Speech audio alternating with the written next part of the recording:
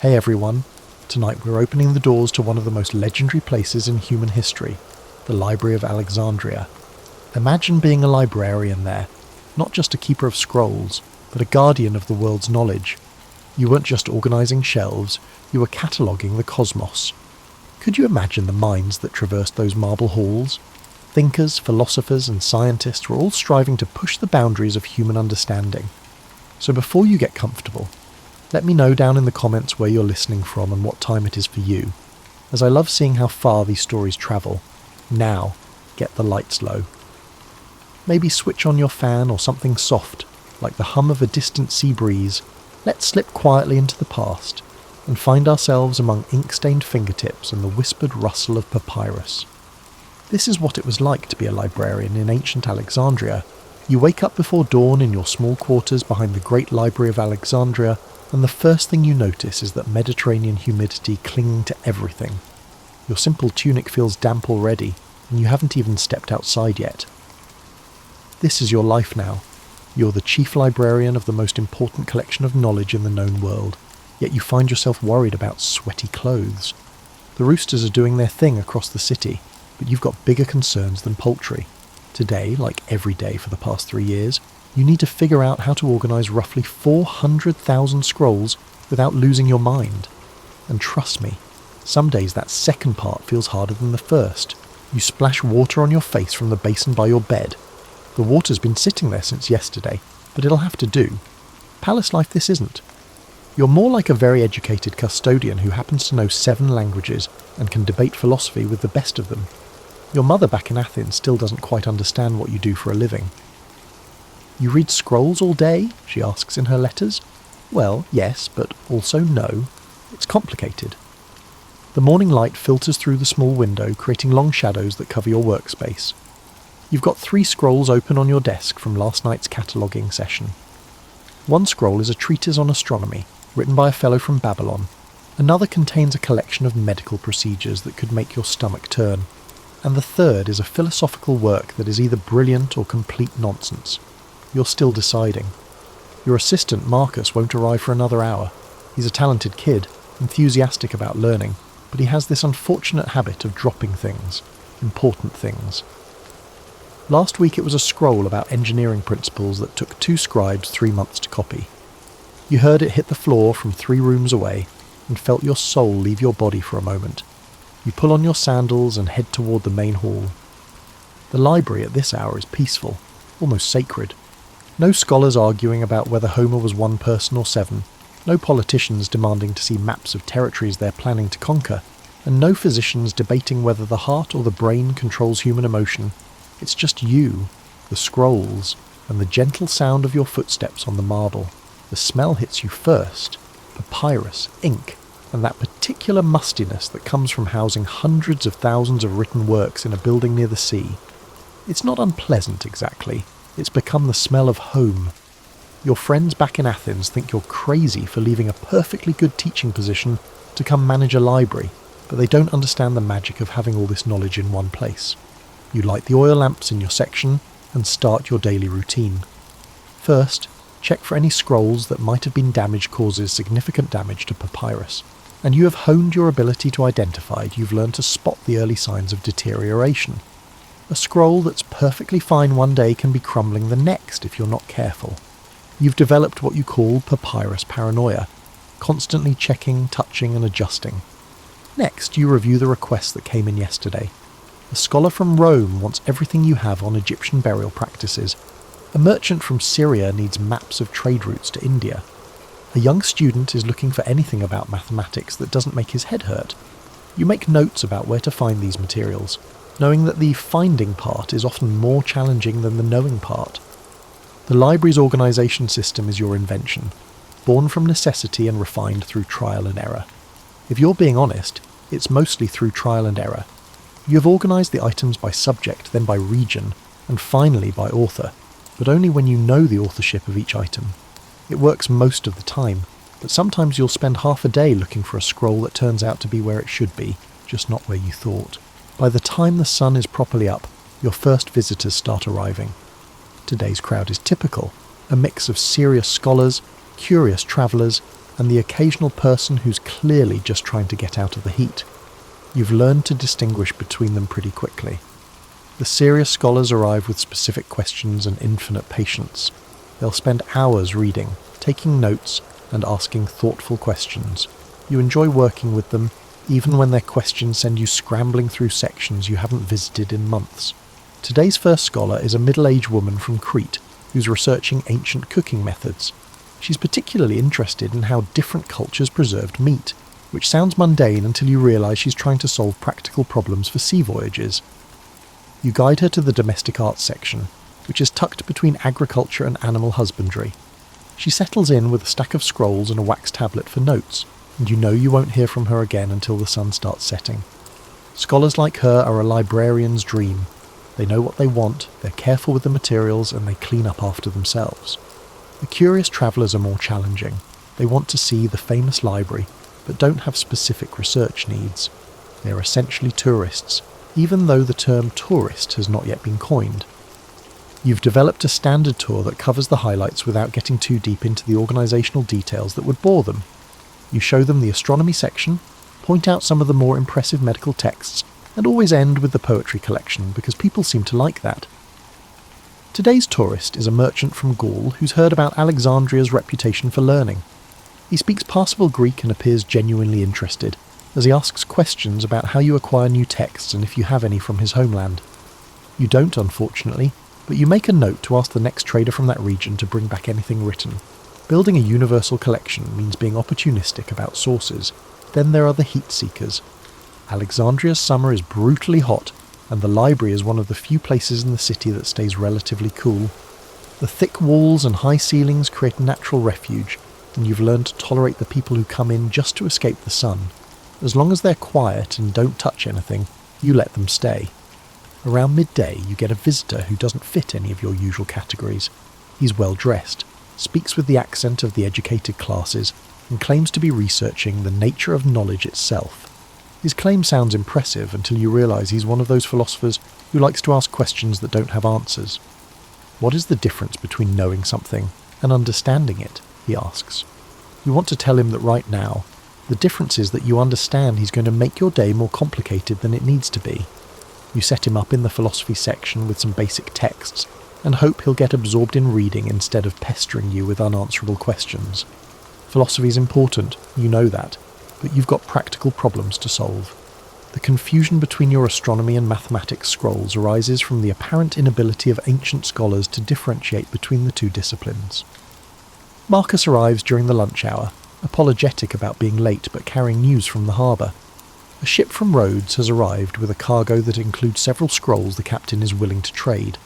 This is how you acquire a lot of your collection, through trade, purchase, and the occasional generous donation from scholars who want their work preserved. You send Marcus to negotiate with the ship's captain while you handle the afternoon crowd. The afternoon people are different from the morning people. They're often local residents who finished their daily work and want to spend time reading for pleasure. You've got a regular crowd of Alexandria residents who come in to read poetry, browse the historical texts, or just sit quietly with a scroll about gardens or cooking. One of your regulars is an elderly man named Demetrius, who worked as a scribe before his hands got too shaky for detailed work. He comes in most afternoons to read military histories, particularly accounts of Alexander the Great's campaigns. He fought in some of those battles as a young man, and he enjoys comparing his memories with the official accounts. Sometimes he'll mutter corrections to the scrolls, which would be amusing if you weren't worried about other people overhearing and thinking your collection contained errors. The afternoon brings one of your favourite parts of the job, though it's also one of the most stressful. Marcus returns from the harbour with news about the Rhodes scrolls, and you must decide what to buy and how much to pay. This stage is where your job becomes part scholarship, part negotiation, and part detective work. The captain has brought 5 scrolls, and he's willing to let you examine them before making an offer. 3 of the scrolls are copies of works you already possess, but this isn't necessarily a problem. Multiple copies are valuable, especially when your existing versions are showing wear, but you need to compare them to see if these new copies might have different versions of the text, additional passages, or corrections that make them worth acquiring. The 4th scroll is something you've never seen before, a treatise on navigation techniques used by Egyptian sailors. This material is potentially valuable since your collection has very little practical maritime knowledge. The fifth scroll is the real prize, a collection of mathematical problems and solutions that appears to be original work by a scholar from Rhodes, whose name you recognise from other texts. You spend an hour examining each scroll, checking for damage, authenticity and content quality. The navigation scroll has some water damage but is still readable. The mathematics scroll is in excellent condition but expensive. The captain knows what he has and isn't going to let it go cheaply. Negotiating for scrolls requires a delicate balance. You can't appear too eager, or the price will go up, but you can't be too casual either, or you might lose the opportunity entirely. You've learned to ask questions that demonstrate your knowledge without revealing exactly how interested you are. Interesting approach to star navigation, you might say, while examining a scroll. Though I notice the author doesn't address the seasonal variations that most sailors consider essential. The captain is experienced at this game too. He mentions casually that another library in Pergamon has expressed interest in the mathematics scroll. The statement might be true, or it might be a negotiating tactic. Either way, it adds pressure to your decision-making process. You end up purchasing the navigation scroll and the mathematics scroll plus one of the duplicates, because it contains marginalia that might be interesting to scholars. The total cost will put a dent in your quarterly budget, but good materials are worth the investment. You arrange for the scrolls to be delivered to the library the next morning, after you've had time to prepare proper storage for them. While you're handling the acquisition, Marcus is dealing with a different kind of challenge. A group of visiting scholars from Pergamon has arrived, and they're not here for friendly research. They're conducting what amounts to competitive intelligence, trying to determine what Alexandria has that they don't. Libraries in the ancient world are prestige projects for their cities, and there's definitely rivalry between major collections. The Pergamon scholars are polite but persistent. They want to know about your acquisition practices, your cataloguing methods, and particularly your sources for rare texts. You can't be openly hostile. Scholarly cooperation is important, and you might need favours from them someday. But you also can't give away information that might compromise Alexandria's competitive advantages. You decide to give them the standard tour, emphasising the size and scope of your collection, without getting into specifics about rare or unique items. You show them impressive but not irreplaceable texts, and you make sure they understand that Alexandria's real strength is the comprehensiveness of the collection rather than any particular treasures.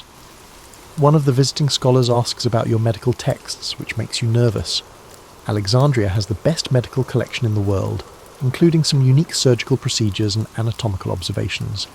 You show them some of the more common medical works while steering them away from the truly valuable items. The visit ends cordially, with polite expressions of mutual respect and vague promises to share information in the future. You're sure they learned more than you wanted, but less than they hoped. This kind of diplomatic balancing act is part of the job you never expected when you took the position. As the Pergamon delegation leaves, you notice that one of them spent a lot of time looking at your organisational system. Libraries are starting to copy each other's methods, which is flattering but also concerning. You've put a lot of thought into your cataloguing approach, and you prefer to keep some of those innovations in Alexandria. As the day winds down, you face one of the constant challenges of library management, the scholars who want to work late into the night. Oil for lamps is expensive, and keeping the building properly lit after sunset requires careful planning. But serious research often requires extended hours, and turning away dedicated scholars would damage Alexandria's reputation. You've developed an informal system for late-night access. Scholars who demonstrate serious research needs can request permission to work after normal hours, but they need to provide their oil and commit to following strict safety procedures. Fire is your greatest fear. One careless moment with a lamp could destroy centuries of accumulated knowledge. Tonight's late-night scholar is a physician from Syria who's researching eye diseases. He's been working on a treatise about surgical procedures for treating cataracts, and he needs to compare different approaches described in your medical collection. This is exactly the kind of work that justifies extended hours, practical research that could help people. You set him up in a corner of the medical section with clear instructions about lamp safety and scroll handling. He's worked here before, so you trust him to be careful. Still, you'll check on him periodically throughout the evening to make sure everything's going smoothly. While he settles in with his research, you tackle one of your least favourite but most necessary tasks, inventory management. Every few months you need to conduct a systematic review of the collection, checking for damaged scrolls, missing items, and organisational problems. It's tedious work, but essential for maintaining the collection's integrity. Tonight you're working on the astronomy section, which has been growing rapidly thanks to active scholarly interest in celestial observations. The problem is that astronomy overlaps with mathematics, navigation, and even medicine, so you're constantly deciding whether scrolls belong in this section or somewhere else. You discover 3 misshelved scrolls, likely the result of well-intentioned scholars attempting to reassign materials to the incorrect locations. This is an ongoing challenge. Individuals often believe that placing scrolls in roughly the correct area is beneficial, but it actually increases your workload. You've learned to check the most obvious wrong locations when you can't find something where it should be. The real discovery tonight is a scroll that you thought was lost. It's a treatise on predicting eclipses that disappeared from the astronomy section 3 months ago. You finally find it wedged behind some mathematical texts, probably knocked back there accidentally. Finding it brings immense relief, as the loss of irreplaceable materials is a librarian's greatest concern. Around midnight, you take a break to check on the Syrian physician. He's made excellent progress and has several wax tablets covered with notes. More importantly, he's been careful with the lamp and has kept his workspace organised. You bring him some water and a small meal, partly out of hospitality, and partly to give yourself an excuse to verify that everything's still under control. He's excited about his research and wants to share his findings. Apparently he's discovered that 3 different medical traditions have developed similar but slightly different approaches to cataract surgery. By comparing them, he thinks he can develop an improved technique that combines the best elements of each approach. This is why the library matters. It's not just about preserving knowledge, but about enabling new discoveries through the combination of different sources. You listen to him intently, but part of your focus is on the lamp flame and the scrolls around his desk. Scholarly enthusiasm is wonderful, but it can make people careless about practical safety concerns. You've learned to balance encouragement with gentle reminders about being careful. As you return to your inventory work, you reflect on how much your job has changed since you started. Initially, you thought you'd spend your time reading and discussing ideas with visiting scholars. The reality involves much more practical management, tracking materials, negotiating acquisitions, maintaining building security, and dealing with the endless logistics of keeping a large collection accessible to researchers. But nights like this remind you why the work matters. The Syrian physician will return home with new knowledge that could improve medical treatment for his patients. The scholar from Crete will develop better food preservation techniques that could make sea voyages safer. The mathematics scroll you acquire today might contain insights that inspire new discoveries. You're not just managing a collection, you're supporting a network of knowledge that spans the known world. The next morning brings a challenge you've been dreading. A visit from government officials who want to discuss the library's role in supporting Alexandria's political interests. This is the delicate dance you perform regularly, maintaining the library's scholarly independence while satisfying the political authorities who fund your operations. The delegation includes a representative from the royal court, a military officer, and a trade official. They're polite but clearly have an agenda. The royal representative explains that Alexandria is negotiating a treaty with a neighbouring kingdom, and they need information about that region's military capabilities, natural resources and trade relationships. This puts you in an awkward position. The library contains exactly the information they're seeking: military histories, geographical surveys, and economic analyses. But providing this information for political purposes feels like a betrayal of the scholarly trust that makes your collection possible. Scholars share their knowledge with you because they believe it will be used for learning, not for political advantage. You navigate this carefully, explaining that you can provide access to publicly available information, but cannot conduct targeted intelligence research. You offer to show them relevant materials and let them draw their own conclusions, but you won't compile reports or make recommendations.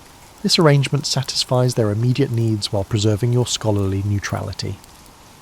The military officer is particularly interested in your maps and geographical texts. You show him some general materials about the region in question, but you avoid mentioning the detailed military surveys that are kept in a restricted section.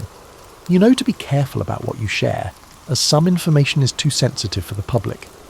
The trade official wants information about commercial routes and market conditions. This is easier to provide since much of this information is contained in travel accounts and merchant records that are genuinely scholarly in nature. You spend an hour helping him locate relevant materials, and he seems satisfied with what he finds. After the officials leave, you deal with a different kind of political challenge. A group of local religious leaders has requested a meeting to discuss some of the materials in your collection. They're concerned about texts that present alternative religious viewpoints or challenge traditional beliefs. This is always a sensitive issue in a diverse city like Alexandria, where different cultural and religious traditions coexist. You meet with them in your office, serving wine and trying to keep the conversation friendly. Their leader explains that they're not asking you to remove materials, but they want to ensure that potentially controversial texts are clearly identified so that people can make informed decisions about what to read. The request seems reasonable on the surface, but you're wary of anything that might lead to censorship or restricted access. You explain that the library's mission is to preserve knowledge from all sources and traditions, and that scholarly inquiry requires exposure to different viewpoints. You offer to work with them to develop better descriptions of controversial materials, but you stress that you won't restrict access to legitimate scholarly resources. The conversation remains cordial, but you can sense underlying tensions. Some of the religious leaders are clearly uncomfortable with the idea that their beliefs might be challenged by alternative viewpoints.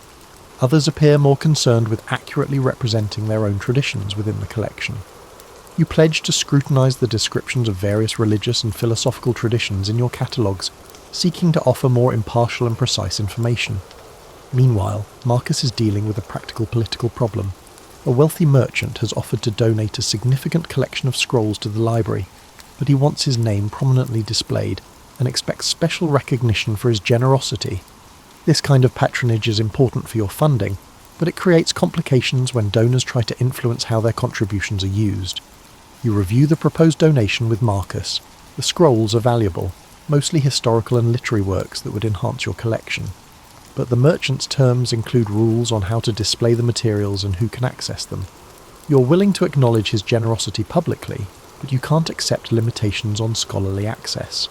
You arrange a meeting with the merchant for the following week, planning to negotiate terms that satisfy his desire for recognition while preserving the library's principles.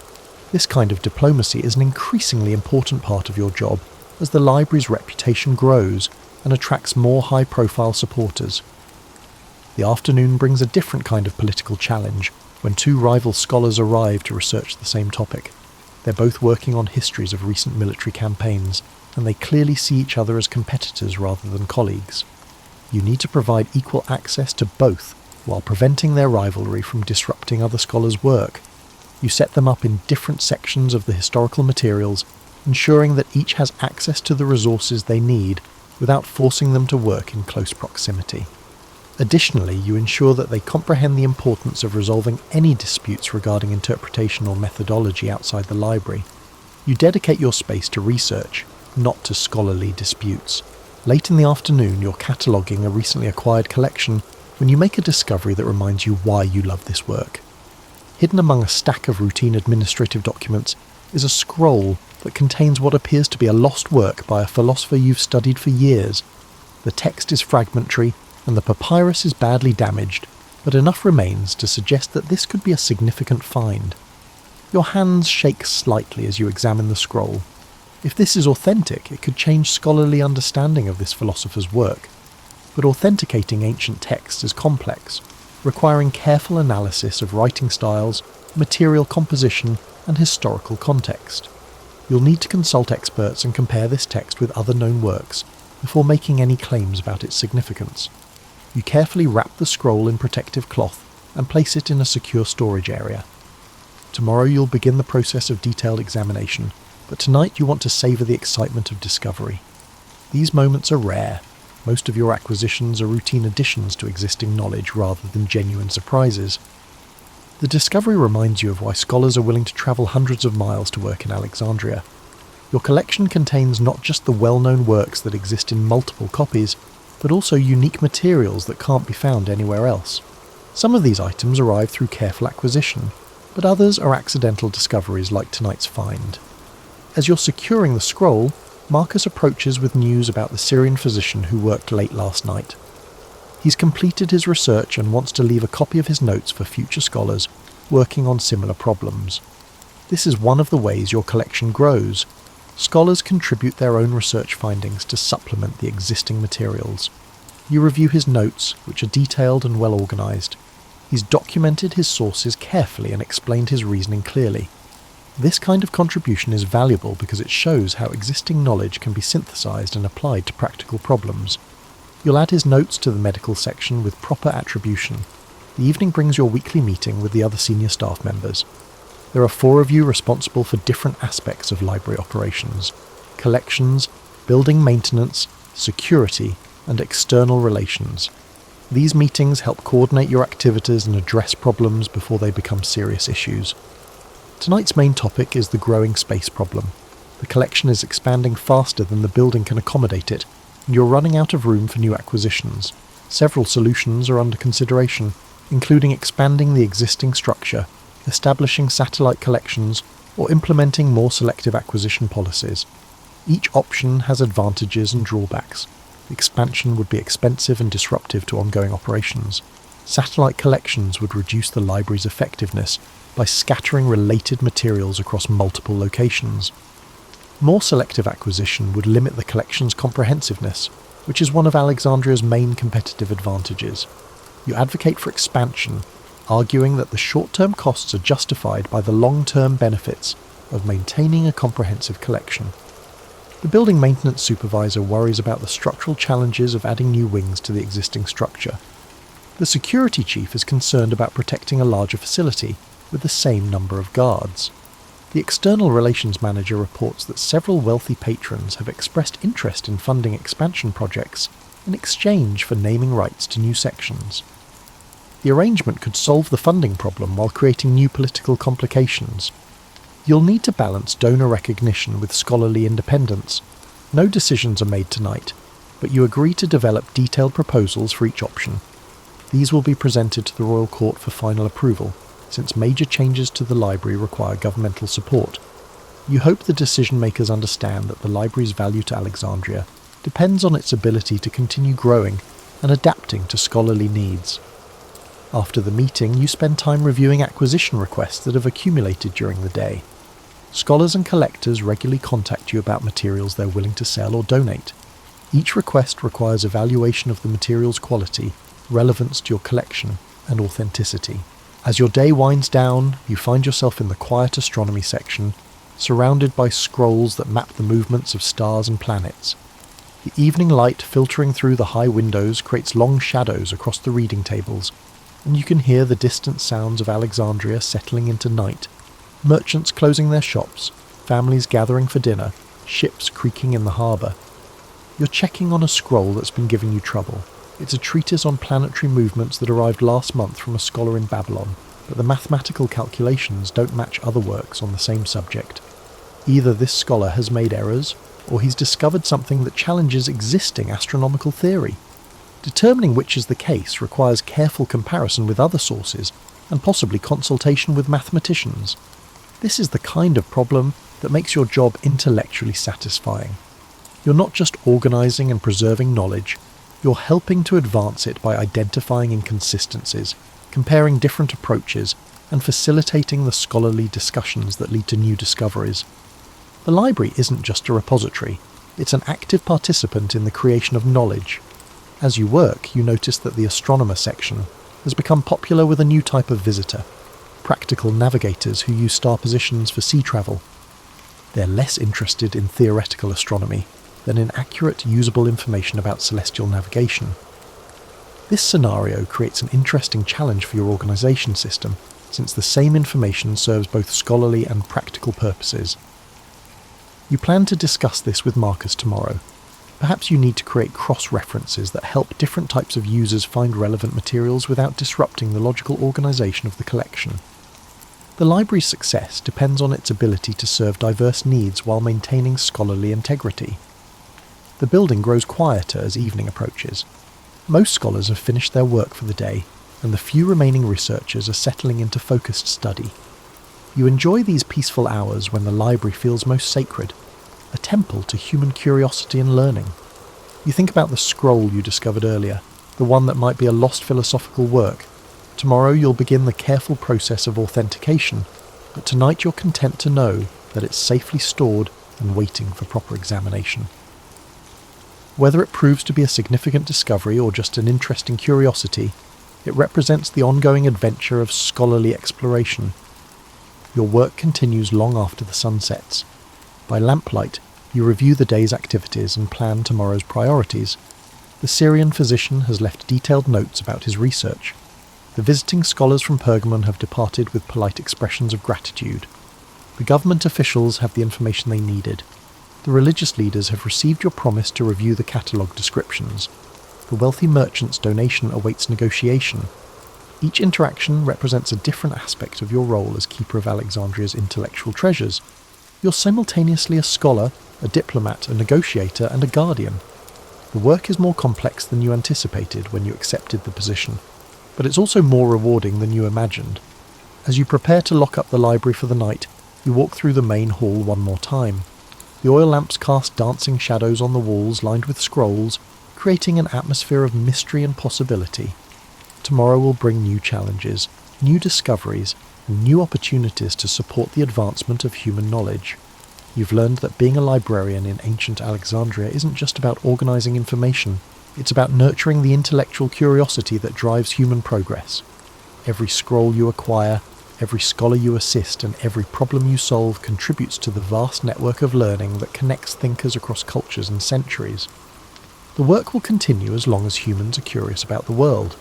Tonight, you're satisfied knowing that you've played a small but important role in keeping the flame of knowledge burning brightly in this remarkable city by the sea. You blow out the last lamp, secure the doors, and head to your quarters. Outside, Alexandria sleeps under a canopy of stars that your astronomical scrolls have helped humans understand just a little bit better. Tomorrow will bring new questions, new discoveries, and new opportunities to serve the endless human quest for knowledge and understanding.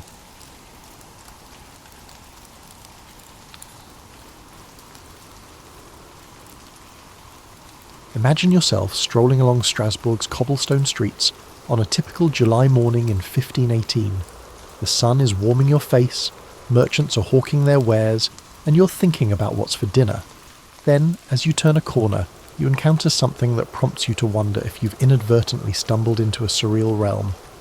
There's a woman in the town square dancing. Her dancing is not the pleasant, festive kind you'd expect at a wedding or harvest celebration, but rather frantic, desperate. She's been dancing for hours, her feet bleeding, her dress torn. Her name is Frau Trophia, and she's about to become the most famous dancer in medieval history, though not for reasons she'd ever want. You'd think someone would stop her, right? Help her, maybe fetch a physician or a priest. But here's where things get genuinely weird. Instead of one person dancing themselves to exhaustion, more people start joining in. Not because they want to, mind you, but because they literally can't stop themselves. It's like watching a terrible magic trick where the magician has lost control of the spell. Within a week, about 30 people are dancing non-stop in the square. By the end of the month, that number had swelled to around 400. 400 people dancing until their feet bleed, until they collapse from exhaustion, until some of them actually die from it. The local authorities are baffled. The church is calling it divine punishment. Physicians are perplexed and propose increased dancing as a remedy, a suggestion as effective as prescribing fire for burn injuries. What you're seeing is one of history's strangest mass hysteria events, though the people living through it don't know that. They call it the dancing plague, or St. Vitus's dance. Vitus's dance, and it's just one example of how entire communities could lose their collective minds in medieval times. Now, you might be wondering how something like this could possibly happen. After all, you live in an age where you can Google, "Why am I dancing uncontrollably?" and get 17 different medical explanations before you finish your morning coffee.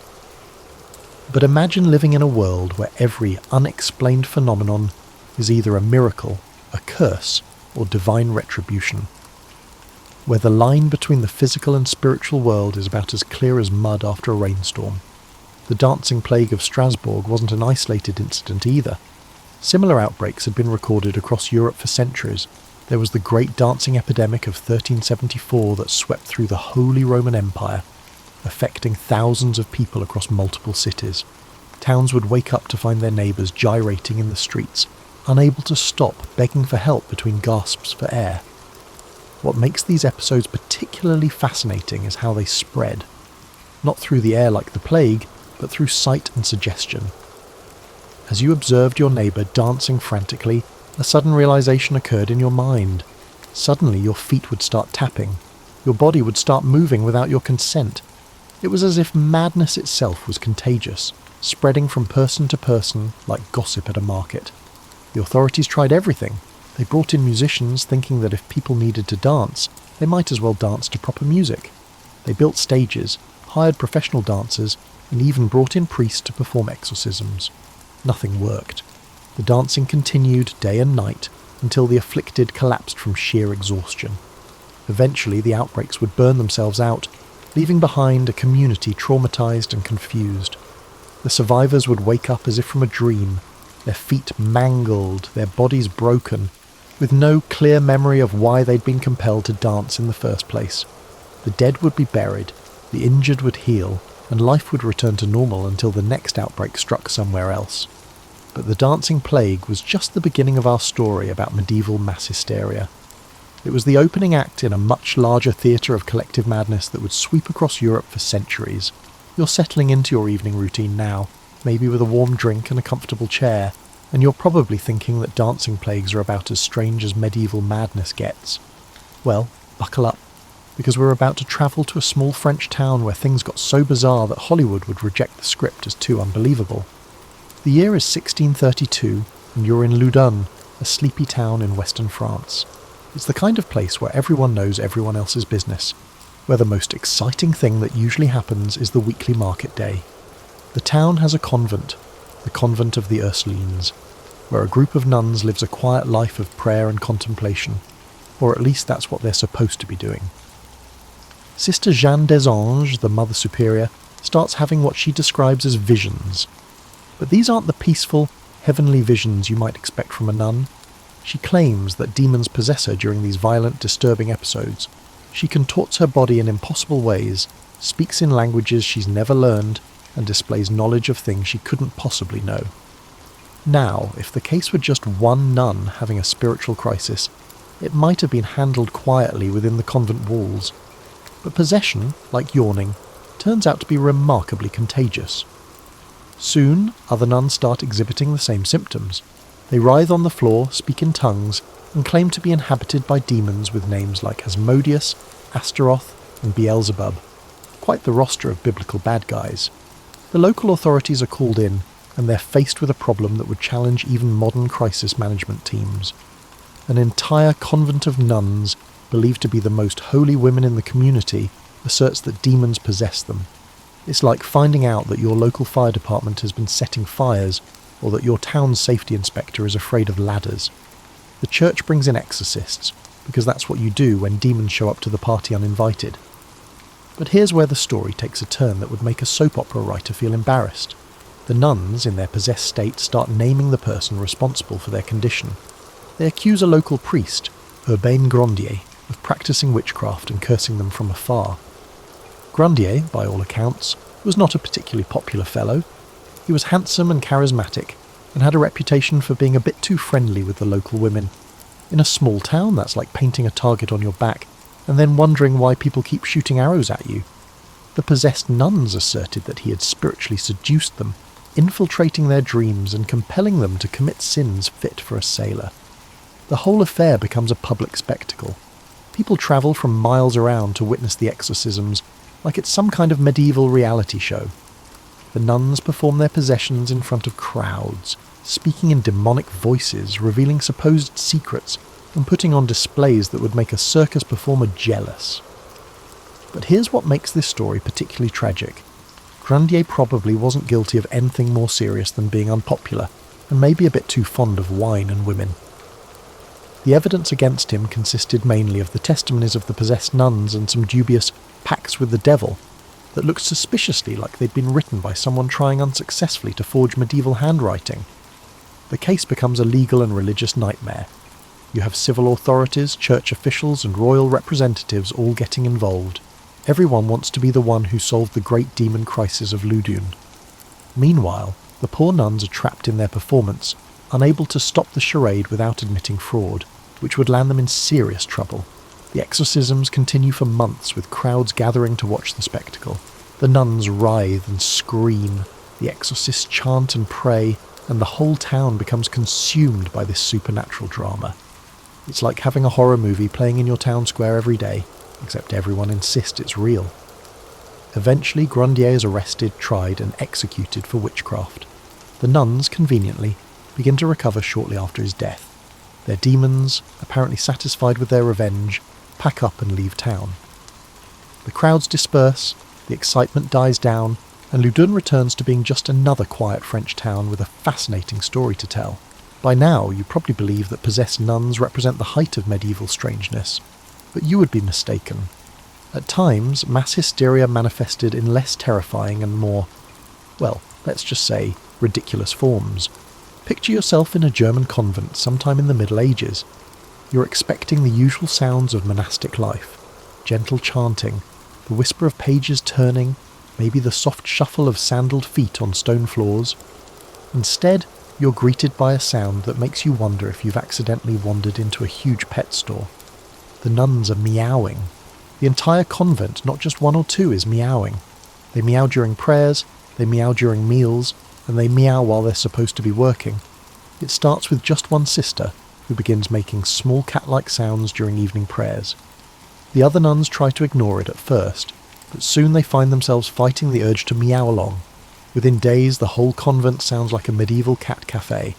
The Mother Superior is beside herself, trying to maintain order, while her charges are sitting in their pews going meow, meow, meow, in what might be the world's strangest choir performance. The local townspeople start gathering outside the convent walls, not sure whether to be concerned or amused. The church authorities are called in, and they're faced with a problem that doesn't exactly have a chapter in the official handbook. How do you perform an exorcism on a cat? Do you sprinkle holy water? Do you attempt to reason with demons who seem to possess a humorous nature? The whole situation is like trying to have a serious theological discussion with a room full of people who keep interrupting with meow. However, it's important to note that mass hysteria doesn't always make sense or adhere to the expected rules. The meowing nuns weren't possessed by demons or cursed by witches. They were experiencing what we'd now recognise as a form of conversion disorder, where psychological stress manifests as physical symptoms. Their minds were dealing with the pressures of religious life, the isolation of the convent, and the general stress of medieval existence by turning them into cats.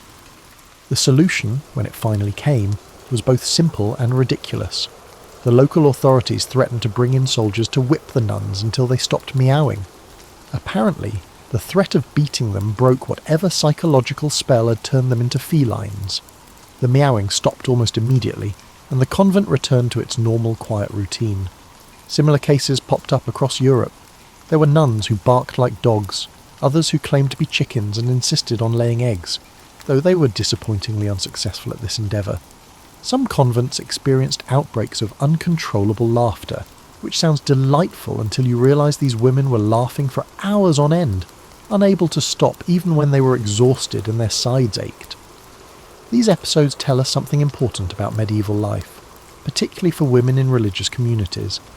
Imagine being locked away from the world, expected to be perfect and holy, with no outlet for normal human emotions or desires. Your days are meticulously planned, your thoughts are expected to be pure, and any deviation from this ideal is deemed sinful. In this environment, the mind sometimes finds creative ways to rebel. If you can't express anger or frustration directly, maybe you'll start barking like a dog. If you can't have fun or be playful, perhaps you'll become a cat who meows during prayers. It's as if your psyche engages in a metamorphosis, discovering methods to convey taboo elements of human nature within the shelter of perceived insanity. The authorities didn't understand this, of course. They saw these outbreaks as either divine punishment or demonic influence. The idea that stress and repression could cause physical symptoms was foreign to medieval thinking. They lived in a world where the spiritual and physical were intimately connected, where your soul's condition directly affected your body's health. What's particularly intriguing is how these episodes spread through communities. One person's psychological break becomes a template for others experiencing similar stress. It's like psychological contagion, where seeing someone else's symptoms gives your mind permission to express its distress in the same way. The meowing nuns eventually returned to their normal lives, but their story became part of the rich tapestry of medieval madness. a reminder that sometimes the human mind copes with unbearable circumstances by becoming delightfully, absurdly creative. You're getting comfortable with these stories of medieval madness, but now we need to talk about one of the most heartbreaking examples of mass hysteria in history. It's a story that involves children, religious fervour, and the kind of tragic ending that makes you want to hug every kid you know. The year is 1212, and you're in the French countryside near the town of Cloyes. In the midst of summer, a 12-year-old shepherd boy named Stephen, tending his flock, experiences a vision. Jesus Christ himself appears to the boy, hands him a letter, and tells him to lead a crusade to the Holy Land. This is not an army of knights and soldiers, but rather a crusade led by children. Now, you might assume that adults would dismiss a 12-year-old who claims to have received divine instructions to lead a military campaign and send him back to his sheep. But these are medieval times, when miracles and visions are common, and the Crusades have been going on for over a century with mixed results. Maybe, the thinking goes, God wants to try a different approach. Stephen begins preaching, and his message is simple. The Mediterranean Sea will part before the children, just like the Red Sea parted for Moses. They'll walk across the seafloor to the Holy Land, where their pure hearts and innocent faith will succeed, where armed knights have failed. The sight of these holy children will so move the Muslims that they will instantly convert to Christianity. It's a beautiful, naive idea that would make a lovely children's story if it weren't so tragic. But here's the thing about mass hysteria. It doesn't always involve dancing or meowing or possession. Occasionally it takes the form of shared delusions, where entire communities become convinced of something that seems impossible to outsiders. Word of Stephen's mission rapidly disseminates throughout the French countryside. Children start leaving their homes, abandoning their families, and flocking to join this divine crusade. We're talking about thousands of children, some as young as 6 years old, all convinced that they're part of God's plan to reclaim Jerusalem. The movement isn't limited to France either. Around the same time, a German boy named Nicholas starts his children's crusade, claiming that he too has received divine instructions. The two movements feed off each other, creating a wave of religious hysteria that sweeps across Europe. You have to understand the context to grasp how such an event could happen. Medieval children lived in a world where religious stories were more real than reality itself. They grew up hearing tales of miracles, of saints who could work wonders, and of divine interventions in human affairs. The idea that God might choose children for a special mission didn't seem far-fetched. It seemed like the kind of thing that happened in the stories they heard every day. The adult response was mixed. Some parents tried to stop their children, but others saw the movement as genuinely divine. Local clergy were divided between those who supported the crusade and those who tried to discourage it. The church hierarchy were mostly opposed, but their messages didn't always reach the local level in time to prevent the exodus. As the children march toward the coast, reality begins to intrude on their vision. They're hungry, worn out, and far from home. Some turn back, but others press on, driven by faith in the momentum of the crowd. When they finally reach the Mediterranean, the sea does not part. The children stand on the beach, waiting for their miracle, and nothing happens. What follows is a tragedy that medieval chroniclers struggle to record. Some children try to return home, only to find that their families have rejected them, or that they can't survive the journey. Others are taken advantage of by unscrupulous adults who see an opportunity to profit from their misfortune. Many end up in slavery or worse. The Children's Crusade, as it came to be known, wasn't really a crusade at all. Mass hysteria, disguised as religious fervour, ignited a shared delusion that resonated deeply in the medieval psyche. It was the desperate hope that innocence and faith could succeed where violence and politics had failed. The story became legend, growing in the telling until it was hard to separate fact from fiction. However, the fundamental tragedy persists. Thousands of children, engulfed in a surge of religious fervour, endured the consequences of adult shortcomings and medieval faith. You're probably ready for something a little less tragic than the Children's Crusade, but I'm afraid we're diving into another dark chapter of medieval madness. This time, it's not about possessed nuns or dancing plagues, but about a mysterious illness that could kill you in a day and had an entire kingdom living in terror. The year is 1485, and you're in England just after the Battle of Bosworth Field. Henry Tudor has just defeated Richard III and become Henry VII, starting the Tudor dynasty. It should be a time of celebration and new beginnings, but instead, a mysterious illness appears that will haunt England for the next 70 years. They call it the sweating sickness, or English sweat, and it's unlike anything the medieval world has seen before. The symptoms are terrifying in their speed and intensity. You wake up feeling fine, maybe noticing a slight headache or a bit of fatigue. Within hours you're drenched in sweat, burning with fever, and experiencing a sense of impending doom that's so intense it feels like the hand of death itself is reaching for you. The sweating sickness doesn't discriminate. It affects both the rich and the poor, the young and the old, the healthy and the infirm. In fact, it seems to prefer the wealthy and well-fed, which is the opposite of most medieval diseases. The poor, who usually bore the brunt of epidemics, often escaped this one entirely. It's as if the disease has a twisted sense of social justice. What makes the sweating sickness particularly terrifying is its speed. Most medieval diseases give you time to prepare, to say goodbye, and to put your affairs in order. The plague might take weeks to kill you, giving you plenty of time to contemplate your sins and make peace with God. Is the sweating sickness a threat? You could be dead within 24 hours of feeling the first symptoms. The treatment protocols that develop around the disease are as bizarre as the illness itself. Physicians insist that patients must stay awake for 24 hours after symptoms begin. If you fall asleep, you'll die. Families take shifts to keep their loved ones awake by slapping them, talking to them, and doing anything else to prevent them from drifting off. They also prohibit you from eating or drinking anything for the first 24 hours. This procedure is supposed to help your body sweat out the illness. Imagine being feverish, terrified, and exhausted, and being told you can't have so much as a sip of water. It's like being tortured in the name of medical treatment. The sweating sickness creates a culture of paranoia and fear. People become afraid to travel, afraid to gather in groups, and afraid to leave their homes. The disease seems to strike without warning or pattern, making it impossible to predict or prevent. It's like living under the threat of a random lightning strike, except the lightning is invisible and can kill you in your sleep. King Henry VII himself becomes obsessed with the disease, constantly fleeing from one residence to another whenever cases are reported nearby. His court becomes a travelling circus of fear, packed up and moved at the first sign of sweating sickness in the area. The King of England, the most powerful man in the country, is reduced to running from an enemy he can't see or understand. The disease comes in waves, appearing suddenly, killing hundreds or thousands of people, then disappearing just as mysteriously.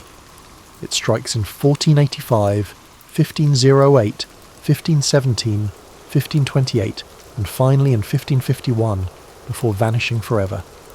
Each outbreak brings fresh terror, as people wonder if the next outbreak will be the one that kills them. What's particularly maddening about the sweating sickness is that it remains a mystery to this day. Modern medical historians have proposed various theories. It might have been a form of hantavirus, or perhaps a type of influenza, or even a form of anthrax. But we'll never know for certain what caused this strange illness that appeared from nowhere and disappeared just as mysteriously. The psychological impact of the sweating sickness was enormous. It created a generation of people who lived in constant fear of sudden death, who saw every headache as a potential death sentence, and who couldn't trust their own bodies to keep them alive from one day to the next. It was a slow-moving wave of mass hysteria, a collective anxiety that engulfed an entire kingdom for decades. Now that we've covered most of the ways medieval people could lose their minds collectively, there's one more type of madness we need to discuss. The kind that happens when reality becomes too much to bear and people retreat into fantasy. This story isn't about dancing or possession or mysterious illnesses, but about the delicate line between sanity and dreams. Let's travel to the Spanish region of La Mancha in the late medieval period, when the age of chivalry is dying but refuses to admit it. You're in a landscape of windmills and dusty plains, where the old ways are crumbling under the weight of changing times. The knights errant, who once roamed the countryside to right wrongs and rescue damsels, are becoming obsolete as they are replaced by merchants, bureaucrats, and the grinding machinery of modern life. Into this world steps a man whose real name we never learn, but whom we know as Don Quixote. He's not particularly young, not particularly strong, and certainly not particularly sane by conventional standards, but he's read too many books about chivalry and romance, and his mind has become so saturated with these stories that he can no longer distinguish between fiction and reality. Don Quixote sees the world not as it is, but as he believes it should be. Windmills become giants to be fought, inns become castles to be defended, and peasant girls become princesses to be rescued. His madness is complete and systematic. He's created an entire alternate reality where the rules of chivalric romance still apply. What makes Don Quixote's story relevant to our discussion of medieval madness is how it reflects a broader cultural phenomenon. The late medieval period was full of people who couldn't quite accept that the world was changing, who clung to outdated ideals and impossible dreams. Don Quixote's individual madness mirrors the collective madness of a society in transition. The windmills that Don Quixote famously attacks aren't just windmills, they're symbols of the new world that's replacing the old. They represent technology, efficiency, and the mechanization of life. When he charges at them with his lance, he's not just fighting imaginary giants, he's fighting the entire modern world. But here's what's beautiful about Don Quixote's madness. It's not entirely without merit. Yes, he's delusional, but his delusions are based on noble ideals. He wants to protect the innocent, defend the weak, and right wrongs. His methods are crazy, but his motivations are admirable. He resembles a shattered compass that persistently guides towards the true north, despite its inability to aid in navigation. The people Don Quixote encounters on his adventures respond to his madness in various ways.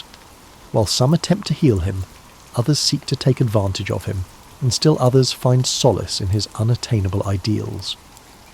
His faithful companion, Sancho Panza, represents the voice of common sense, constantly trying to bring his master back to reality while being gradually infected by his dreams. What's particularly intriguing is how Don Quixote's madness affects those around him. People start playing along with his delusions, sometimes out of kindness, sometimes out of cruelty, and sometimes out of a secret longing for the magical world he inhabits. His madness becomes contagious, not in the way of the dancing plague or the possessed nuns, but in the way that dreams can be transmissible. The windmills of La Mancha become a metaphor for the impossible battles we all fight against the forces of change and reality. Don Quixote's madness is both tragic and heroic.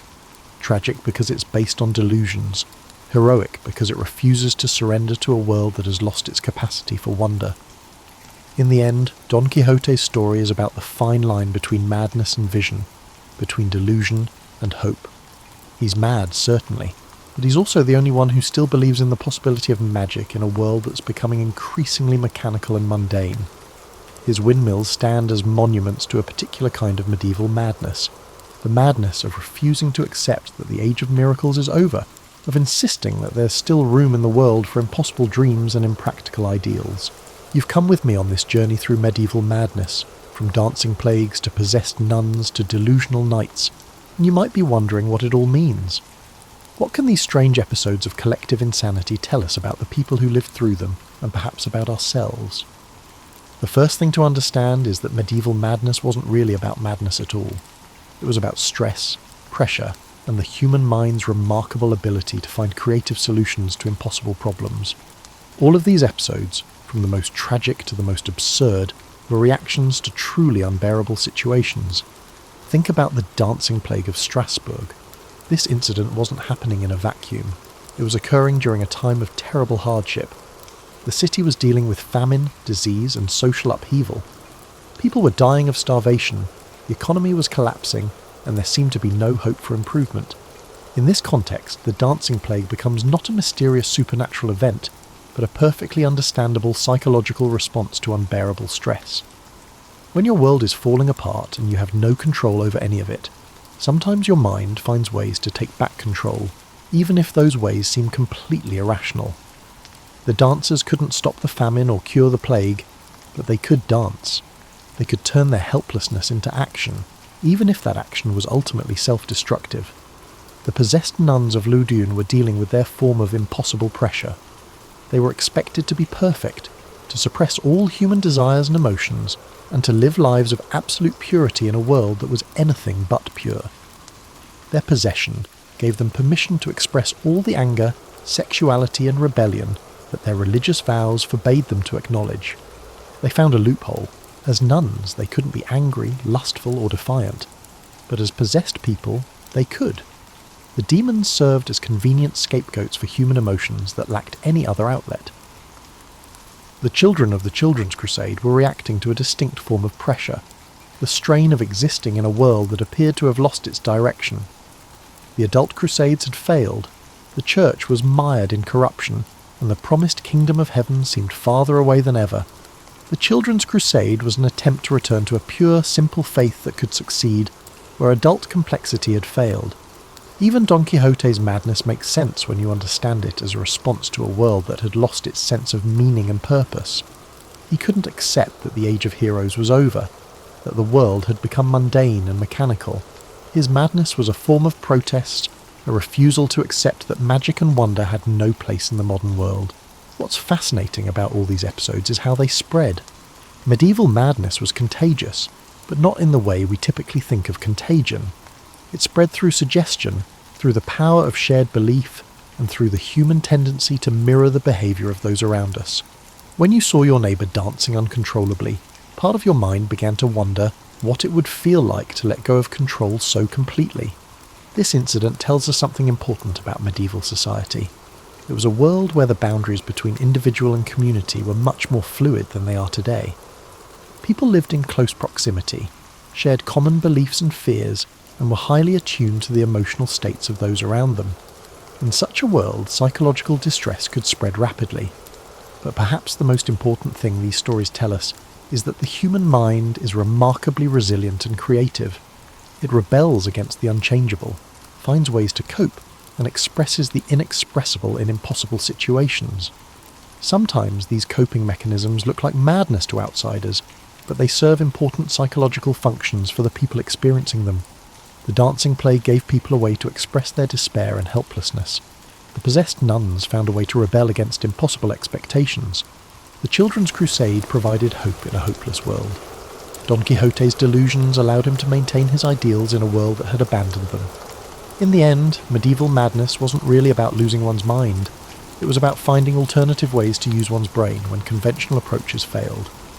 It was about the human spirit's steadfastness in the face of seemingly insurmountable circumstances. These episodes remind us that the line between sanity and madness is thinner than we like to think, and that sometimes what looks like madness from the outside is actually a perfectly reasonable response to unreasonable circumstances. They also remind us that we're all connected in ways we don't always understand, and the distress of one person can become the distress of many. So the next time you're facing impossible circumstances, remember the dancers of Strasbourg, the nuns of Loudoun, the children crusaders, and the Knight of La Mancha. Remember that the human mind is endlessly creative in finding ways to cope, to express, and to hope. And remember that sometimes the most rational response to an irrational world is to embrace a little madness of your own. After all, in a world full of windmills that pretend to be giants, maybe the crazed ones are the only ones who see clearly.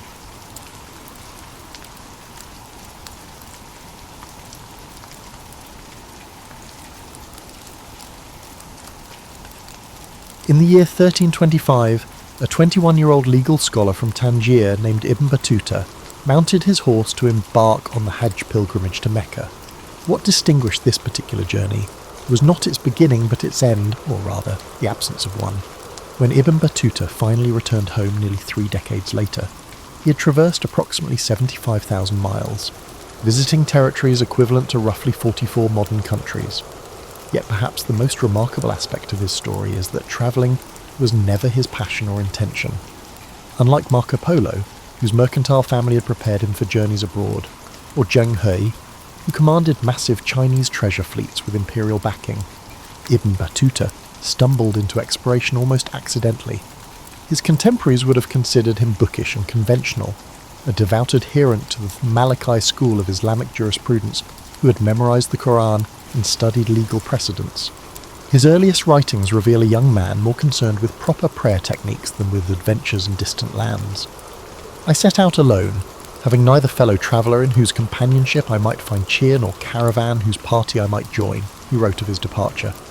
His statement was not the romanticised declaration of an intrepid explorer, but the lament of a somewhat anxious young man. The solitude was not by choice. He had missed the pilgrim caravan while attending his sister's funeral. Ibn Battuta's first transformative experience came not from natural wonders or architectural marvels, but through an unexpected fever that struck him outside the town of Tunis. Delirious and alone, he fell from his horse and was discovered by a passing traveller who nursed him back to health. This stranger, a Tunisian poet returning from Al-Andalus, shared stories of courts he had visited while Ibn Battuta recuperated. The young jurist's world expanded through these second-hand tales before he had even left North Africa. Upon reaching Alexandria, Ibn Battuta encountered another pivotal figure, a mystic named Burhan al-Din, who lived in isolation in the city's lighthouse. During their meeting, the holy man made an astonishing prediction. "You will visit my brother Farid in India, my brother Rukn al-Din in Sind, and my brother Burhan al-Din in China. Convey my greetings to them." Ibn Battuta would later claim this prophecy guided his extended travels, though historians note these destinations weren't uncommon for medieval Muslim travellers. His early journey revealed a complex tension in his character. While he craved the prestige of scholarly appointments, he repeatedly abandoned secure positions after brief tenures. In Damascus, he secured a respectable judgeship but departed after just days. The same pattern occurred in Delhi years later. This behavioural inconsistency puzzled his contemporaries and continues to challenge modern biographers. The geographic scope of Ibn Battuta's travels exceeded even the expansive Muslim world of his time, yet he maintained a peculiar form of provincialism throughout, often rejecting local customs despite his exposure to them. He travelled through societies with dramatically different norms, but remained committed to judging them by the standards of his Maghrebi upbringing. Unlike many travellers whose horizons broadened through exposure to different cultures, Ibn Battuta frequently hardened his positions when confronted with alternative perspectives.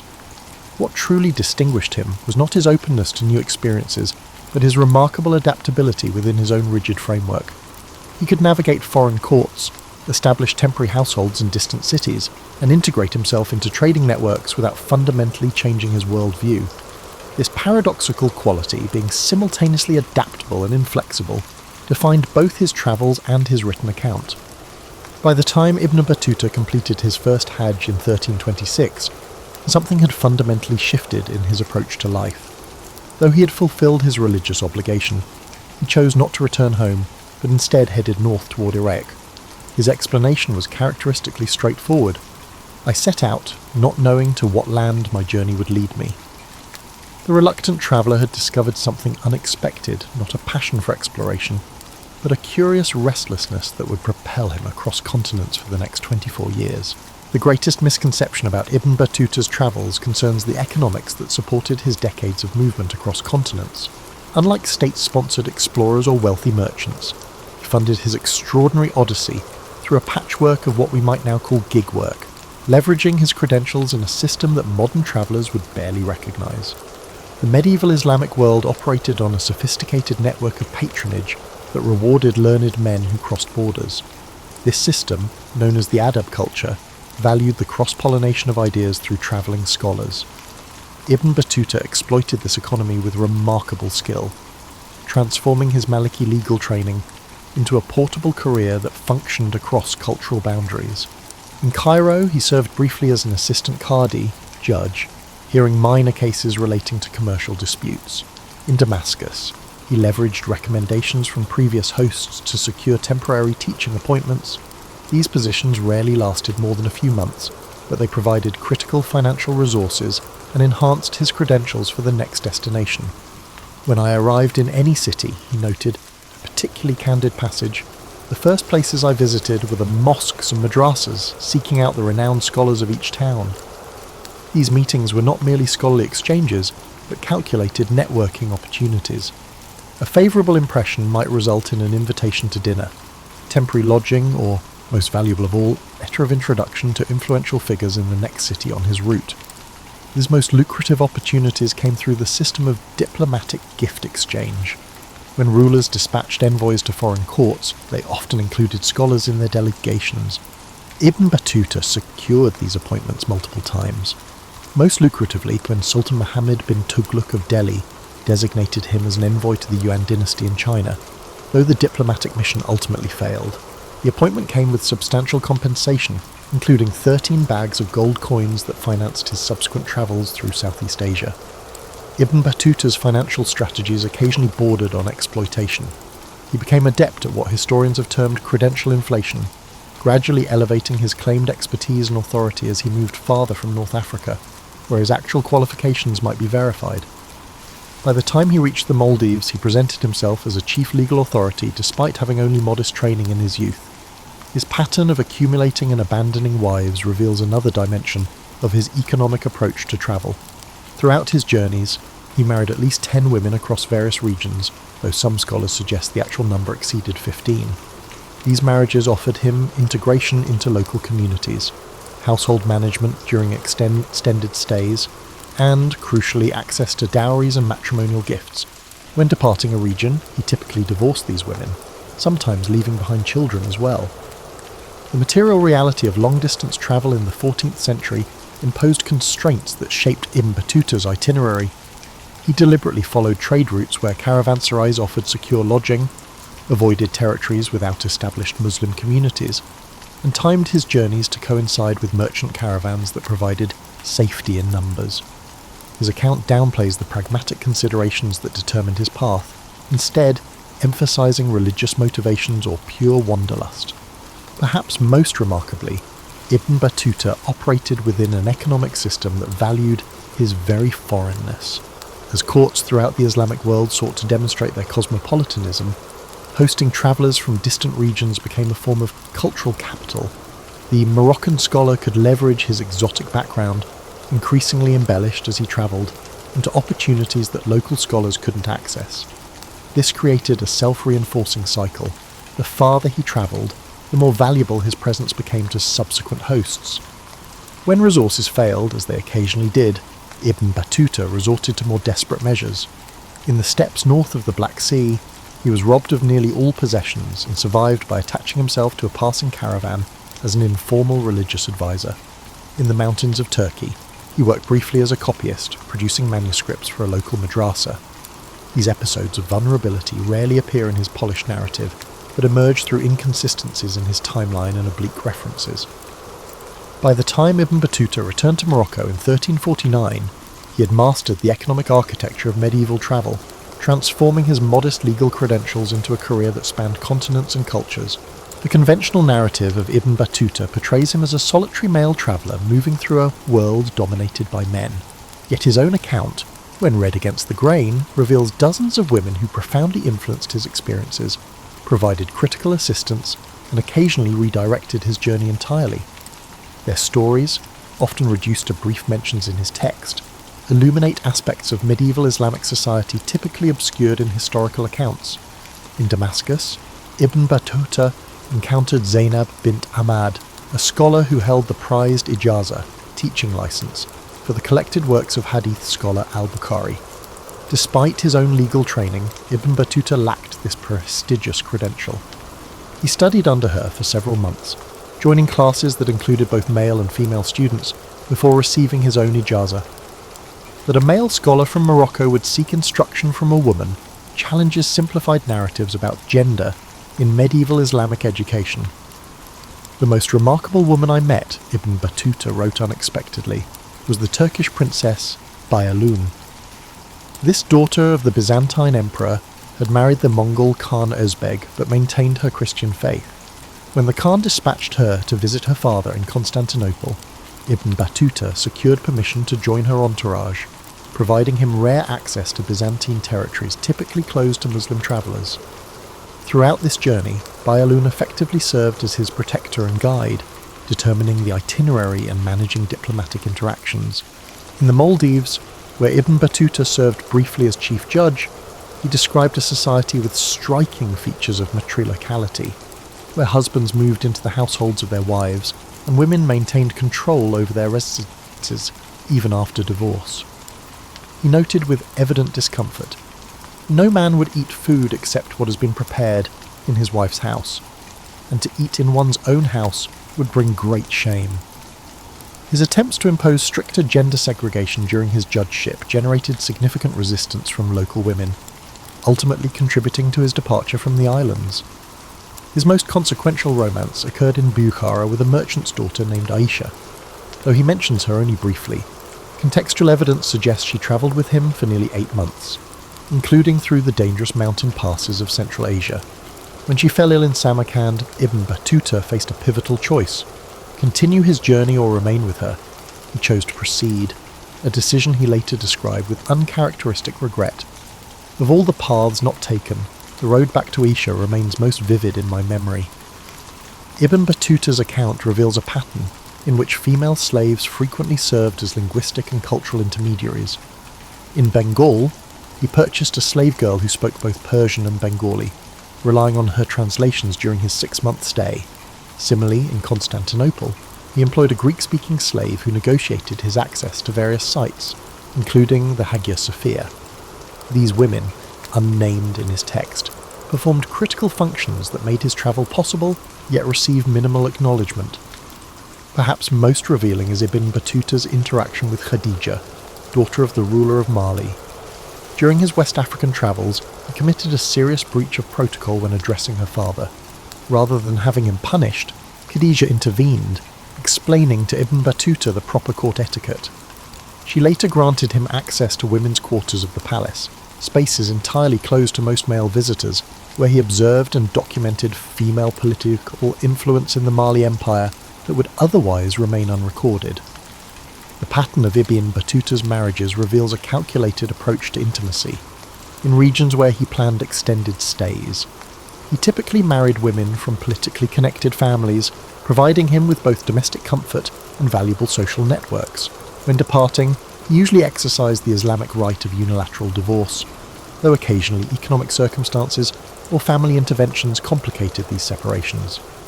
While his descriptions of women often reflect the prejudices of his time and background, they occasionally contain surprising insights. In describing female religious scholars in Damascus, he observed, "Their knowledge often exceeds that of men, for they devote themselves entirely to study while men are distracted by worldly pursuits." This recognition of how gendered expectations might actually advantage female scholars in specific contexts demonstrates an analytical depth rarely credited to him. Through these fragmentary references, a different understanding of Ibn Battuta's journey emerges, not as the adventure of an independent male traveller, but as a complex social endeavour shaped by numerous women whose assistance, knowledge, and relationships made his unprecedented travels possible. In 1335, somewhere between the cities of Astrakhan and Sarai along the Volga River, Ibn Battuta experienced what modern psychologists would likely classify as a severe mental health crisis. Though he never names it as such, lacking the vocabulary or conceptual framework, his writing from this period reveals profound psychological distress that nearly terminated his travels entirely. The episode began with physical symptoms, insomnia that lasted weeks, followed by what he described as a heaviness of spirit that prevented even the simplest decisions. He abandoned his planned eastward journey 3 times, each time returning to Astrakhan after travelling just a few miles. Local merchants noted his erratic behaviour, particularly his sudden aversion to crowds and marketplaces that had previously been central to his daily routine. I found myself unable to recall the first lines of even the most familiar prayers, he wrote in a passage rarely highlighted by historians. Words I had known since childhood became foreign to me. This cognitive disruption coincided with an unusually harsh winter, during which Ibn Battuta remained largely confined to a small room provided by a sympathetic Iranian physician named Al-Tabari. Several factors likely contributed to this psychological collapse. Just months earlier, Ibn Battuta had received news of his father's death, delivered by a merchant from Tangier whom he encountered unexpectedly in Damascus. This loss coincided with the 10th anniversary of his departure from home, triggering what his writings suggest was an intense period of grief and regret over his absence during his father's final years. Compounding this emotional strain was a severe case of frostbite that damaged several toes on his right foot. The injury left him temporarily immobile and dependent on strangers for basic needs, a profound vulnerability for a man who had cultivated self-sufficiency throughout his travels. The physical pain, limited mobility and forced dependence created conditions ripe for psychological distress. Ibn Battuta's recovery came through an unexpected source, a Sufi sheikh named Nouman al-Khawarizmi who practiced an unconventional form of therapy.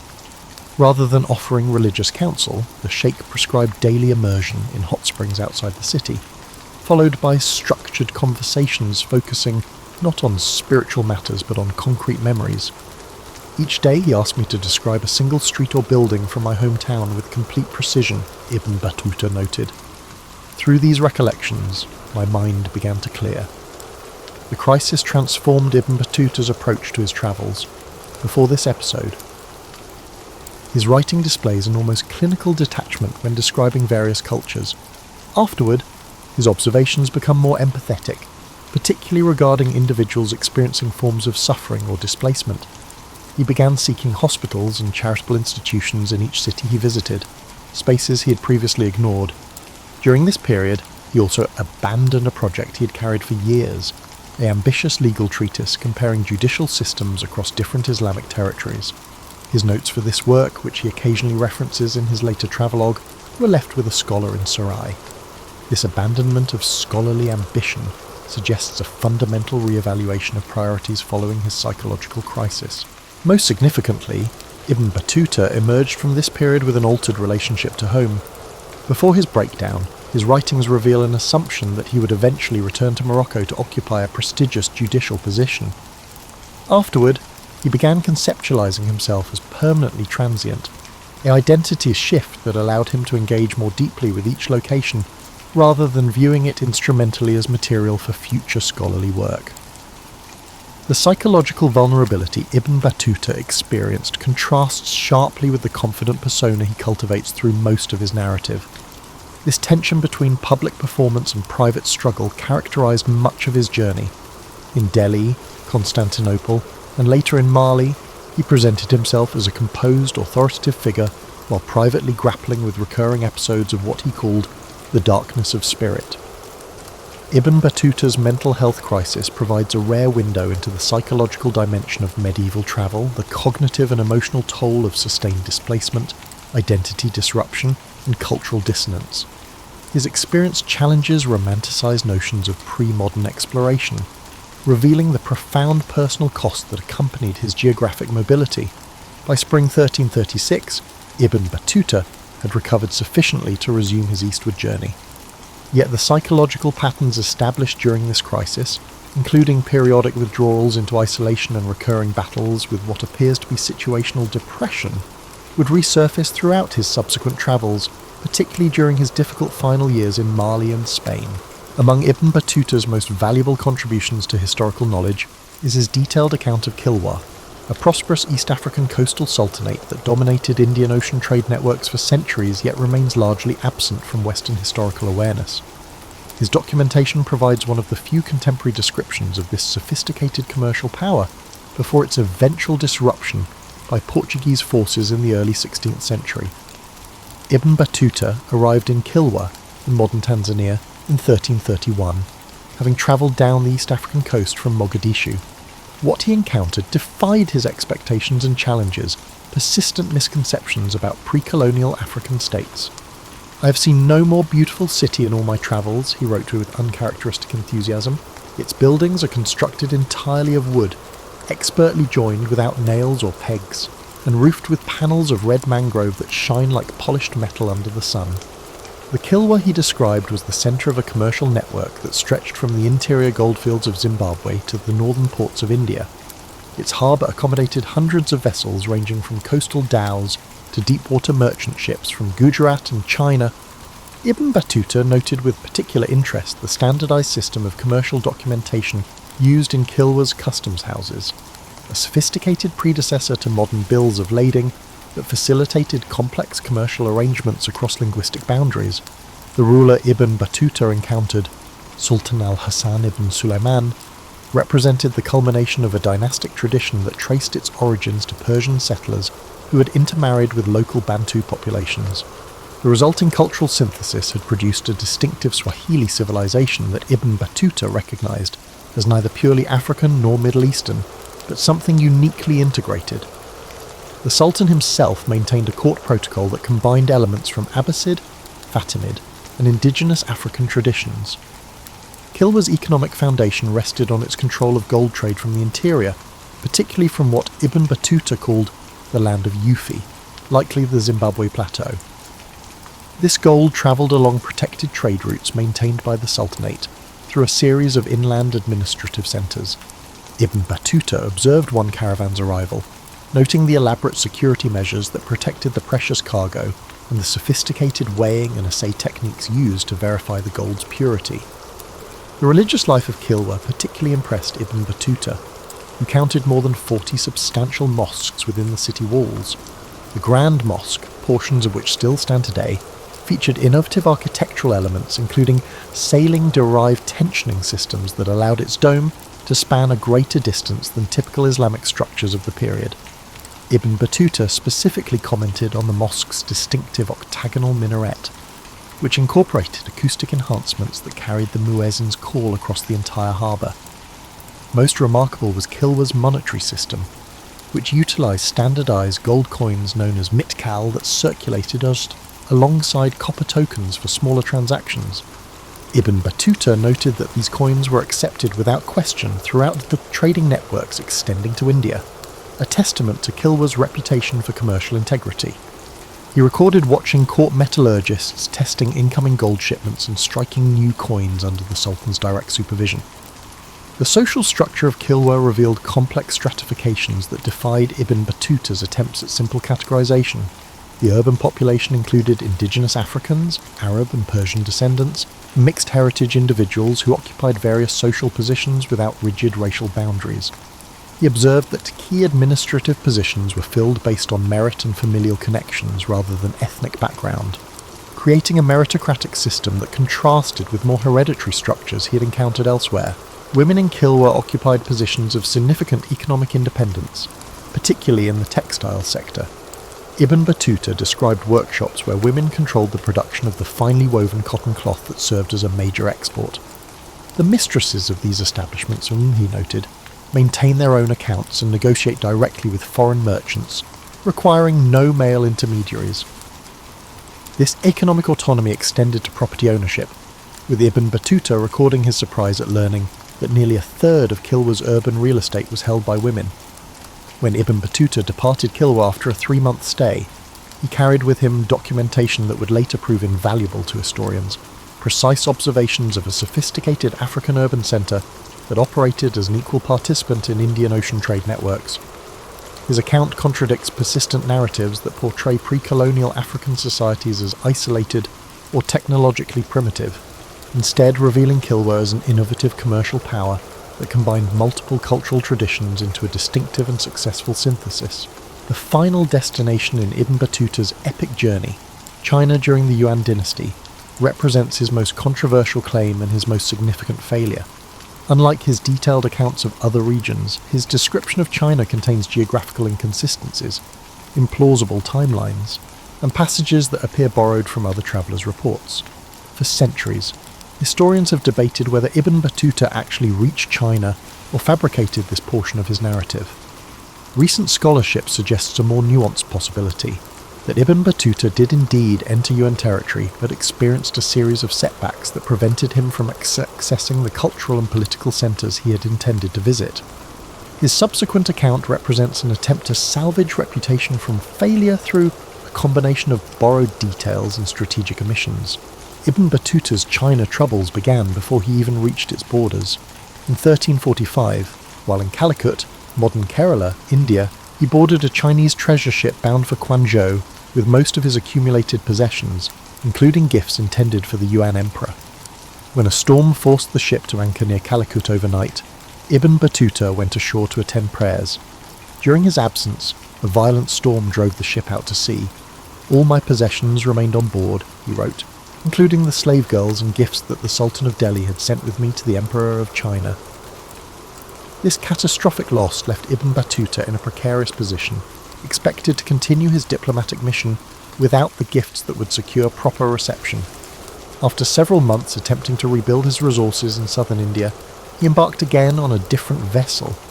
This ship was attacked by pirates in the Strait of Malacca, and Ibn Battuta narrowly escaped with his life, losing what remained of his possessions. When he finally reached what appears to have been Fujian province in late 1346, Ibn Battuta encountered a political situation he was unprepared to navigate.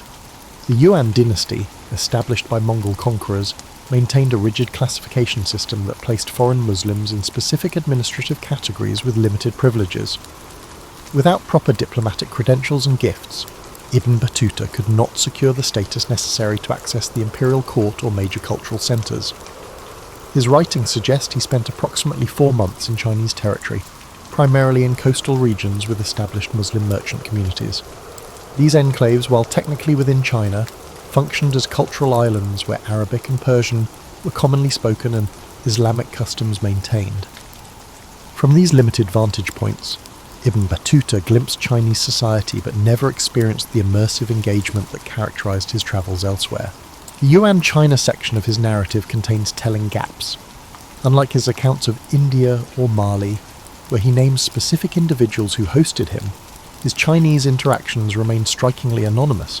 He describes no extended conversations with Chinese scholars or officials, suggesting very limited contact beyond merchant intermediaries. His observations focus predominantly on material culture, ceramics, paper currency, shipbuilding techniques. Rather than social or political systems he could only have understood through sustained interaction. Most revealing is Ibn Battuta's omission of any mention of the Grand Canal, China's most impressive infrastructure project that connected Beijing to Hangzhou. This absence is particularly striking given his pattern of documenting major engineering works throughout his travels. Similarly, he fails to mention the distinctive Chinese examination system for civil service, a unique administrative innovation that would have fascinated a trained jurist. These gaps strongly suggest limited access to China's interior regions and administrative centres. What Ibn Battuta experienced, essentially, was maritime China, the coastal interface where foreign merchants conducted heavily regulated trade under Yuan supervision. When he realised he could not penetrate beyond this periphery without proper credentials, he appears to have supplemented his limited first-hand observations with accounts from Persian and Arab merchants who had better access. This experience of failure was not unique to China in Ibn Battuta's travels. Throughout his nearly 3 decades of journeying, he experienced numerous setbacks, redirections, and outright disasters. What distinguishes the China episode is his unwillingness to acknowledge these limitations in his subsequent account, likely because China represented the easternmost extent of his travels and therefore held symbolic importance to his overall narrative. Ibn Battuta's partially invented China becomes a fascinating case study in travel literature's complex relationship with truth. Rather than viewing his account as either factual or fraudulent, we might understand it as a negotiation between experience, expectation, and reputation management. His China narrative reveals how medieval travellers constructed authoritative accounts, even when their actual experiences fell short of their ambitions. By early 1347, Ibn Battuta had abandoned his Chinese aspirations and begun the long journey that would eventually return him to Morocco. The China episode, with its blend of limited observation and borrowed detail, represents not just geographic terrain, but the boundaries of Ibn Battuta's remarkable adaptability as a traveller. The conventional narrative of Ibn Battuta concludes with his return to Morocco in 1349 and the subsequent dictation of his travels to Ibn Juzay, who compiled the famous Revere journey that secured Ibn Battuta's historical legacy. Yet this account omits a significant final chapter, his journey through Muslim Spain and the North African interior, that occupied the last decade of his life and revealed a man transformed by his earlier travels in 1350. Just months after completing the initial dictation of his epic travelogue, Ibn Battuta embarked on a journey to the Kingdom of Granada, the last remaining Muslim state in Iberia. His motivations for this trip differed markedly from his earlier travels. Rather than seeking adventure or career advancement, he travelled as a cultural ambassador, concerned with the erosion of Islamic governance in territories being steadily reconquered by Christian kingdoms. I found in Granada a people clinging to traditions they scarcely remembered, he wrote in passages excluded from the standard Rittler. They maintain the forms of Muslim practice while forgetting their substance. This critical perspective reflects Ibn Battuta's evolution from an observer of cultural differences to an active advocate for religious authenticity as he defined it. The Granada journey initiated a period of what Ibn Battuta called purposeful travel, journeys undertaken not for exploration, but for specific cultural interventions. Between 1352 and 1355, he traversed the Middle Atlas mountains of Morocco, visiting remote Berber communities where Islamic practices had blended with indigenous traditions. Unlike his earlier descriptive approach to cultural difference, these accounts reveal active efforts to modify local practices he deemed inconsistent with Orthodox Islam. This late-life transformation from traveller to reformer culminated in his most overlooked journey, an expedition to the Mali Empire in 1352. This West African kingdom had already embraced Islam, but Ibn Battuta approached it with missionary zeal nonetheless. His account of Mali differs strikingly from his earlier writings, focusing almost exclusively on religious practices, rather than the commercial and political systems that had previously captured his attention. In Mali, Ibn Battuta experienced his most significant rejection.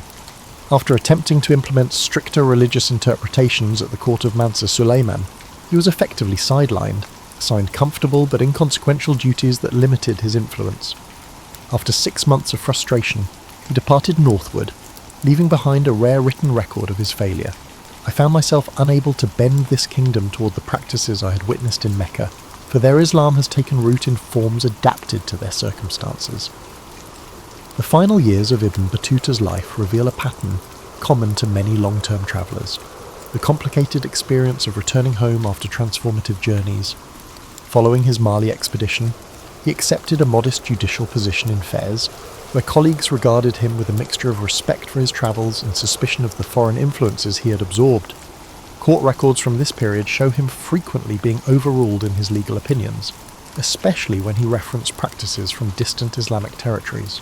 Ibn Battuta's last recorded journey came in 1359, when he travelled to Taflal in southeastern Morocco, a remote oasis region experiencing religious revival movements. His written observations from this period reveal a man attempting to reconcile his global experiences with local realities, seeking to apply lessons from distant Islamic societies to his home region. This final journey produced no spectacular discoveries but represented his mature integration of decades of cross-cultural experience.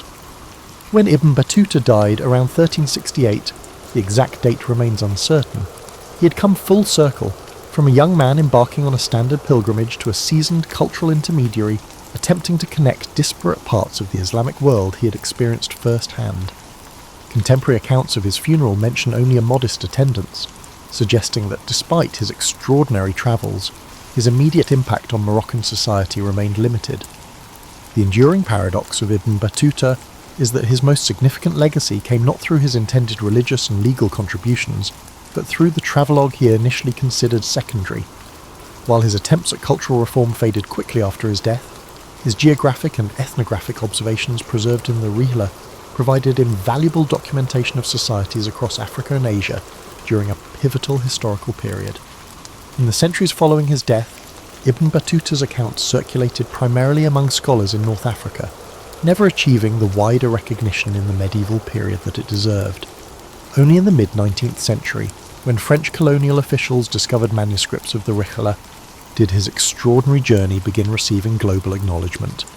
The traveller, who once sought to change the world through religious reform, instead left his mark by simply bearing witness to the remarkable diversity of medieval civilization.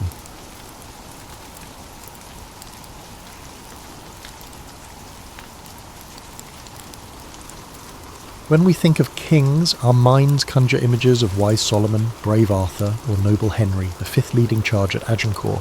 But for every ruler who earned their place in history's Hall of Fame, there's another who stumbled spectacularly into its Hall of Shame. These monarchs didn't just fail, they failed with such remarkable consistency that their reigns became cautionary tales whispered in palace corridors for centuries. The crown, that golden circle of ultimate authority, has adorned some truly unworthy heads throughout history. It's a peculiar irony that the symbol of divine right and earthly power often sat atop minds incapable of ruling a chicken coop, let alone vast kingdoms. Perhaps it's the very nature of hereditary monarchy that creates this problem. After all, leadership skills don't necessarily pass through bloodlines like blue eyes or prominent noses. Consider the fundamental challenge these men faced. Inheriting absolute power in their teens or 20s, surrounded by sycophants whose livelihoods depended on agreeing with every royal whim, no matter how catastrophic or catastrophically stupid. It's akin to entrusting a teenager with the keys to both a Ferrari and a nuclear reactor, then reacting with surprise when things go awry. The worst kings in history share certain characteristics that transcend times and cultures. They possessed an almost supernatural ability to make the wrong decision in any given situation, as if guided by some malevolent compass that always pointed toward disaster. They combined breathtaking arrogance with staggering incompetence, creating a perfect storm of royal dysfunction that left their subjects longing for the glorious old days of plague and famine. What makes these rulers particularly fascinating isn't just their individual failures, but how their collective incompetence shaped the very nature of monarchy itself. Each spectacular royal meltdown contributed to the gradual erosion of the divine right of kings, proving that perhaps God wasn't quite as involved in royal succession as previously advertised. Their reigns served as stark reminders of the corrupting nature of absolute power and the impracticality of having a single individual make all the decisions for millions of people. The stories of these monarchical disasters aren't just historical curiosities, they're mirrors reflecting fundamental truths about leadership, power, and human nature. They remind us that position doesn't create competence, that authority without wisdom is chaos with a crown, and that sometimes the most important service a ruler can provide their people is a swift abdication. From the decadent palaces of Rome to the drafty castles of medieval Europe, from the elaborate courts of France to the fog-shrouded fortresses of England, these kings managed to transform their realms into laboratories of misrule. They proved that it's entirely possible to inherit everything and achieve nothing, to possess unlimited power and accomplish unlimited damage. Their reigns weren't just political failures, they were comprehensive disasters that touched every aspect of their societies. They mismanaged economics with the enthusiasm of toddlers playing with matches, conducted diplomacy with all the subtlety of a bulldozer in a china shop, and approached military strategy with the tactical acumen of lemmings approaching a cliff. Yet perhaps there's something oddly comforting about these royal train wrecks. In an age where we're constantly told about the importance of leadership and excellence, these monarchs remind us that even people with every possible advantage can fail spectacularly.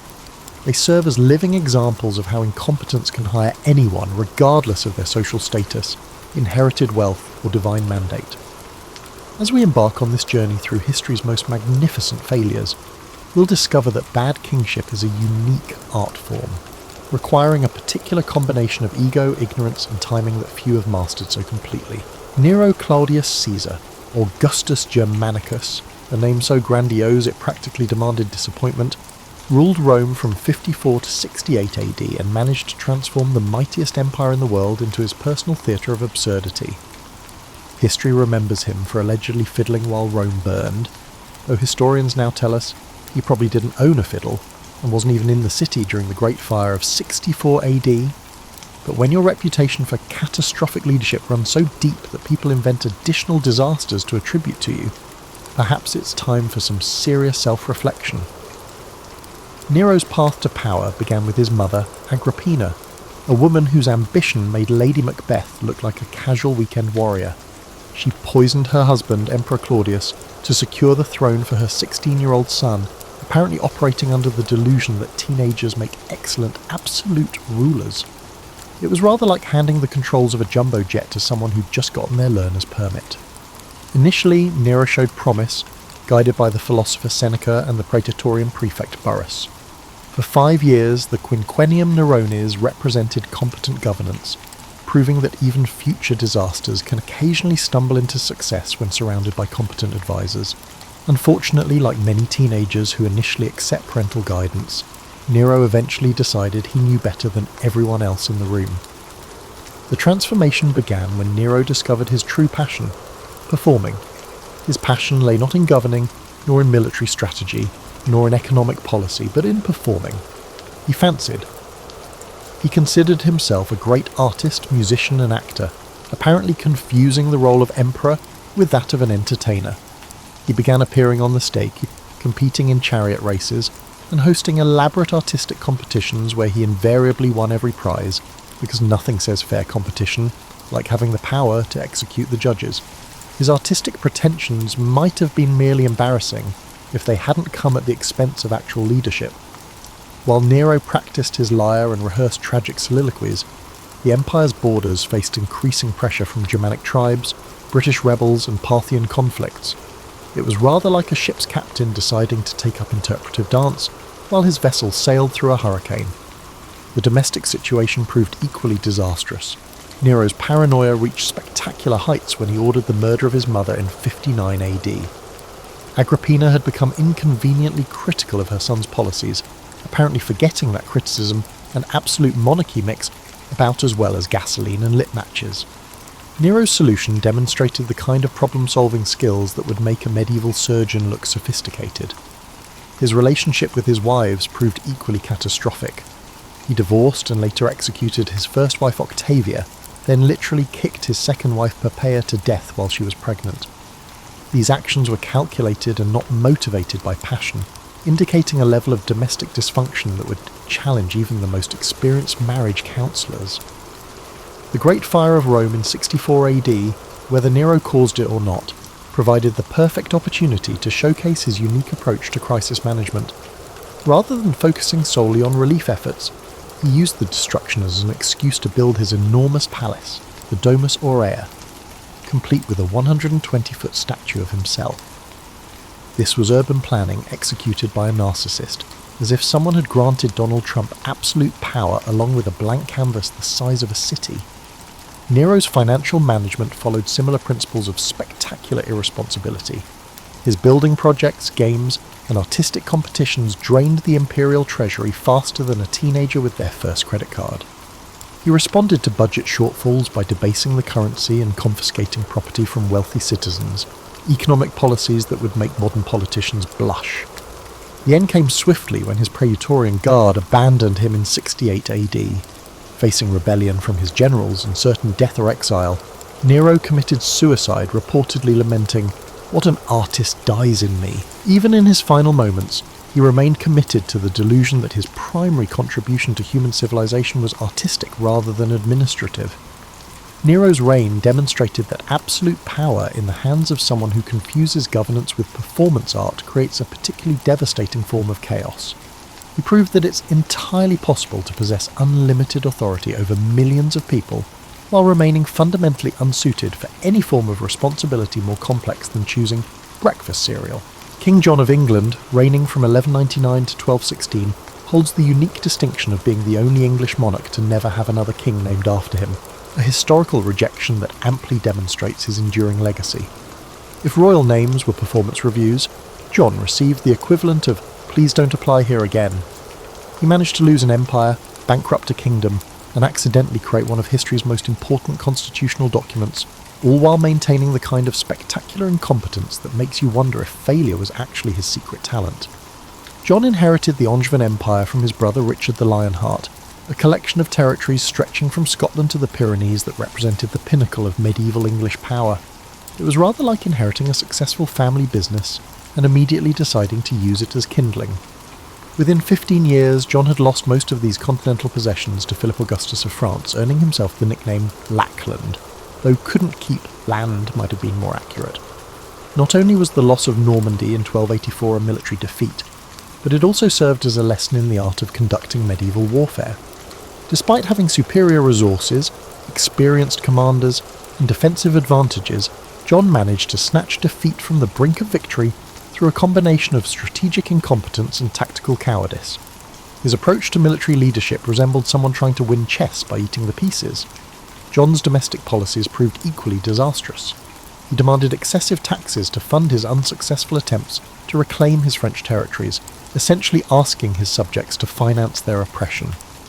His tax collectors became as popular as plague carriers and about as welcome in English villages. The king seemed to operate under the revolutionary economic theory that money grows on trees, and those trees belonged exclusively to him. His relationship with the church provided another avenue for spectacular failure. John's dispute with Pope Innocent III over the appointment of the Archbishop of Canterbury resulted in England being placed under papal interdict from 1208 to 1214. This process meant no religious services, no church weddings, and no proper burials, essentially turning England into a spiritual wasteland. It was ecclesiastical warfare, with John playing the role of the person who brings a water pistol to a gunfight.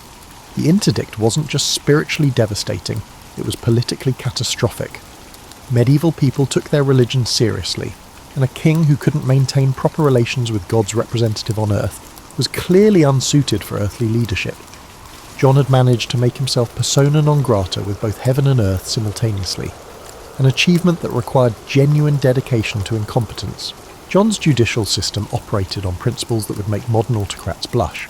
He sold justice to the highest bidder, imprisoned nobles without trial, and seized property on whims that would make a toddler's decision-making process look measured and thoughtful. His courts became marketplaces where justice was auctioned to the highest bidder, creating a legal system that combined the fairness of a rigged casino with the efficiency of medieval bureaucracy. The baronial revolt that produced Magna Carta in 1215 wasn't a sudden explosion of democratic idealism. It was the inevitable result of years of accumulated grievances against a king who treated his realm like his personal piggy bank. The barons were not revolutionary democrats, but rather, they were aristocrats who had grown weary of their supposed leaders' systematic robbery and humiliation. The Magna Carta itself represented less a triumph of John's wisdom than a testament to his failure.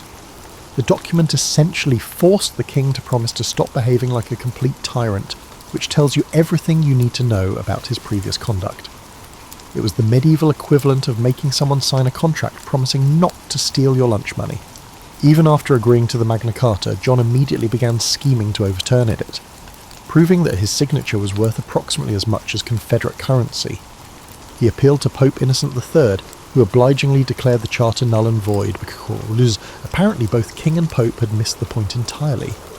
These events led to the First Barons' War, which was still ongoing when John conveniently died in 1216, possibly from dysentery, a fitting end for a reign that had been largely consistent from a constitutional perspective. John's legacy proves that sometimes the most important historical contributions come from people who fail so spectacularly that they force everyone else to create safeguards against future similar disasters. He didn't create Magna Carta through wisdom or foresight.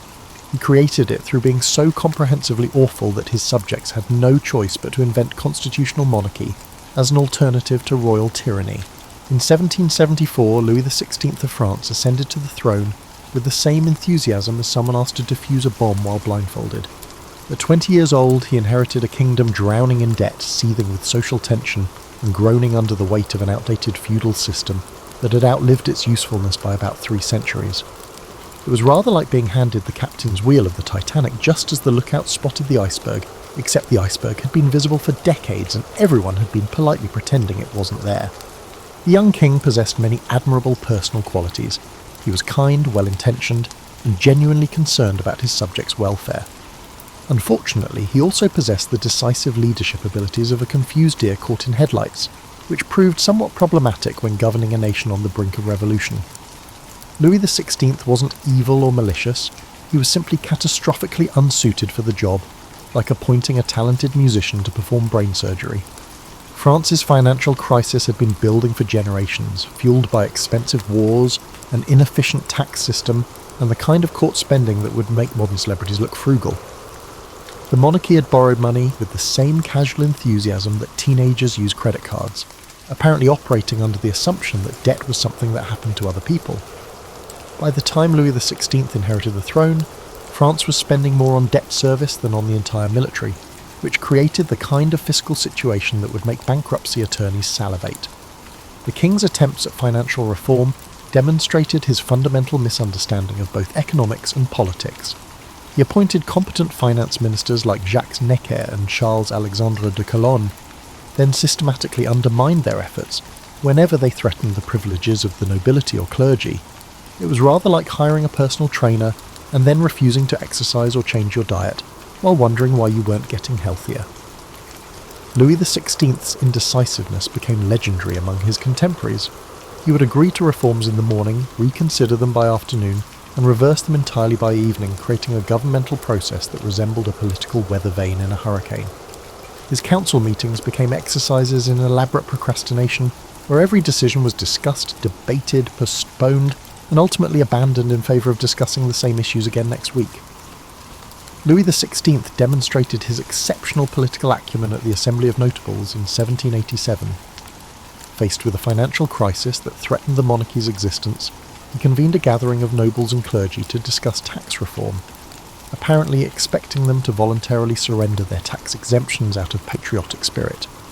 It was roughly equivalent to asking wolves to babysit sheep, while expecting them to resist temptation out of professional courtesy.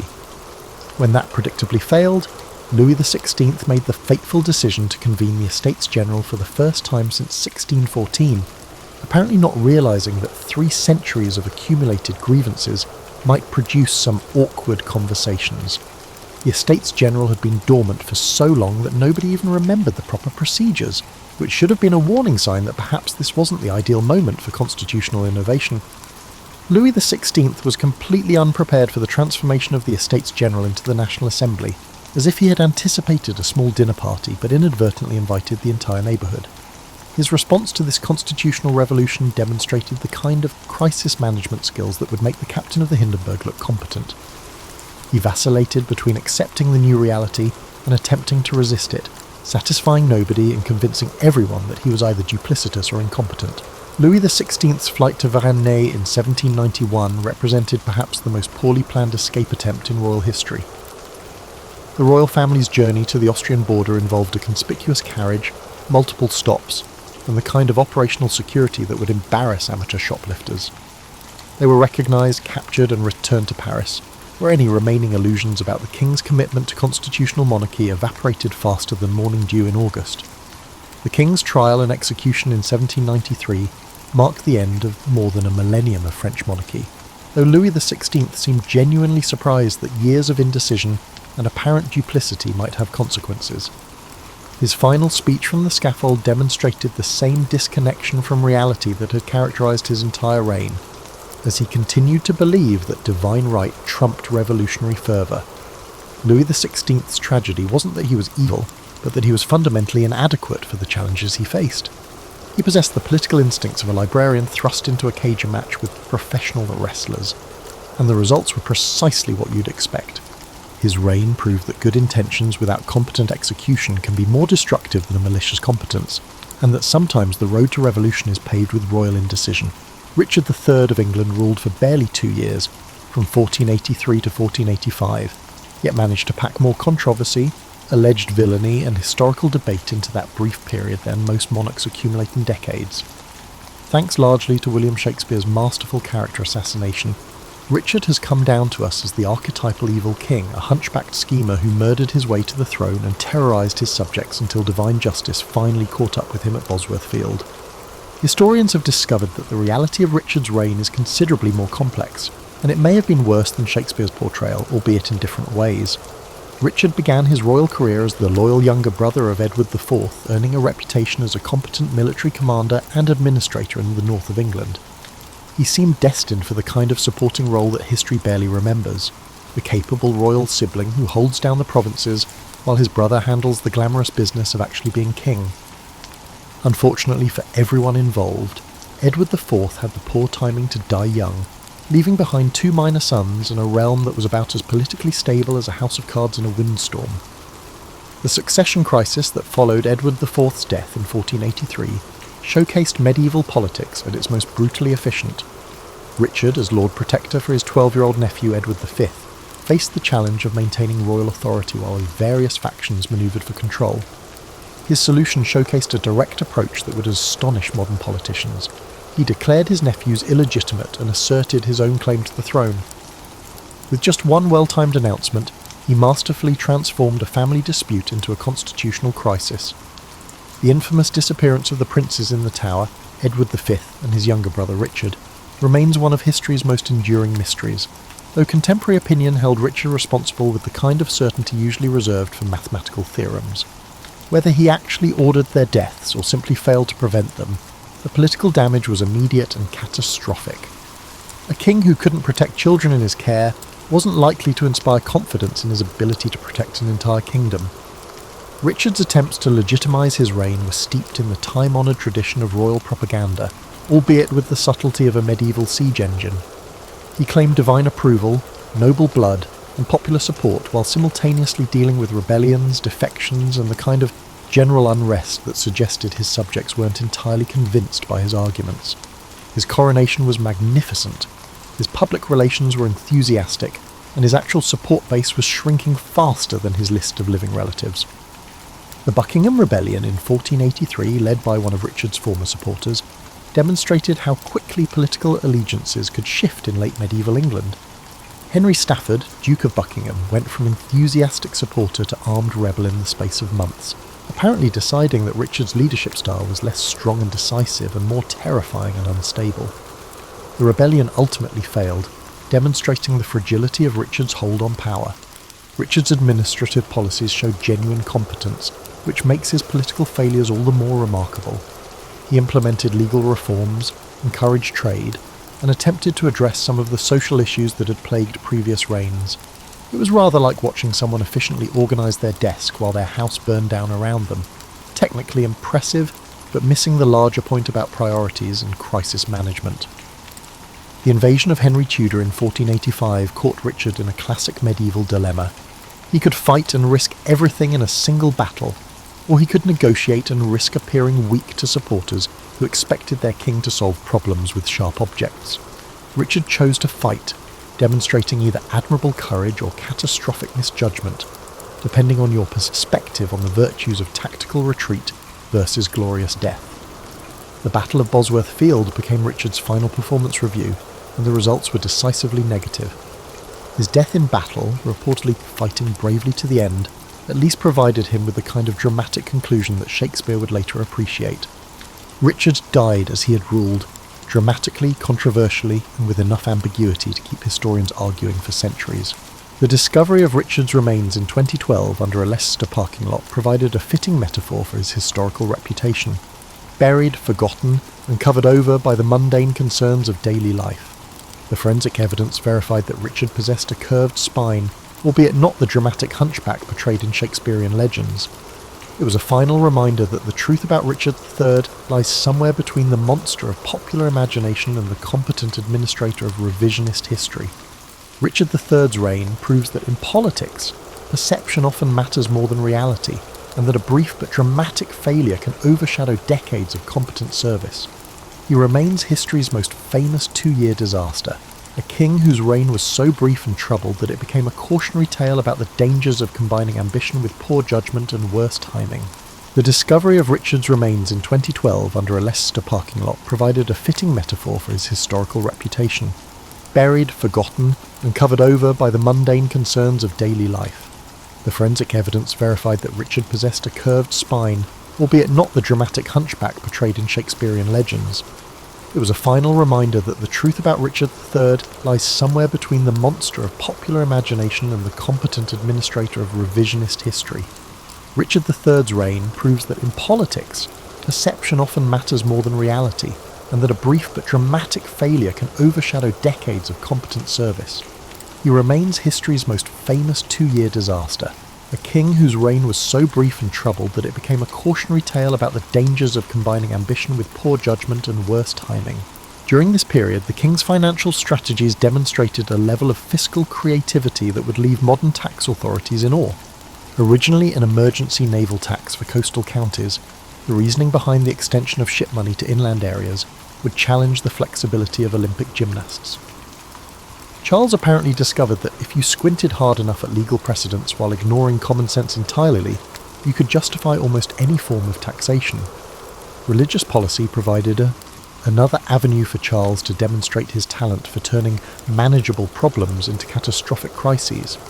His attempts to impose uniformity on the Church of England, influenced by Archbishop Laud's high church preferences, managed to alienate both Puritans, who thought he was too Catholic, and Catholics, who knew he wasn't Catholic enough.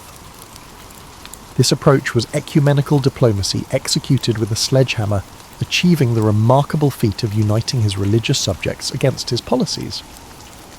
The Scottish crisis from 1639 to 1640 perfectly illustrated Charles's approach to international relations. His attempt to impose the English Book of Common Prayer on Presbyterian Scotland produced the Bishops' Wars, conflicts that combined the military effectiveness of a church social with the theological intensity of the Crusades. The Scots' armed resistance to Charles's religious innovations forced him to recall Parliament, ending his 11-year experiment in personal rule with all the success of the Hindenburg's landing strategy. The Long Parliament, summoned in 1640, approached its relationship with Charles rather like divorce attorneys negotiating with a spouse who'd been hiding assets. Years of accumulated grievances, illegal taxation, and religious controversy had created a constitutional crisis that required either genuine compromise or complete capitulation. Charles, characteristically, opted for a third course of action, disguising the crisis as non-existent while clandestinely strategizing its resolution through coercion. The king's attempt to arrest 5 members of Parliament in 1642 represented perhaps the most catastrophic miscalculation in English constitutional history. His personal invasion of the House of Commons, demanding the surrender of his political opponents, violated parliamentary privilege so flagrantly that it made previous constitutional disputes look like minor etiquette disagreements. This situation was politically equivalent to bringing a gun to a chess match, and it was just as ineffective. The English Civil War that followed from 1642 to 1651 showcased Charles's military leadership skills, which proved to be roughly equivalent to his political acumen. Despite initial advantages in resources and experienced commanders, the Royalist cause gradually collapsed under the weight of parliamentary determination, Puritan fervour, and Oliver Cromwell's increasingly professional New Model army. Charles managed to lose a civil war while possessing most of the traditional advantages of established authority, which required genuine dedication to strategic incompetence. Charles's trial and execution in 1649 marked the first time in European history that a reigning monarch was formally tried and executed by his subjects. Even his enemies were impressed by his dignity during the proceedings, despite it being a late attempt to salvage his political reputation. Even as the executioner prepared to provide a definitive counter-argument to that constitutional theory, the king maintained his belief in divine right in his final speech. Charles I's reign demonstrated that sincerely held beliefs about royal authority, when combined with complete inflexibility and poor political judgment, can transform a constitutional monarchy into a republic faster than anyone thought possible. He proved that divine right is only as strong as earthly support, and that sometimes the most devout believers in absolute monarchy are the ones who do the most to discredit it. The rogues gallery of royal disasters we've examined, from Nero's theatrical delusions to Charles I's divine miscalculations, reveals patterns of failure that transcend centuries and cultures. These weren't random accidents of heredity or cruel twists of historical fate. They were systematic demonstrations of how absolute power, when combined with inadequate wisdom, creates a perfect storm of governmental dysfunction. Their collective reigns read like a medieval instruction manual titled How Not to Rule, a Comprehensive Guide to Royal Failure. Perhaps the most striking common thread among these monarchical disasters was their profound disconnection from reality. Each king seemed to inhabit a parallel universe where their subjects existed primarily to fund their fantasies, where criticism was treason, and where the normal laws of cause and effect somehow didn't apply to royal decisions. Nero believed he was an artist first and emperor second. John thought taxation was a renewable resource. Louis XVI imagined that ignoring problems would make them disappear. Richard III assumed loyalty was transferable, and Charles I was convinced that God would override Parliament if necessary. This reality gap wasn't just a personal failing, it was a systemic feature of absolute monarchy itself. When you surround someone with courtiers whose survival depends on agreeing with everything they say, when you insulate them from the consequences of their decisions, and when you tell them from birth that they're divinely appointed to rule over others, perhaps it shouldn't surprise us that they occasionally lose touch with the practical world where the rest of us live. The economic illiteracy displayed by these kings would be amusing if it weren't so consistently catastrophic. These kings approached royal finances with a level of sophistication akin to children playing Monopoly with real money, seemingly assuming that kingdoms were equipped with limitless credit cards and that bankruptcy was a phenomenon exclusive to their subjects.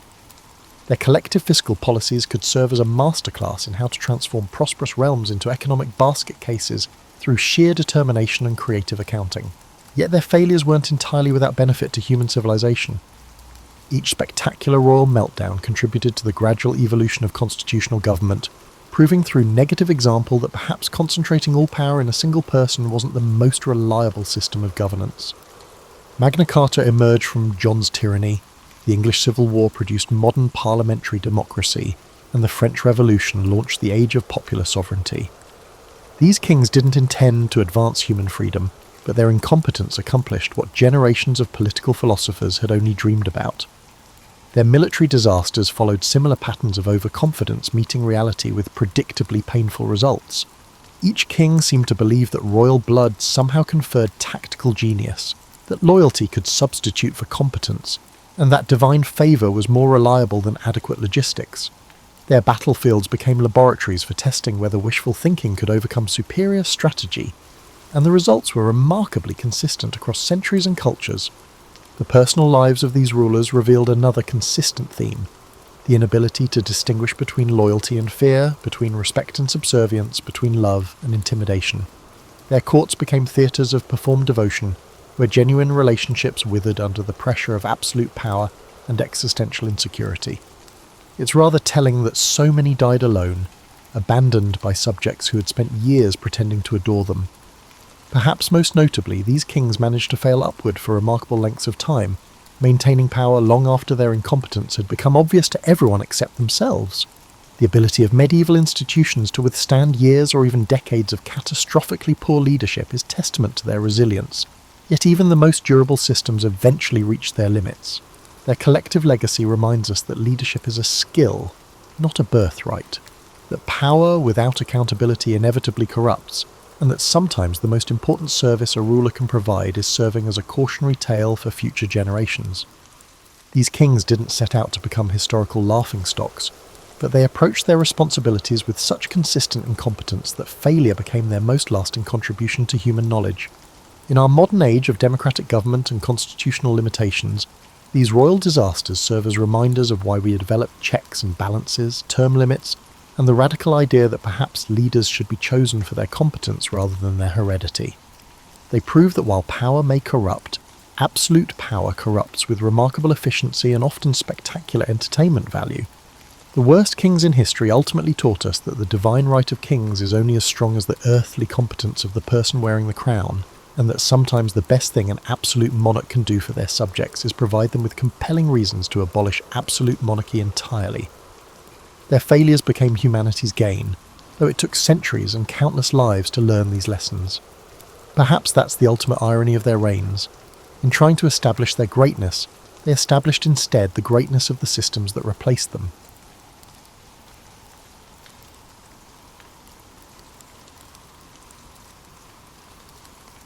Picture yourself standing in the shadow of the Parthenon, the Mediterranean sun beating down on marble columns that have witnessed 25 centuries of human folly.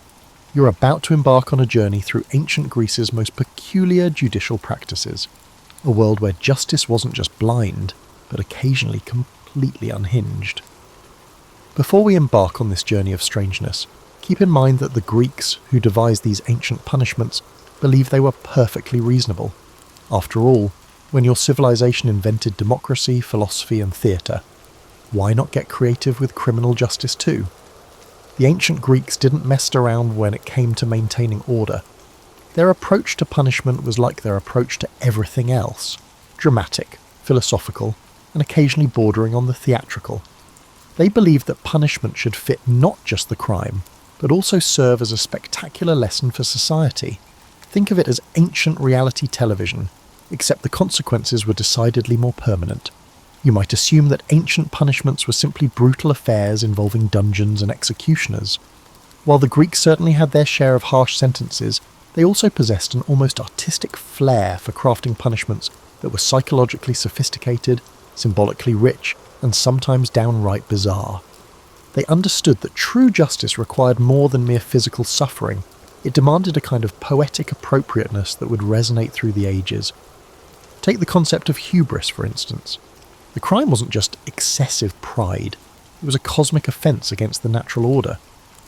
When someone committed hubris, the punishment had to match the grandiosity of the transgression.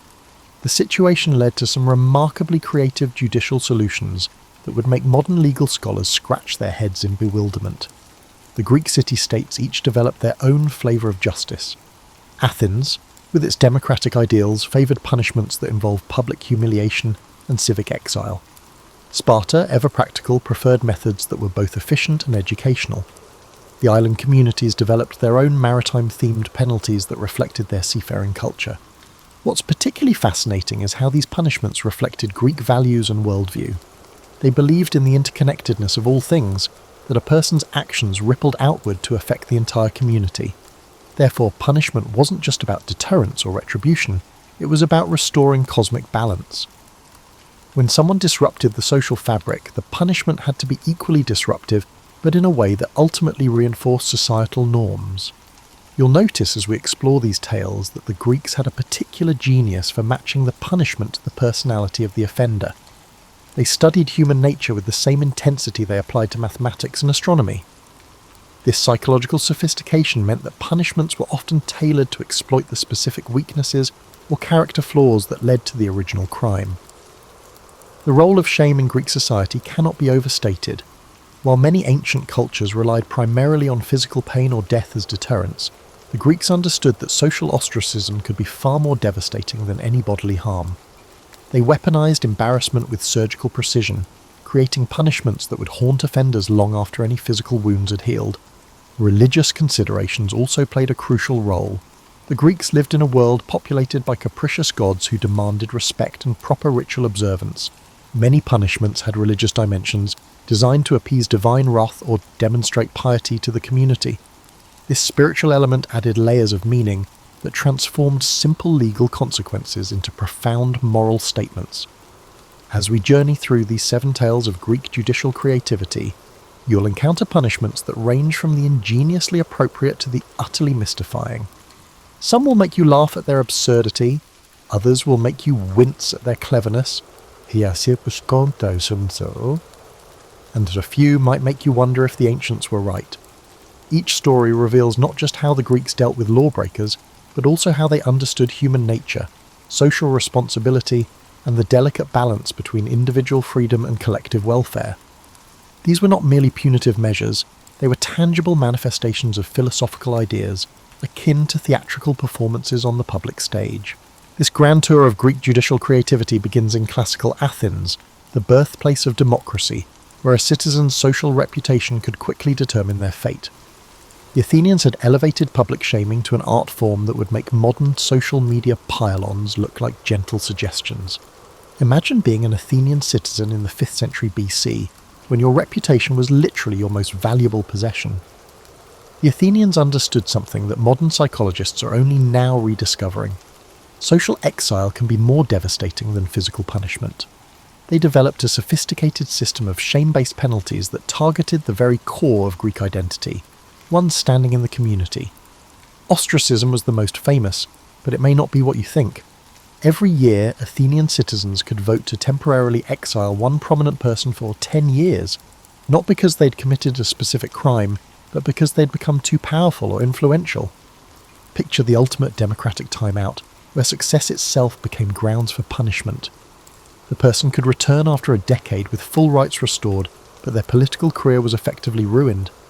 The experience was akin to losing a beloved job, with the entire city functioning as your human resources department. But ostracism was just the beginning. The Athenians developed an entire spectrum of shame-based punishments that demonstrated their profound understanding of human psychology.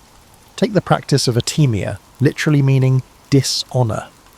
At stake wasn't just losing face, though. It was a legal status that stripped away citizenship rights while leaving the person physically present in the community. You could walk the streets of Athens, but you couldn't vote, hold office, or even speak in court to defend yourself.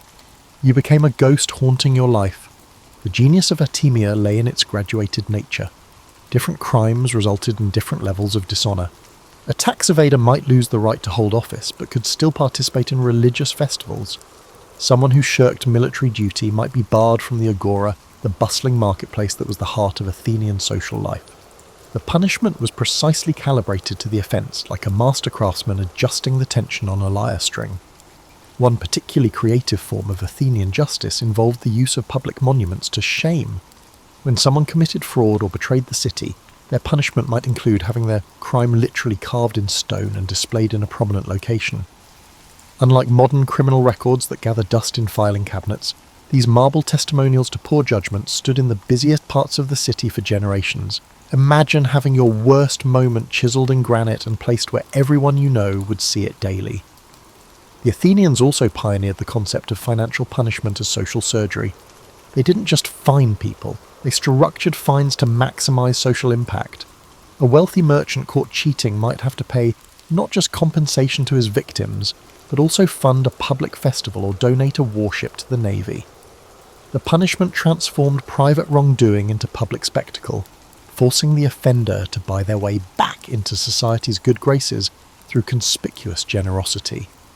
Perhaps most ingeniously, Athens developed punishments that turned social connections into instruments of justice. If you were found guilty of certain crimes, your philetae, your tribal kinsmen, would collectively bear some responsibility for your actions. These individuals created an entire network of social surveillance and intervention. If your cousin knew he might share in the consequences of your failure, he would reconsider lending you money for a questionable business venture. The Athenian approach to punishment reflected their belief that crime was primarily a social disease rather than individual moral failure. They treated criminals like patients who needed to be reintegrated into the community rather than simply eliminated from it. Their approach required a surgical precision in their penalties. Cut too little, and the offence would fester. Cut too much, and you'd destroy the patient along with the disease. Women faced their own unique forms of social punishment in Athens. Since they were already excluded from most public life, traditional forms of civic dishonour were ineffective. Instead, Athenian law developed elaborate systems of domestic shame. An adulteress might be barred from participating in religious festivals, the one area of public life where women could shine. She would become invisible at the very moments when her community gathered to celebrate their shared identity. The Athenians understood that effective punishment required an audience. Many of their penalties were designed to be witnessed and discussed, turning the entire city into a theatre of justice where every citizen was both spectator and potential performer. Such an approach wasn't cruelty for its own sake. It was recognition that social bonds require constant maintenance, and occasionally that maintenance required public demonstrations of what happened when those bonds were broken.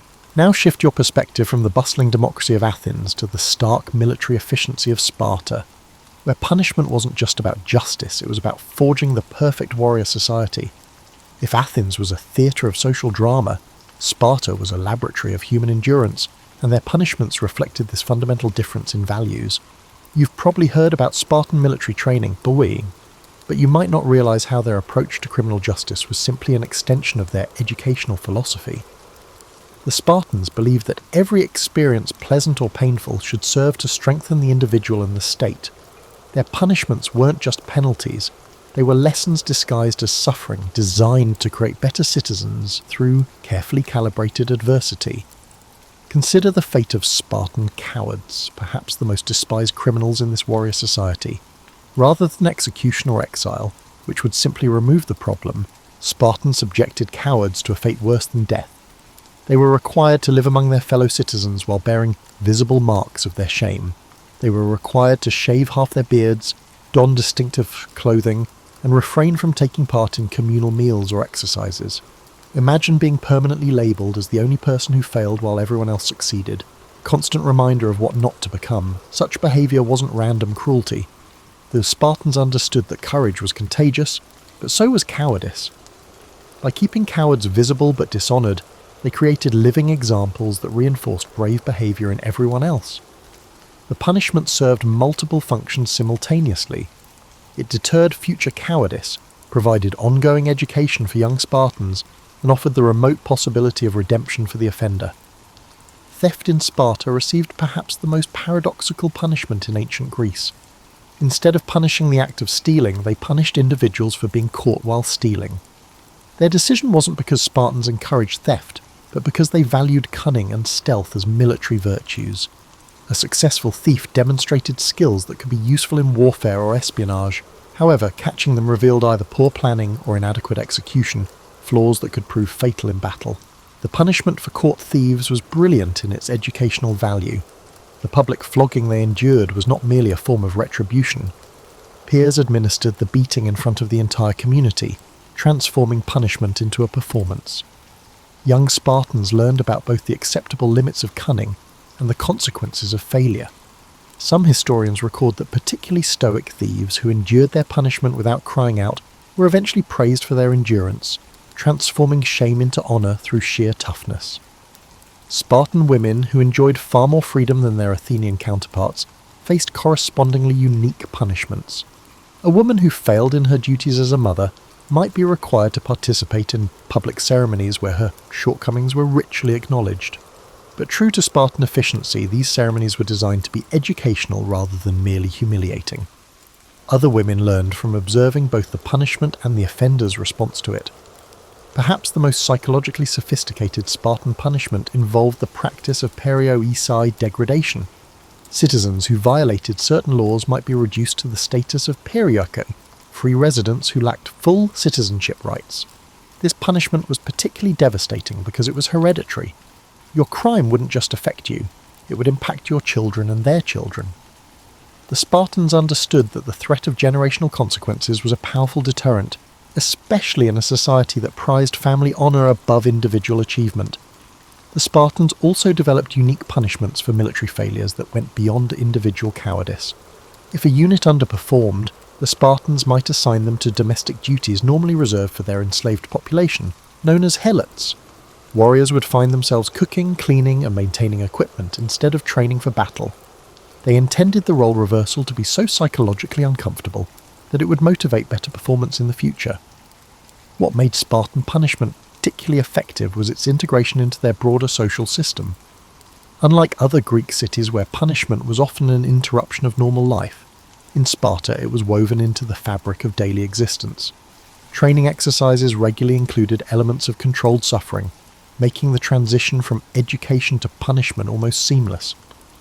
The Spartans recognized that their society's survival depended on everyone understanding and accepting their role in the collective defense of the state.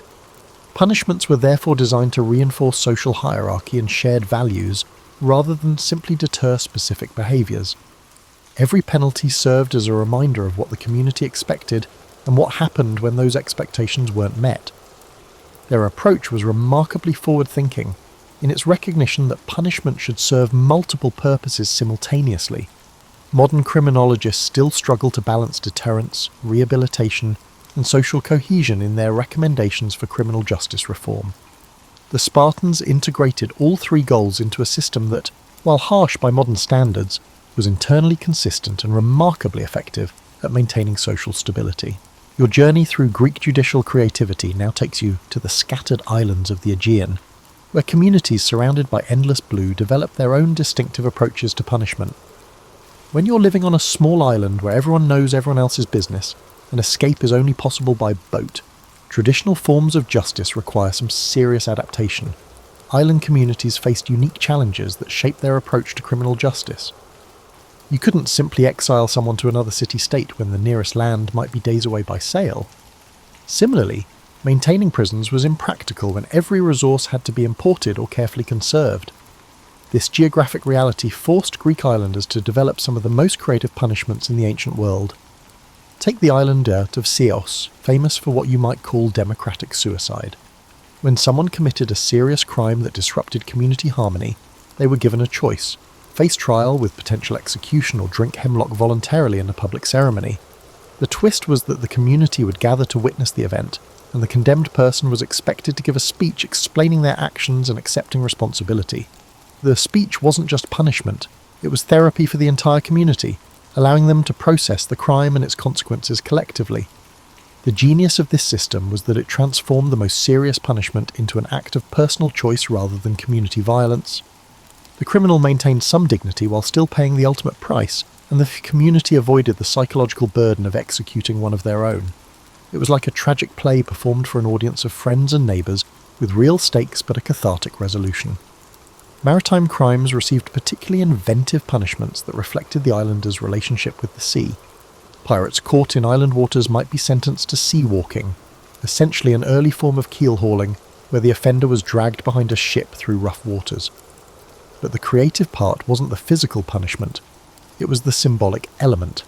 The condemned pirate would be dressed in the finest clothes stolen from their victims, transforming them into a grotesque parody of wealth before the sea reclaimed, both criminal and treasure. Some islands developed elaborate rituals around the punishment of theft, particularly theft of fishing equipment or boats, crimes that could threaten the survival of the entire community.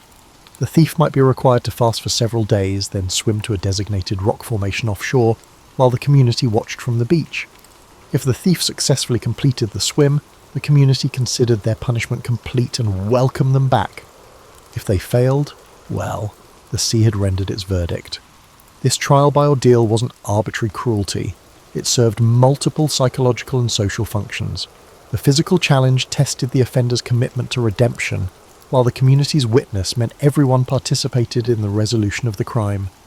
The successful completion of the trial demonstrated both divine approval and personal transformation, making reintegration into society psychologically easier for everyone involved. Island communities also refined their methods of punishment by using isolation instead of exile. On larger islands, criminals might be required to live alone on the uninhabited portions of the land for specified periods. They would be provided with minimal supplies and tools, forcing them to survive through their skills while remaining technically within the community's territory.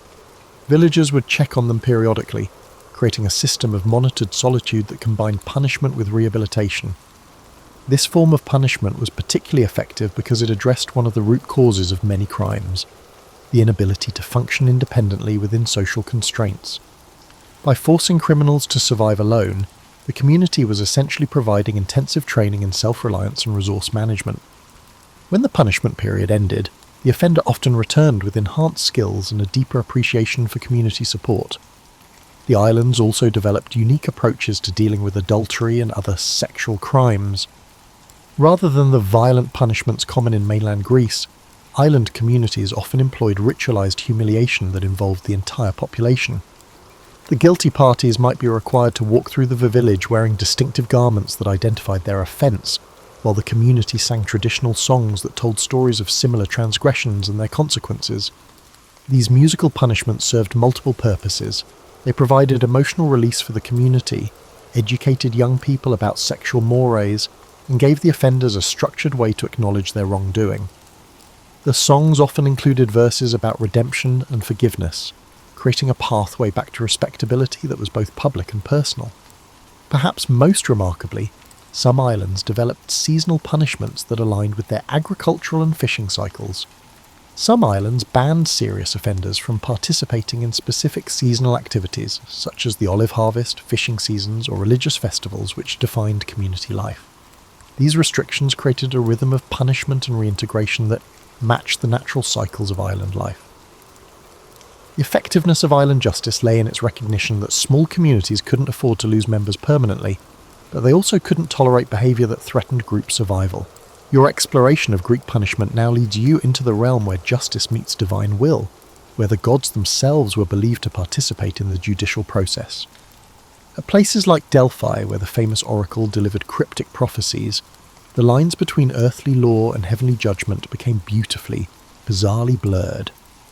You need to understand that for the ancient Greeks, crime wasn't just a violation of human law, it was a disruption of cosmic order that demanded divine attention.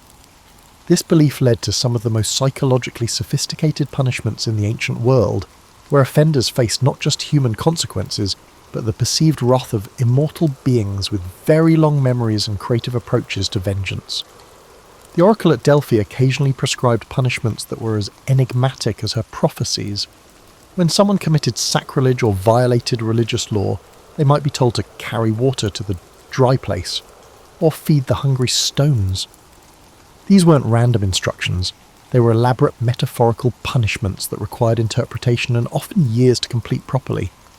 Consider the case of a merchant who cheated temple pilgrims. Rather than simple restitution, the oracle commanded him to count every grain of sand on the sacred beach and return when the number matches the stars. This wasn't literally possible, of course, but the merchant spent 3 years attempting the task, during which time he experienced profound personal transformation. He learned humility, developed patience, and became more familiar with the infinite nature of divine justice. When he finally returned to ask for clarification, the priest declared his punishment complete, not because he'd finished the impossible task, but because he'd become someone who would never commit the original crime again. Religious punishments often involved what you might call divine comedy, situations where the punishment was so perfectly matched to the crime that it revealed a kind of cosmic humour. A priest who had been selling false blessings was required to tend a garden where nothing would grow, spending each day caring for barren soil while contemplating the difference between genuine and counterfeit spiritual nourishment. After months of fruitless labour, he finally understood that his fraudulent blessings had been equally barren. and genuine remorse led to his eventual forgiveness. Some punishments required offenders to reenact mythological scenes, turning classical literature into rehabilitation therapy. An individual guilty of hubris might be required to spend time each day recreating Sisyphus's eternal task of rolling a boulder up a hill, but their version would be temporary and educational rather than eternal and torturous. The physical labour was less important than the symbolic understanding, learning through repetition what it meant to struggle against impossible odds and find meaning in the effort itself. The Greeks also developed elaborate purification rituals that served as both punishment and redemption.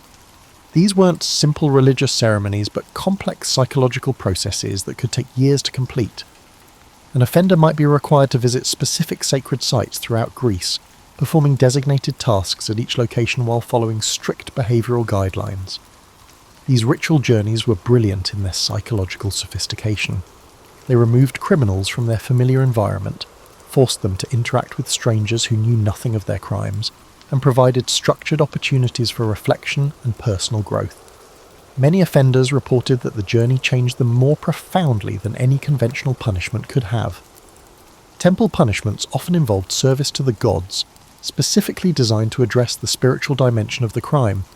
Someone who had broken an oath might be required to serve as a temple messenger, carrying sacred communications between different religious sites.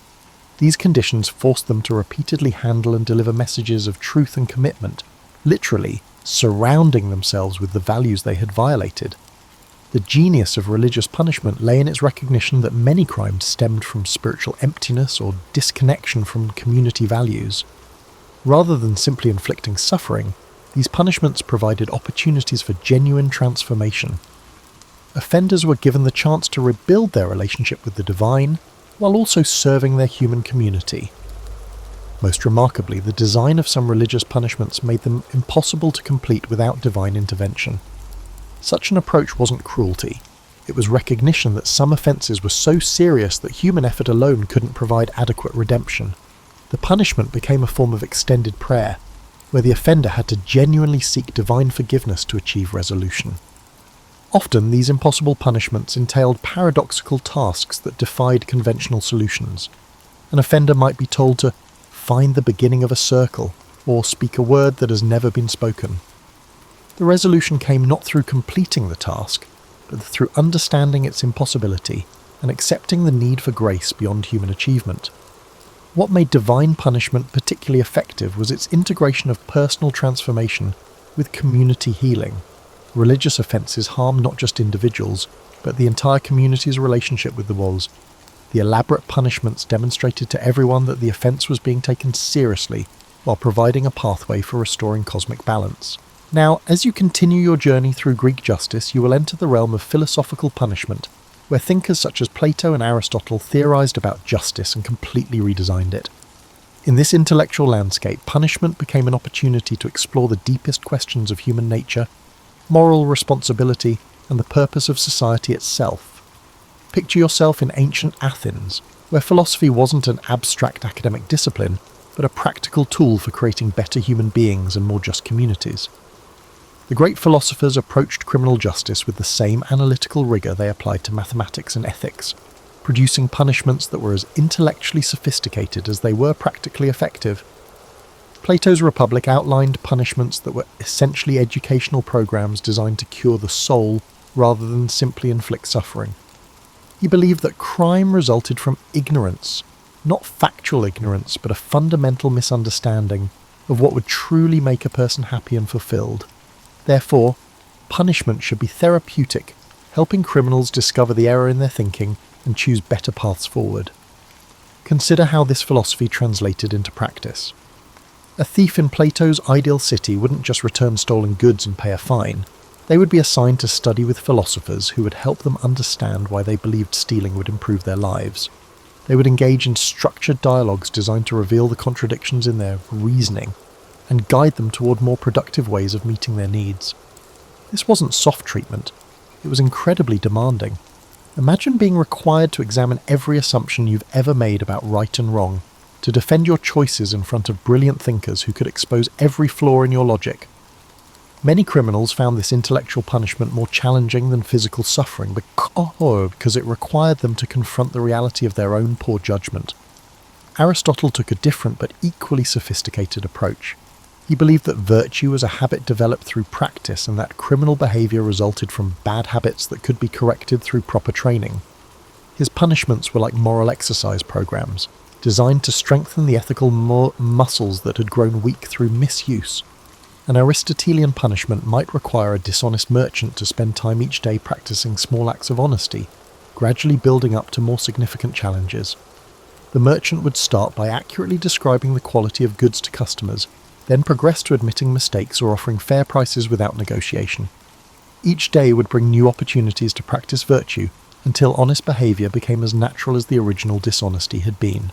The Stoic philosophers contributed their own unique perspective on punishment. They held the belief that external circumstances could not truly harm a person unless they actively chose to do so. This belief led to punishments that focused on internal transformation rather than external suffering. A Stoic judge might sentence someone to spend time each day contemplating their crime and writing about what they learned from the experience. These written reflections weren't just busy work. They were sophisticated psychological exercises designed to help offenders develop emotional resilience and moral clarity. The daily practice of examining their thoughts and motivations gradually built the inner strength needed to resist future temptations.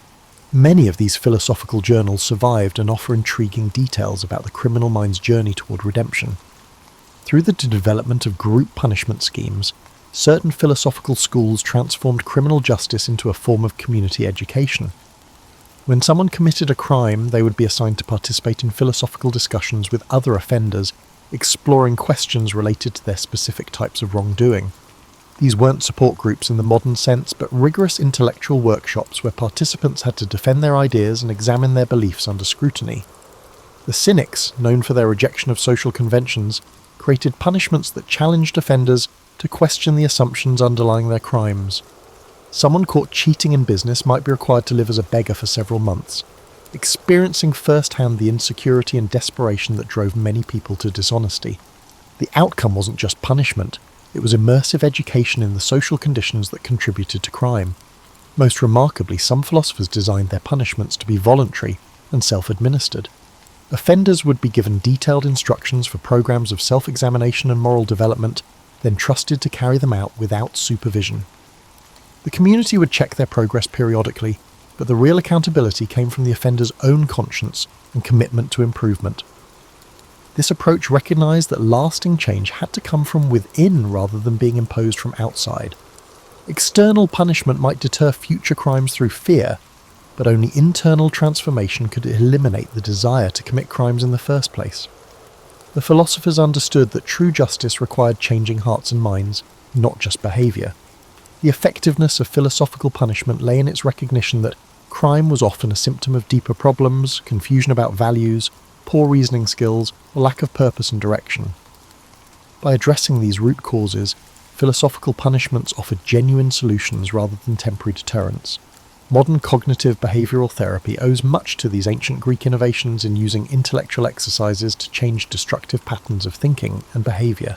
As your journey through the bizarre punishments of ancient Greece draws to a close, you find yourself standing once again in the shadow of the Parthenon, but now with a deeper appreciation for the complex civilization that created both architectural marvels and judicial innovations that continue to influence our understanding of justice today.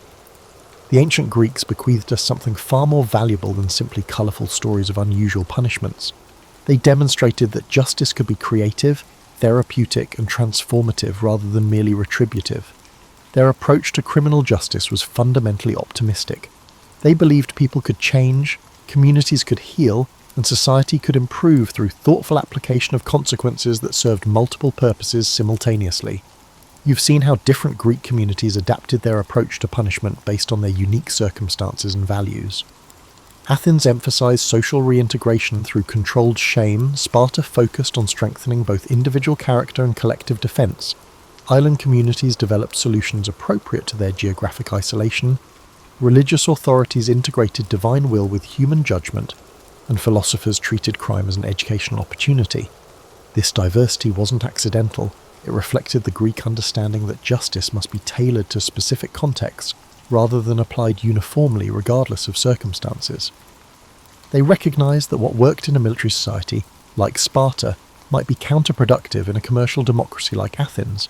This flexibility and willingness to experiment with different approaches provides helpful lessons for modern criminal justice systems struggling with similar challenges.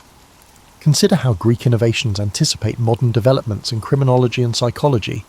Their recognition that shame could be more powerful than physical punishment predated our understanding of social psychology by millennia.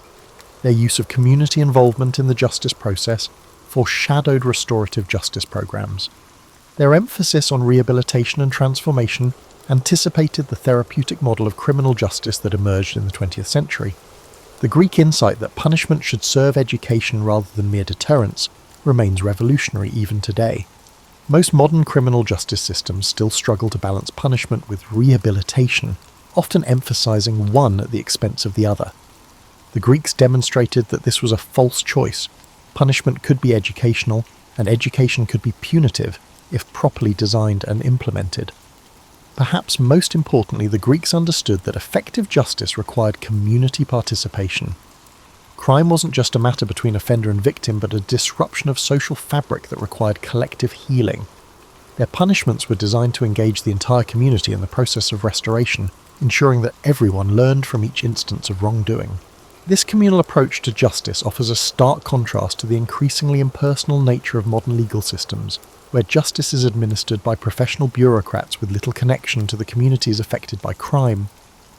The Greek model suggests that justice is too important to be left entirely to specialists. It requires the active participation of ordinary citizens who understand local conditions and relationships.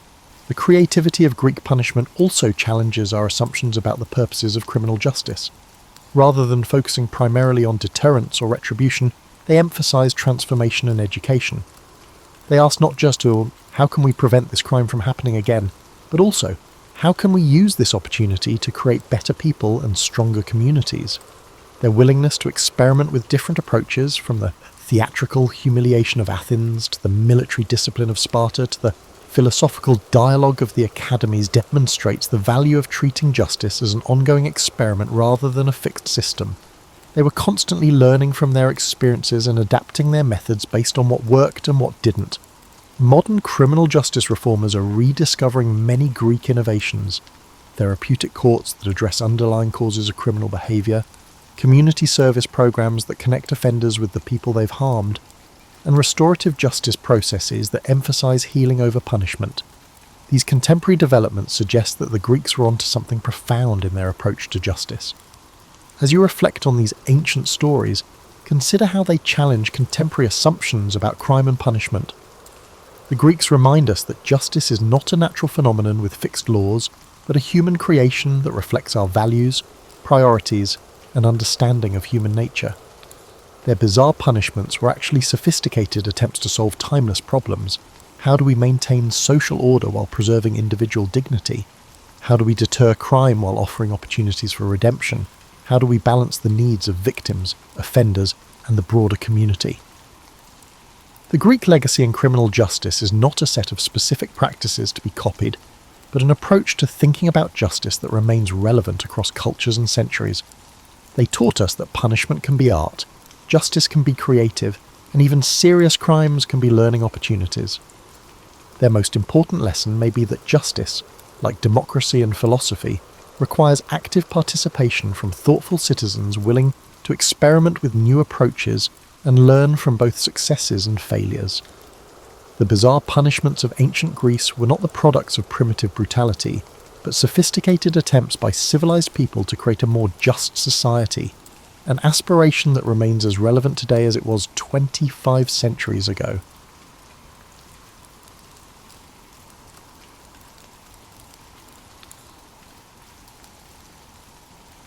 Julius Caesar wasn't always the towering figure we picture, draped in a bright red cloak and commanding the world's greatest empire. Before he was that legend, he was simply Gaius Julius, born into a patrician family with fading clout in a Rome that seemed to change every week.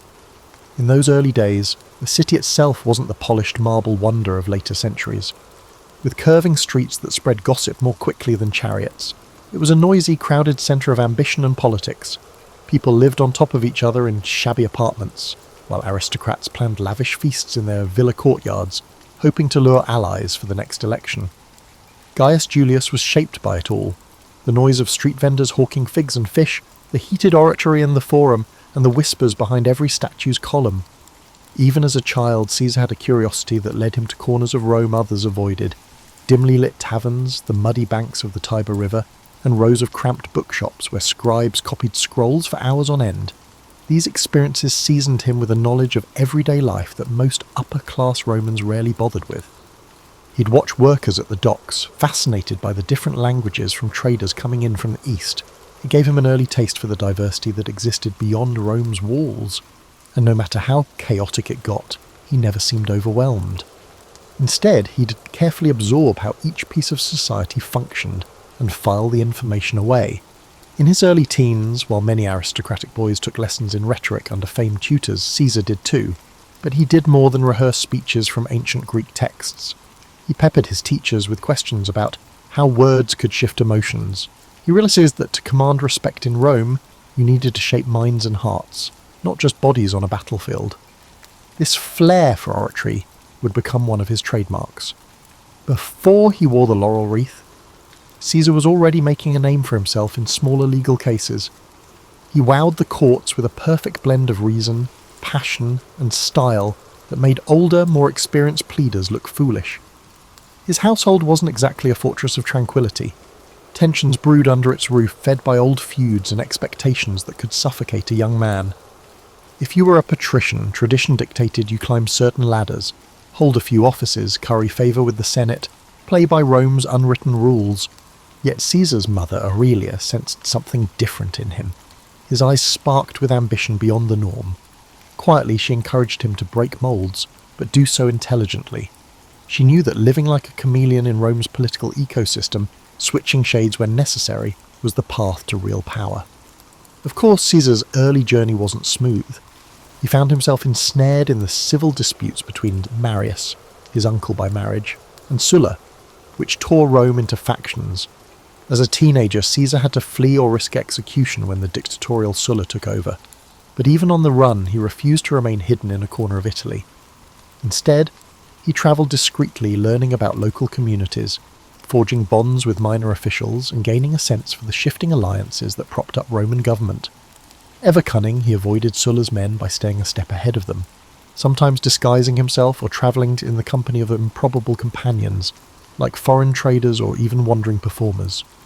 Eventually, Caesar returned to Rome after Sulla's death, but he'd learned that when power is on the table, trust is a fragile commodity. He had seen men switch loyalties for a promise of gold or turn in a friend to keep their own head. That lesson never left him. Upon coming home, he immediately set about re-establishing his social ties, attending banquets and forging friendships with men who had once eyed him with suspicion. Yet Caesar was adept at reading faces. If he caught even a flicker of duplicity, he dodged that bond elegantly, perhaps with an extravagant greeting followed by a subtle distancing. One could never be too careful in Rome's swirling politics. A remarkable moment came when he took on the role of priest to Jupiter, only to lose it during Sulla's purges. It was a blow. Public piety, after all, was a stepping stone for an aspiring politician. But Caesar's resilience was already in full bloom. He picked himself up, found a new path, and ventured into the world of politics from a different angle, securing lesser offices that would eventually open bigger doors. He also began building a personal brand of generosity. Soon people whispered about the banquets he held and the funds he provided for public works. Senators wondered how he managed to gather such deep pockets. It wasn't old family wealth alone. Caesar had a network of supporters, and many believed in him precisely because of his willingness to think outside the conventional lines of patronage and nepotism.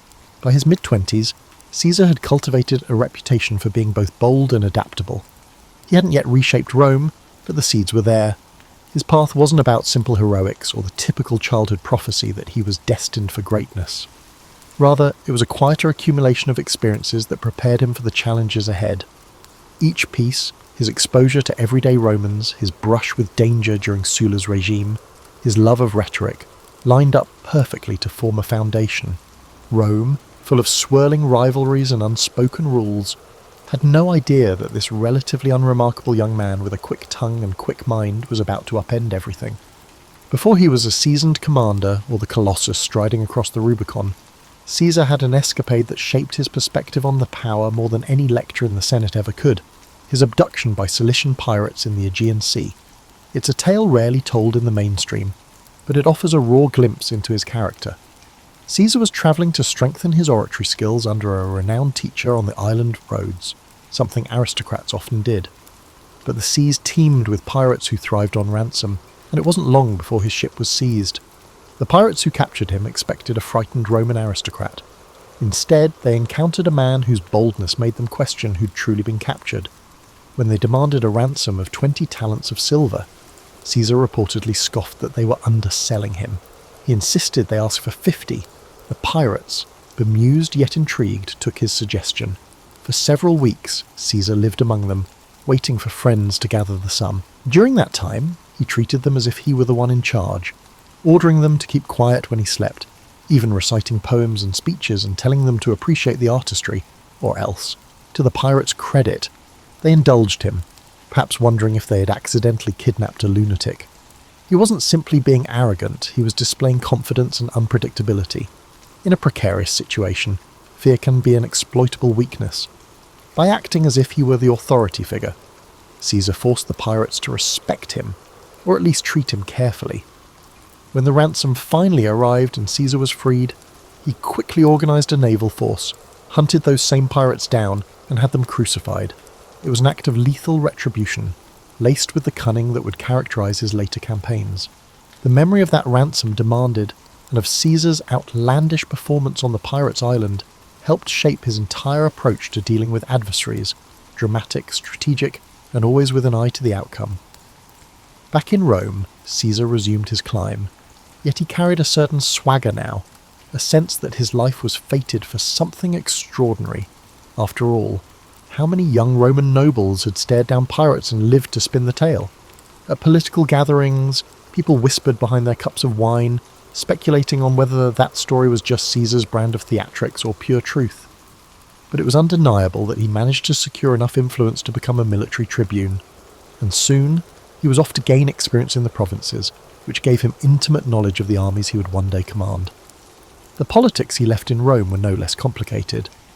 He forged a delicate pact with Pompey and Don Crassus, later known as the First Triumvirate. This was not a formal institution, but rather a private handshake that united three men with distinct strengths: Pompey's military prestige, Caesar's wealth, and Caesar's political cunning. People often assume Caesar just lucked into that arrangement, but it was actually the culmination of countless dinners, private agreements, and carefully bartered favours. Caesar knew that if he wanted to climb higher, he needed to bring Rome's big players into his corner, at least temporarily. If that meant moderating his own ambitions in the short run to secure Pompey's trust, he'd do it without blinking. With their support, Caesar aimed for a new goal, a position that would not only confer prestige, but also provide him with the chance to broaden his network and bolster his army with devoted soldiers. The governorship of Hispania Ulterior or Gaul, where fortunes could be made and reputation cemented, seemed ideal. Not only would it allow him to command armies, it would offer a stage to showcase his genius in both administration and warfare. In time, he secured the proconsulship of Gaul. Gaul was vast, populated by diverse tribes, each with its own traditions, alliances and grudges. Where lesser men might see only a frontier to exploit, Caesar saw a chessboard with dozens of moving pieces. He relished the challenge. This was, after all, the man who once calmly dined with kidnappers. Gathering legions known for their discipline and grit, he departed north, determined to do more than just play caretaker. He wanted to knit those tribes into Rome's sphere of influence, forging new roads and alliances while showcasing Roman supremacy. Before he launched significant campaigns, Caesar did his homework. He arranged meetings with tribal chiefs, listening carefully to their rivalries and hearing their pleas for Roman protection. Was it genuine concern or a ploy? Caesar would weigh each statement, reading not just the words but the shifts in tone and eye contact. If he sensed an opportunity, like a tribe longing for revenge on its neighbour, he'd promise support, extracting pledges of loyalty. In many ways, his tactics mirrored the hush-hush political dealings he'd honed back in Rome. only now the stakes were measured in thousands of soldiers and entire territories. Yet, throughout these manoeuvres, Caesar never lost sight of the persona he'd cultivated. He was no mere bureaucrat. He was that daring aristocrat who'd outwitted pirates, the dynamic orator who electrified the courts, and the cunning negotiator who'd found common ground with Pompey and Caesar. Each success in Gaul was reported back to Rome via sensational dispatches, commentarii, so written with clarity and flair. People in the city devoured them as if they were tabloid headlines. He dramatized his victories just enough to capture the public's imagination. The Senate, reading the official versions, found themselves both impressed and wary. Caesar was quickly becoming too big to ignore. These initial steps in Gaul, some alliances struck, some small skirmishes won, emboldened him. He sensed that if he could bring all of Gaul under Roman control, he'd move from being just another ambitious politician to a legendary conqueror. That knowledge spurred him on. Caesar might have left behind the pirates who once threatened him, but the memory of that captivity fueled his hunger for absolute control. If he had his way, no one, be they a tribal chief or a Roman senator, would ever have the power to hold him captive again. The Gallic Wars, as Caesar's campaigns would come to be called, weren't just about marching legions across fields and building wooden palisades. They were about psychological warfare, diplomacy, and the cunning exploitation of intertribal rivalries. Rome's dominance always hung on its ability to divide and conquer. With Caesar at the helm, that strategy took on fresh nuance. In the early phases, Caesar consolidated Roman gains by constructing a network of roads and fortifications. This was hardly glamorous labour. Roman soldiers would spend weeks hacking through forests and bogs to erect outposts, sometimes under the threat of ambush. Yet each new Roman-style fort, complete with straight lines and carefully measured intervals, sent a message of permanence. These weren't just makeshift garrisons, they were statements that Rome had come to stay. People often remember Caesar's brilliance on the battlefield, but his true strength lay in methodical organisation. He considered logistics as vital as sword and shield. The various Gallic tribes watched uneasily, some rushing to Caesar's side, others forming alliances against him. Caesar capitalised on the smallest of division. If one tribe feuded with another, he'd arrive as a peace broker, offering Roman friendship and military aid against a rival. Soon enough, the tribe would find itself bound to Caesar by mutual benefit and shackled by Roman expectations. The brilliance lay in making it seem as if the tribe had chosen this path freely. Not that Caesar's campaign was devoid of bloodshed. Certain tribes resisted fiercely, resentful of foreign occupation. The Belgae in the north, for instance, marshalled huge forces that tested Roman discipline. Caesar, never squeamish, deployed tactics to crush resistance decisively, destroying crops, capturing strategic points, and sometimes resorting to brutal reprisals that sent a chill through neighbouring tribes. He didn't revel in cruelty for its own sake, but he understood the Roman tradition of deterrence. A ferocious display could prevent a drawn-out rebellion. This approach, while effective, also laid the seeds for future animosity, especially among fierce defenders of Gallic independence like Vercingetorix. Vercingetorix was an Arvernian chieftain who recognised that the Gallic tribes needed unity more than ever. He wasn't some hot-headed bandit chief. He was methodical, charismatic, and had a strategic mind that could rival Caesar's. While Caesar was off campaigning on another front, Vercingetorix rallied disparate tribes under the banner of Gallic pride. When Caesar got wind of this resistance, he recognised at once that Vercingetorix was no ordinary adversary. The typical trick of exploiting old rivalries might not work here. The confrontation between Caesar and Vercingetorix escalated into one of the defining struggles of the Gallic Wars. Vercingetorix adopted a scorched earth policy, instructing villagers to destroy their own supplies and towns to starve the Roman legions of resources. It was a grim strategy, burning fields and uprooting harvests, but it slowed Caesar's advance, creating logistical nightmares for Roman soldiers accustomed to living off the land. For a man who prided himself on controlling every variable, Caesar found himself confronting the unpredictable factor of a charismatic local leader who matched him in cunning. Still, Caesar was a master of adaptation. Recognizing the challenge, he consolidated his troops and chose to besiege key Gallic strongholds. Most famously, he surrounded the fortress town of Alesia, where Vercingetorix had taken refuge with tens of thousands of warriors. The siege of Alesia would become a testament to Caesar's ability to think in layers. He constructed a ring of fortifications around the city to starve out Vercingetorix's forces, And, anticipating a Gallic relief army, he built another ring facing outwards to protect his legions from an attack from outside. This double fortification was an audacious engineering project, involving miles of ditches, ramparts, and watchtowers, enough to give any modern city planner pause.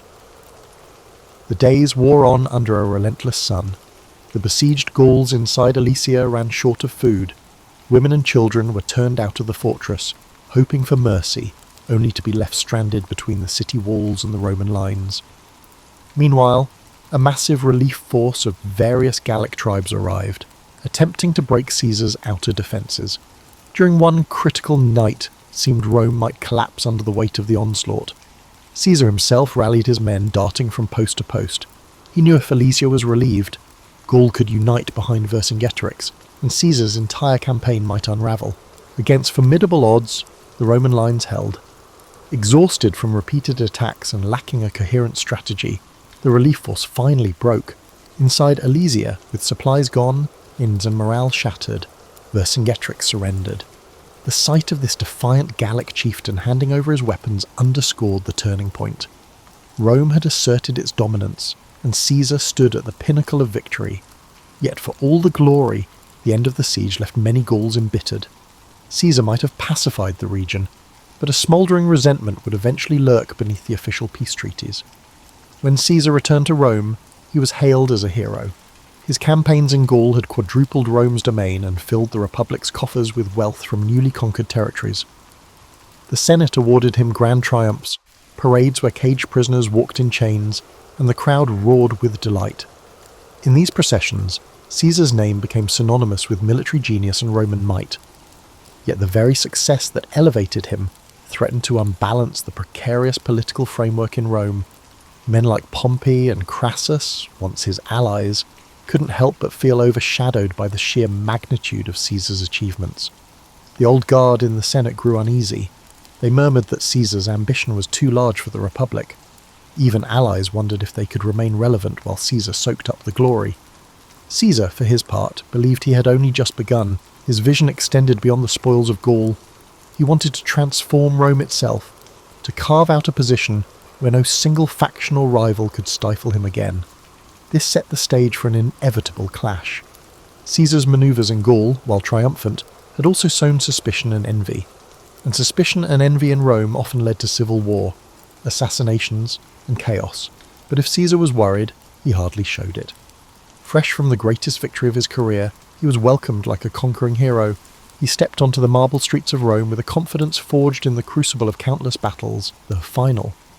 The uneasy alliance of Pompey, Crassus, and Caesar, often called the First Triumvirate, had always been a marriage of convenience. Each man saw it as a tool to secure power, but once Caesar's Gallic conquests made him the darling of the masses, resentment began to simmer. Pompey, Rome's previous superstar general, noticed public attention drifting from him to Caesar. Crassus, meanwhile, met a tragic end in an ill-advised campaign against the Parthians, leaving Caesar and Pompey as the two principal contenders for the heart of Rome. An undercurrent of tension now pulsed through the city. Senators whispered in corridors, choosing sides. Pompey cozied up to conservative factions in the Senate who viewed Caesar as a threat to the old republican system. Caesar, still away in Gaul, understood he would need to solidify his position back home soon. The term of his governorship was drawing to a close, and if he returned to Rome merely as a private citizen, his enemies could bring him to trial for various alleged misdeeds and effectively end his political career. His solution? He demanded to run for consul in absentia, seeking an extension of the immunity and power he held as proconsul. The Senate refused, with Pompey supporting that refusal. This was the point of no return. Caesar stood at the banks of the Rubicon River, the boundary beyond which lay Italy proper. Roman law was crystal clear. No general was allowed to bring his army into Italy. To do so amounted to a declaration of war. On a winter's night in 49 BCE, Caesar made his choice. He marched across the Rubicon, uttering the phrase, "Alea iacta est," the die is cast, if the anecdotes hold any truth. Overnight, Rome's system of alliances shattered. The civil war had begun. Pompey and many senators fled Rome to gather forces in the east, confident they'd muster armies far greater than Caesar's. They had the backing of traditional elites. wealthy provinces, and, they believed, time on their side. Caesar, however, wasn't known for cautious delay. He pressed forward at breakneck speed. Towns and cities along the way opened their gates, some out of admiration for Caesar, others out of fear. The unstoppable momentum took Pompey by surprise, forcing him to evacuate Italy altogether. Caesar entered Rome unopposed. But taking Rome was just the beginning. The real challenge was confronting Pompey's legions, which were regrouping in Greece. Caesar, leaving a minimal garrison behind, sailed across the Adriatic to chase down his rival. It was a frantic race, both men vying for resources and key strategic points. Caesar's forces were often outnumbered. Pompey's alliances spanned vast portions of the Republic. Yet Caesar leveraged speed, surprise, and the loyalty he'd earned from legions who'd fought alongside him in Gaul. Battles erupted across multiple theatres: Spain, Africa, and ultimately the plains of Pharsalus in Greece. The Battle of Pharsalus in 48 BCE became a defining moment. Pompey, confident in his superior numbers, formed a traditional line, anticipating a swift victory. Caesar, outmanned, arranged a reserve line of cohorts behind his cavalry on the right flank, anticipating Pompey's horsemen would try to envelop him. When the cavalry clash began, Caesar's hidden cohorts surged forward, routing Pompey's cavalry. This triggered a domino effect. Pompey's infantry, once they saw the cavalry in flight, lost cohesion. Caesar's legions, hardened by years of frontier warfare, exploited every gap. It was a massacre. Pompey escaped, but the psychological damage was done. Men who had once sworn loyalty to Pompey began to slip away or switch sides, sensing the tides of fate had turned. Pompey fled to Egypt, hoping to regroup, but the Ptolemaic officials, keen to appease Caesar, betrayed him. On his arrival, Pompey was assassinated. His head presented to Caesar as a perverse gift. Caesar was horrified. Despite their rivalry, Pompey had once been his son-in-law. Caesar's daughter Julia had been married to Pompey. Caesar publicly wept at the sight of Pompey's severed head, then ordered the execution of the men responsible for the betrayal. This act conveyed a message. Caesar might be ruthless, but he upheld the dignity of Roman nobility and detested dishonour. Egypt, however, offered its own labyrinth of politics. Cleopatra and her brother Ptolemy were locked in a power struggle. Caesar, now the most influential Roman in the region, found himself arbitrating their dispute. Cleopatra saw an opportunity. She smuggled herself into Caesar's presence, wrapped in a carpet, so the story goes, and charmed him with her intellect, wit, and grand vision for Egypt. Caesar, never one to resist audacity or intelligence, sided with Cleopatra. The pair consolidated power in Alexandria, defeating Ptolemy's forces and installing Cleopatra as queen. Their liaison was more than romantic. It was a strategic alliance that gave Caesar access to Egypt's wealth while securing Cleopatra's throne. Rome watched these events with fascination and growing anxiety.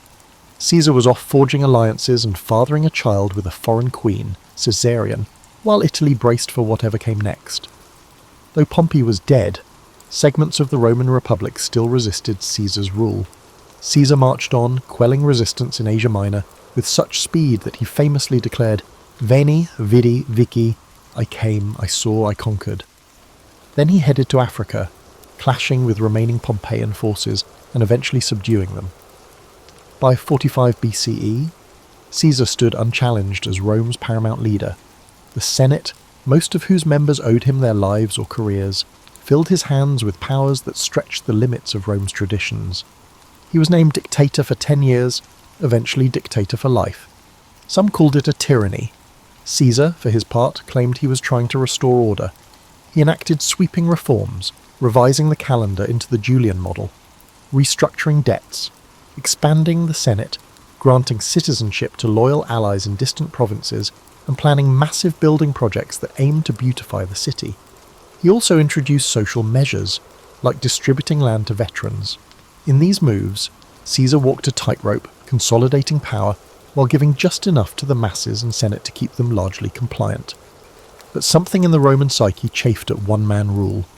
Rome prided itself on hating kings. Their entire identity was built around a republic, even if that republic was often manipulated by the powerful. Caesar's acceptance of lavish honours and his centralisation of power made some worry that he sought to crown himself. Others found him dangerously modern, someone who might change Rome beyond recognition. And behind Caesar's unstoppable force lay a silent question. Was the Republic just a stage for one man's ambition, or could it endure? When Caesar finally returned to Rome in triumph, the city was abuzz with rumours and festivals.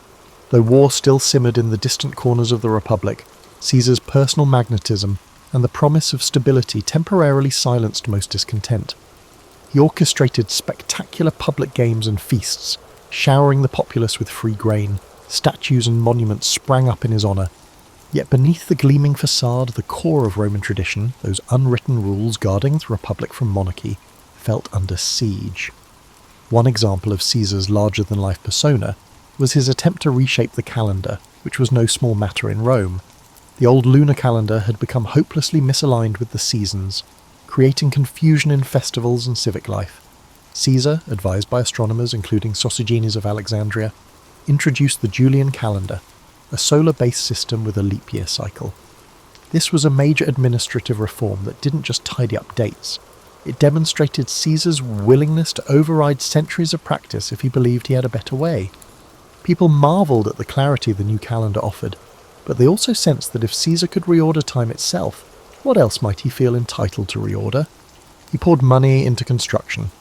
Under Caesar's direction, new buildings, temples, and public spaces sprouted, symbolising a Rome reborn. The Forum grew more magnificent. He commissioned grand projects that not only beautified the city but gave work to thousands of labourers, elevating Caesar's popularity among the common folk. At the same time, he expanded the Senate from roughly 600 to as many as 900 members, adding allies from the provinces and diluting the power of the old aristocratic families. Some saw this as an inclusive move broadening representation within the Roman state. Others viewed it as an egregious power play, a way for Caesar to stack the Senate with loyalists who owed their positions to him alone. All these changes stirred the question, was Caesar still just a leading citizen, or was he inching toward kingship? Rome had a cultural aversion to the very word rex, king. Generations were taught that their ancestors had exiled the last Roman king and vowed never to kneel before another. So when statues of Caesar began appearing in public places, crowned with diadems, some citizens felt a chill. Caesar claimed these were tokens of respect from admirers, not declarations of monarchy, but doubts lingered. At a public festival, Marcus Antonius, a favoured lieutenant, attempted to place a diadem on Caesar's head. Caesar dramatically refused, stating, "Only Jupiter is king of the Romans." But the crowd's reaction was mixed. Some cheered his refusal, others suspected a theatrical performance designed to test public opinion on a monarchy. The dissonance grew sharper as Caesar took on the title dictator for life. In theory, a dictator in Roman history was an emergency measure, appointed for 6 months in times of dire threat, and then required to relinquish power. By extending this temporary position indefinitely, Caesar strained the very definitions of Roman governance. His supporters insisted Rome needed strong leadership given all the unrest, but his critics argued that Caesar was snuffing out the Republican flame. The seeds of conspiracy began to sprout. Senators who longed for a return to the old order, such as Gaius Cassius Longinus and Marcus Junius Brutus, started meeting discreetly. Brutus stood out. He descended from Lucius Junius Brutus, the fabled founder of the Republic who drove out the ancient kings. Caesar had shown Brutus remarkable favour, even rumoured to have paternal affection for him. Yet this complicated bond didn't stifle Brutus's conviction that Caesar's power threatened the Republic's core values. Cassius, a cunning figure with a far darker edge, fanned the flames, reminding Brutus of his ancestors' legacy and the sacred duty to protect Rome from a tyrant. Meanwhile, Caesar seemed to sense an undercurrent of danger. He went about with guards, but he also believed that living in constant fear would diminish his stature. On the surface, he continued orchestrating elaborate plans. He was preparing a massive campaign against Parthia in the east, intending to surpass even Pompey's conquests. Returning to Rome from that victory, Caesar likely envisioned a final consolidation of power, an unassailable legacy.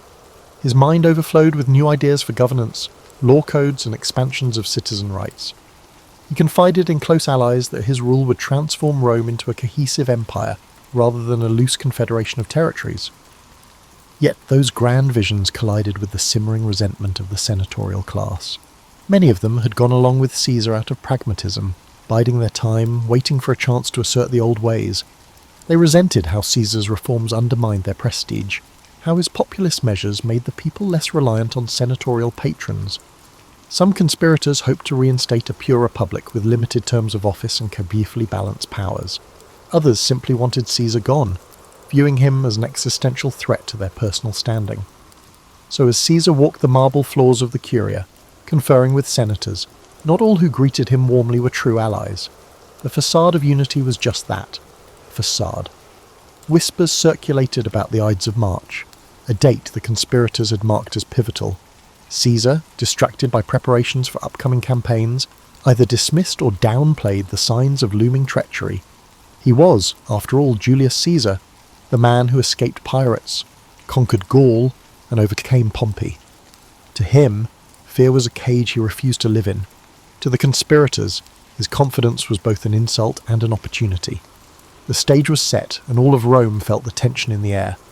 The days leading up to the Ides of March had a strange energy in Rome.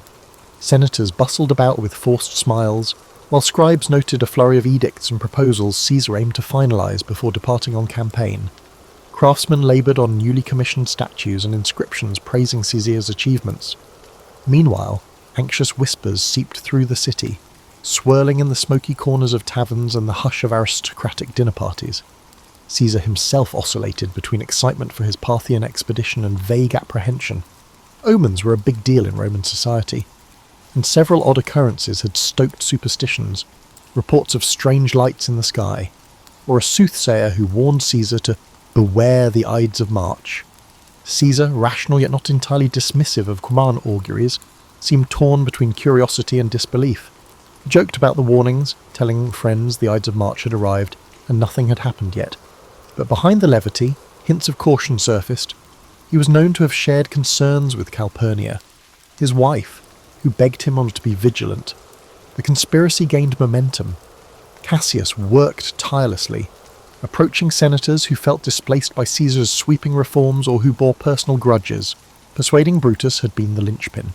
Brutus's moral standing and family legacy offered a veneer of honour to what might otherwise look like a naked power grab. With Brutus on board, recruiting others became easier. Each conspirator had different reasons. Some claimed to fight for the Republic's freedom, others sought personal gain or revenge, yet they united under a single, dramatic resolution: Caesar must be removed. One version of their plan involved attacking Caesar during a Senate session, when he would be relatively unguarded. In theory, the presence of so many senators served as a public shield. Caesar wouldn't expect a mass attack in the heart of Roman governance. The conspirators also believed that once the deed was done, they could proclaim themselves defenders of liberty, summoning the people to restore republican ideals. Despite the risk, none could deny the plan's audacious simplicity. The Senate meeting on the Ides of March beckoned like a grim appointment. The morning of the Ides arrived. Calpurnia, shaken by nightmares, implored Caesar not to go. Some historians claim she dreamed of a statue of Caesar spouting blood, or of him lying slain in her arms. Moved by her distress, Caesar initially decided to stay home, possibly rescheduling the Senate session. That alone could have altered history. But the conspirators panicked when they heard Caesar might not come. They dispatched Decimus Brutus, no relation to Marcus Brutus, but another close ally, to persuade Caesar. Decimus feigned concern that Caesar would insult the Senate by his absence, diminishing his standing right before his grand campaign. So, despite Calpurnia's pleas, Caesar relented. He donned his ceremonial toga and left for the Curia. Inside the Senate meeting, the atmosphere was thick with tension, though it started off with formalities. Caesar took his seat. A group of conspirators approached, pretending to ask a favour on behalf of a political exile. They surrounded him as if to press their case more passionately. Then, as the story goes, at a signal, daggers appeared. The first strike came from Casca, and others joined. Accounts vary. Some say Caesar tried to defend himself, others that he was too overwhelmed.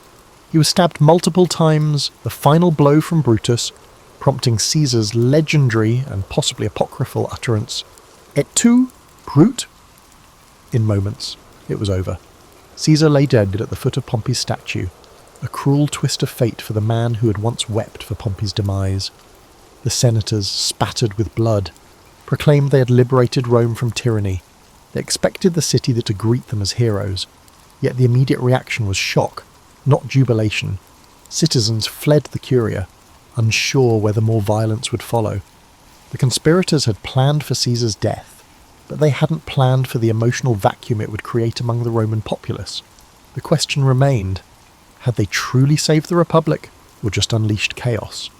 Brutus and Cassius tried to calm the city with speeches, invoking the memory of their ancestor Lucius Junius Brutus, who banished Rome's last king centuries before. They insisted they had restored the Republic, but the people had witnessed Caesar's generosity, his banquets, land distributions, public games. Many commoners revered him. Anger and sorrow brewed in the streets. Word spread of the savage butchery in the Senate. Far from celebrating the conspirators, many citizens demanded vengeance. Mark Antony, who had not participated in the conspiracy, seized this public sentiment. He delivered a funeral oration for Caesar that became legendary. Antony spoke with passion, displaying Caesar's blood-stained toga, stirring the crowd into a frenzy against the conspirators. Some historians say Caesar's body was burned in the Forum itself, with the flames fed by citizens who tossed in furniture and items as offerings. The conspirators, realizing the tide had turned, fled the city. Outrage soared, and the once proud Senate found itself overshadowed by the populist fury that Caesar had so skillfully harnessed in life. Thus, the killing that was intended to save the Republic actually accelerated its decline. Power soon consolidated not around a restored Senate, but around new strongmen: Mark Antony, Octavian, Caesar's young heir and adopted son, and others who would jockey for command in the following years. In death, Caesar had transcended mortality to become an icon, some would say a martyr, while the vision of a renewed republic, ironically, slipped further away. The aftermath of Caesar's assassination was as turbulent as any period Rome had ever seen. The city, already tense from years of civil conflict, discovered that removing one towering figure didn't automatically restore the old republic. Instead, a new power vacuum emerged, quickly filled by those with the ambition and resources to claim it. Mark Antony, Caesar's closest lieutenant, was first on the scene, leveraging his connection to the slain dictator to rally the masses, but Caesar had named a surprise heir in his will, Gaius Octavius, better known as Octavian, his grandnephew. Only 19 years old, Octavian carried Caesar's name, and soon enough, Caesar's legions would rally around him too. Brutus and Cassius fled Rome, hoping to raise armies in the eastern provinces. They published declarations defending the assassination as an act of patriotic duty, but the events in Rome worked against them. The funeral oration by Antony had painted them as traitors to Caesar, and, by extension, enemies of the Roman people. Legions loyal to Caesar scorned the conspirators. Lines hardened. Another round of civil wars seemed inevitable, as one man's ambition had morphed into a generational crisis of identity for Rome. Though Antony and Octavian initially eyed each other with suspicion, they realized they stood a better chance against the conspirators if they cooperated. Along with Marcus Lepidus, a trusted commander, they formed the Second Triumvirate. Unlike Caesar's informal arrangement, this triumvirate was legally sanctioned, granting the three men near absolute power to reorganize the state. And reorganize it they did. Prescriptions, lists of enemies of the state, were published. Men of wealth and influence found themselves outlawed. The triumvirate seized property and executed opponents, echoing the grim days of Sulla's dictatorship. The conspirators, meanwhile, mustered forces in the east, culminating in the climactic Battle of Philippi in 42 BCE.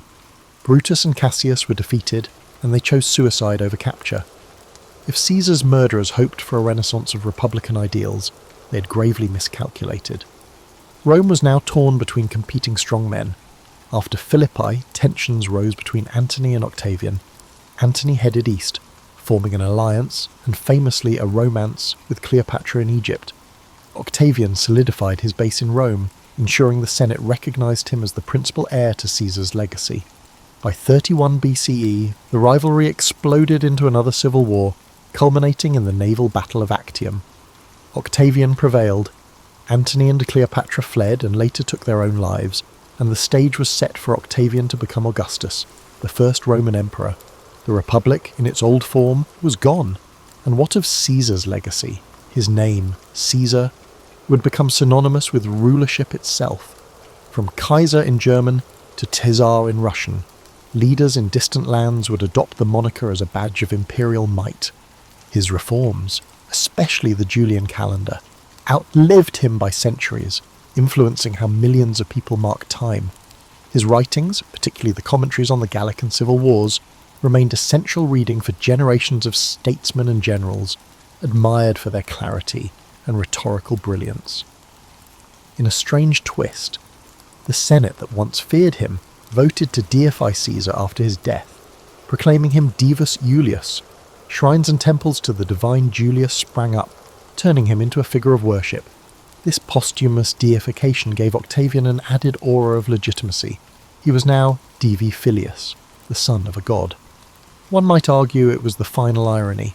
The same institution that bristled at his ambition now raised him to divine status. This transformation reflected the contradictory nature of Roman politics, practical to the core, yet steeped in superstition and reverence for signs and wonders. Public memory of Caesar remained divided. Many admired him for championing the lower classes, taking decisive action to end Rome's internal strife, and extending Roman influence abroad. Others condemned him as the man who shattered the Republic's checks and balances, making a single-man rule inevitable. Over time, historians, playwrights, and orators distilled his story into dramatic beats. The brilliant general, the cunning politician, the betrayed friend. Those wanting a moral lesson found ample material. Some used him as a warning against unchecked ambition, others as an example of visionary leadership undone by a petty jealousy. Yet there's a deeper layer to Caesar's life, one less recounted in popular lore. He was profoundly curious about the world, about languages, cultures, and the mechanics of governance. From his youth in the streets of Rome to his kidnapping by pirates, from the muddy battlefields of Gaul to the marble corridors of the Curia, he sought to understand and master every environment he touched. He wasn't content to play by the rules, he rewrote them. Not all admired his methods, but few could deny his results. For those living in Rome after Caesar's demise, daily life eventually stabilized under Augustus's reign. The city grew grander, the empire expanded, and a new system, the Principate, took shape. But an undercurrent of nostalgia persisted among some senators who recalled a republic where men like Cicero and Cato once debated the future of Rome. They wondered if, in slaying Caesar, they had severed the last chance to preserve republican dignity, or if Caesar's very presence had doomed it from the start. And so the figure of Julius Caesar stands in Roman history not simply as a conqueror or a dictator, but as a turning point. He harnessed ambition, popular support, and raw military skill to reshape the world's greatest republic. And in doing so, he cleared a path for imperial rule. Some see him as a hero visionary who expanded Rome's horizons. Others view him as the ultimate usurper, betraying the collective governance that had once defined the city's spirit. Perhaps both are true. In the end, Julius Caesar's story reminds us that history rarely lends itself to neat labels. The arcs of power, destiny, and personal will often weave together in ways that defy easy categorization. And if there's one lesson that resonates across the centuries, it might be this. When a single individual grows too large for the existing order, transformation, however exhilarating or destructive, becomes inevitable.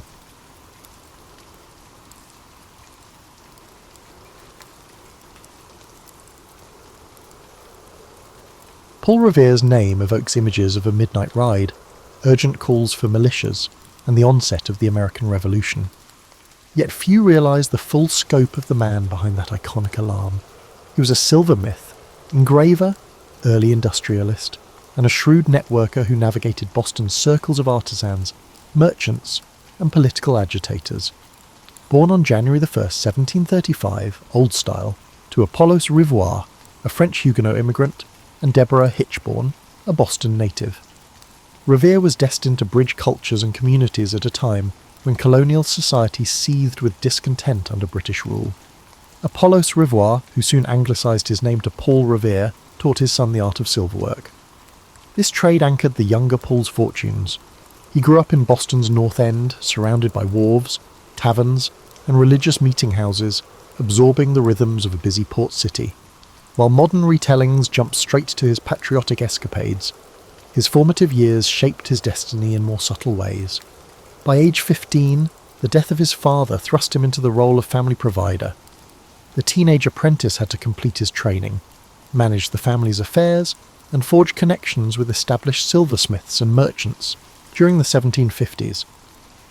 Revere served briefly in the provincial army in the French and Indian War, an experience that gave him a glimpse of Britain's broader colonial entanglements. Upon returning to Boston, he embraced the trade of silversmithing wholeheartedly, creating not just decorative pieces, but also practical items like buckles and utensils. He prided himself on detail, marketing his wares to a clientele that spanned from modest craftsmen to the colony's rising middle class. Invoices preserved from this period reveal that Revere offered credit, advanced new designs, and constantly hustled for commissions. That brand of entrepreneurial spirit would later fuel his ability to mobilize networks for revolutionary purposes. By the early 1760s, tensions simmered throughout Massachusetts. The Sugar Act, the Stamp Act, and subsequent taxes outraged merchants and tradespeople alike. Revere found himself among a group of Boston artisans who gathered at local taverns to vent frustrations. These enclaves brewed the earliest forms of organised protest. Revere soon discovered he possessed a knack for articulating grievances through his engravings.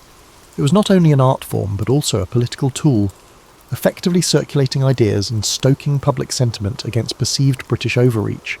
His iconic engravings of the Boston Massacre, albeit dramatised, helped radicalise many colonists. Apart from engraving, Revere proved versatile in forging social bonds. He was active in the Masonic Lodge of St Andrew, where he crossed paths with influential figures like Joseph Warren. He joined local fire clubs, an essential community fixture at a time when wooden buildings posed constant fire hazards. The same network that helped keep Boston safe from flames also functioned as a communication hub when secrecy was paramount. Revere's involvement in such clubs honed his skills at organising committees and planning contingencies.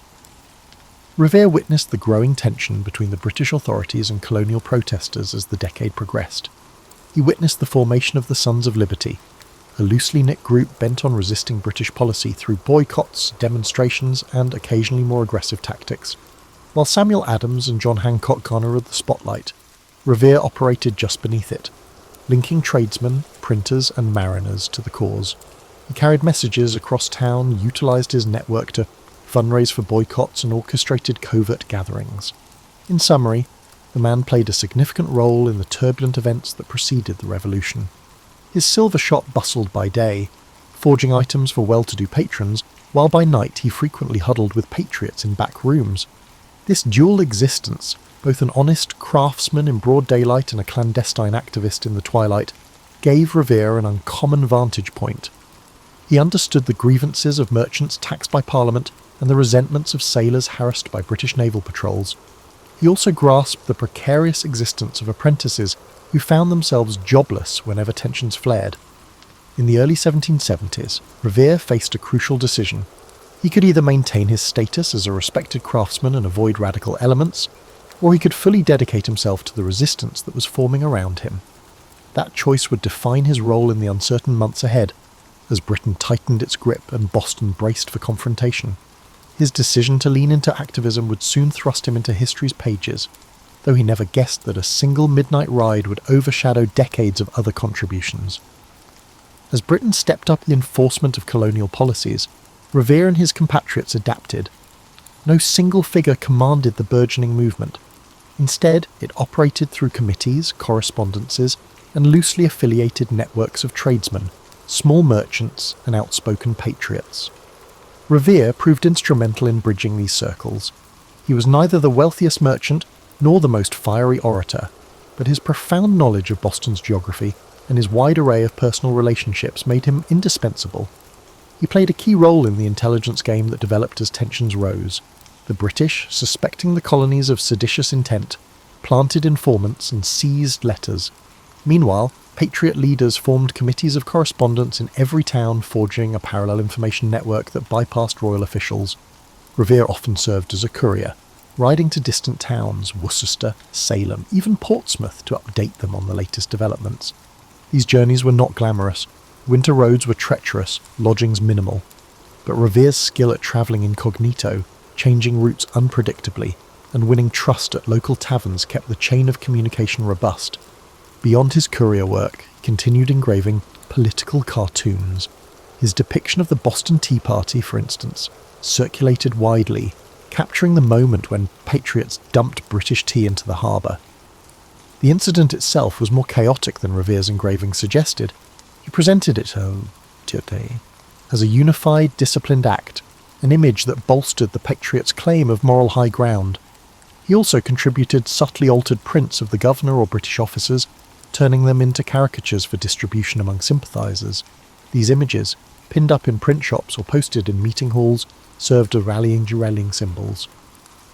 One lesser-known chapter in Revere's life involved the Suffolk Resolves, drafted in 1774 by Boston leaders. These resolutions rejected the coercive acts and called for civil disobedience. Revere was entrusted with delivering a copy to the First Continental Congress in Philadelphia.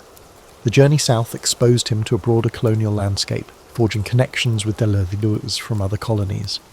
He returned more convinced than ever that Massachusetts was not alone in protesting.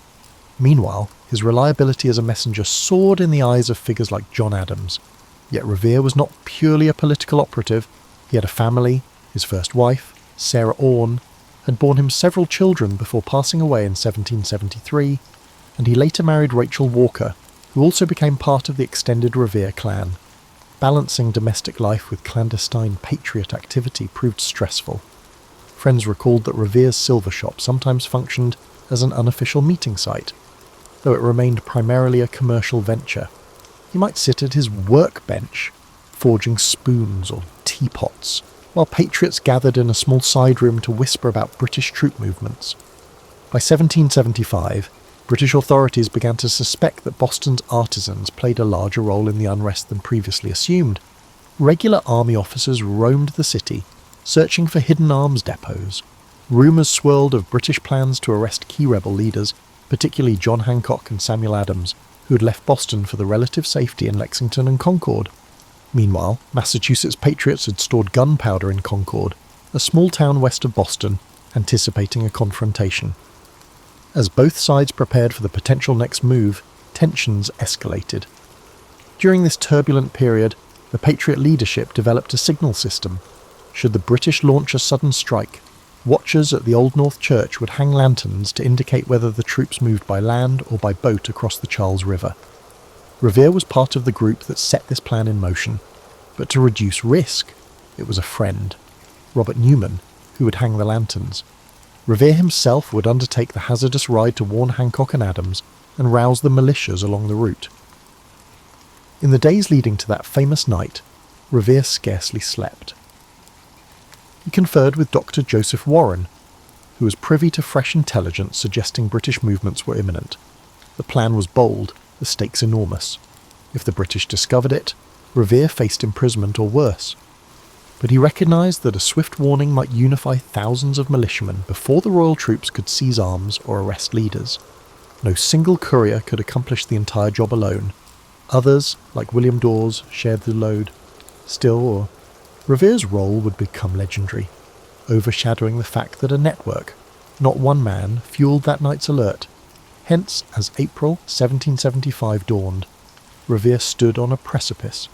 All the clandestine work, the rides to scattered towns and the coded signals at church steeples led to this juncture. The next hours would test his resourcefulness, bravery, and knack for quiet coordination, traits honed over years, now culminating in a midnight dash that would echo through American lore. On the evening of April 18th, 1775, Paul Revere prepared to leave Boston.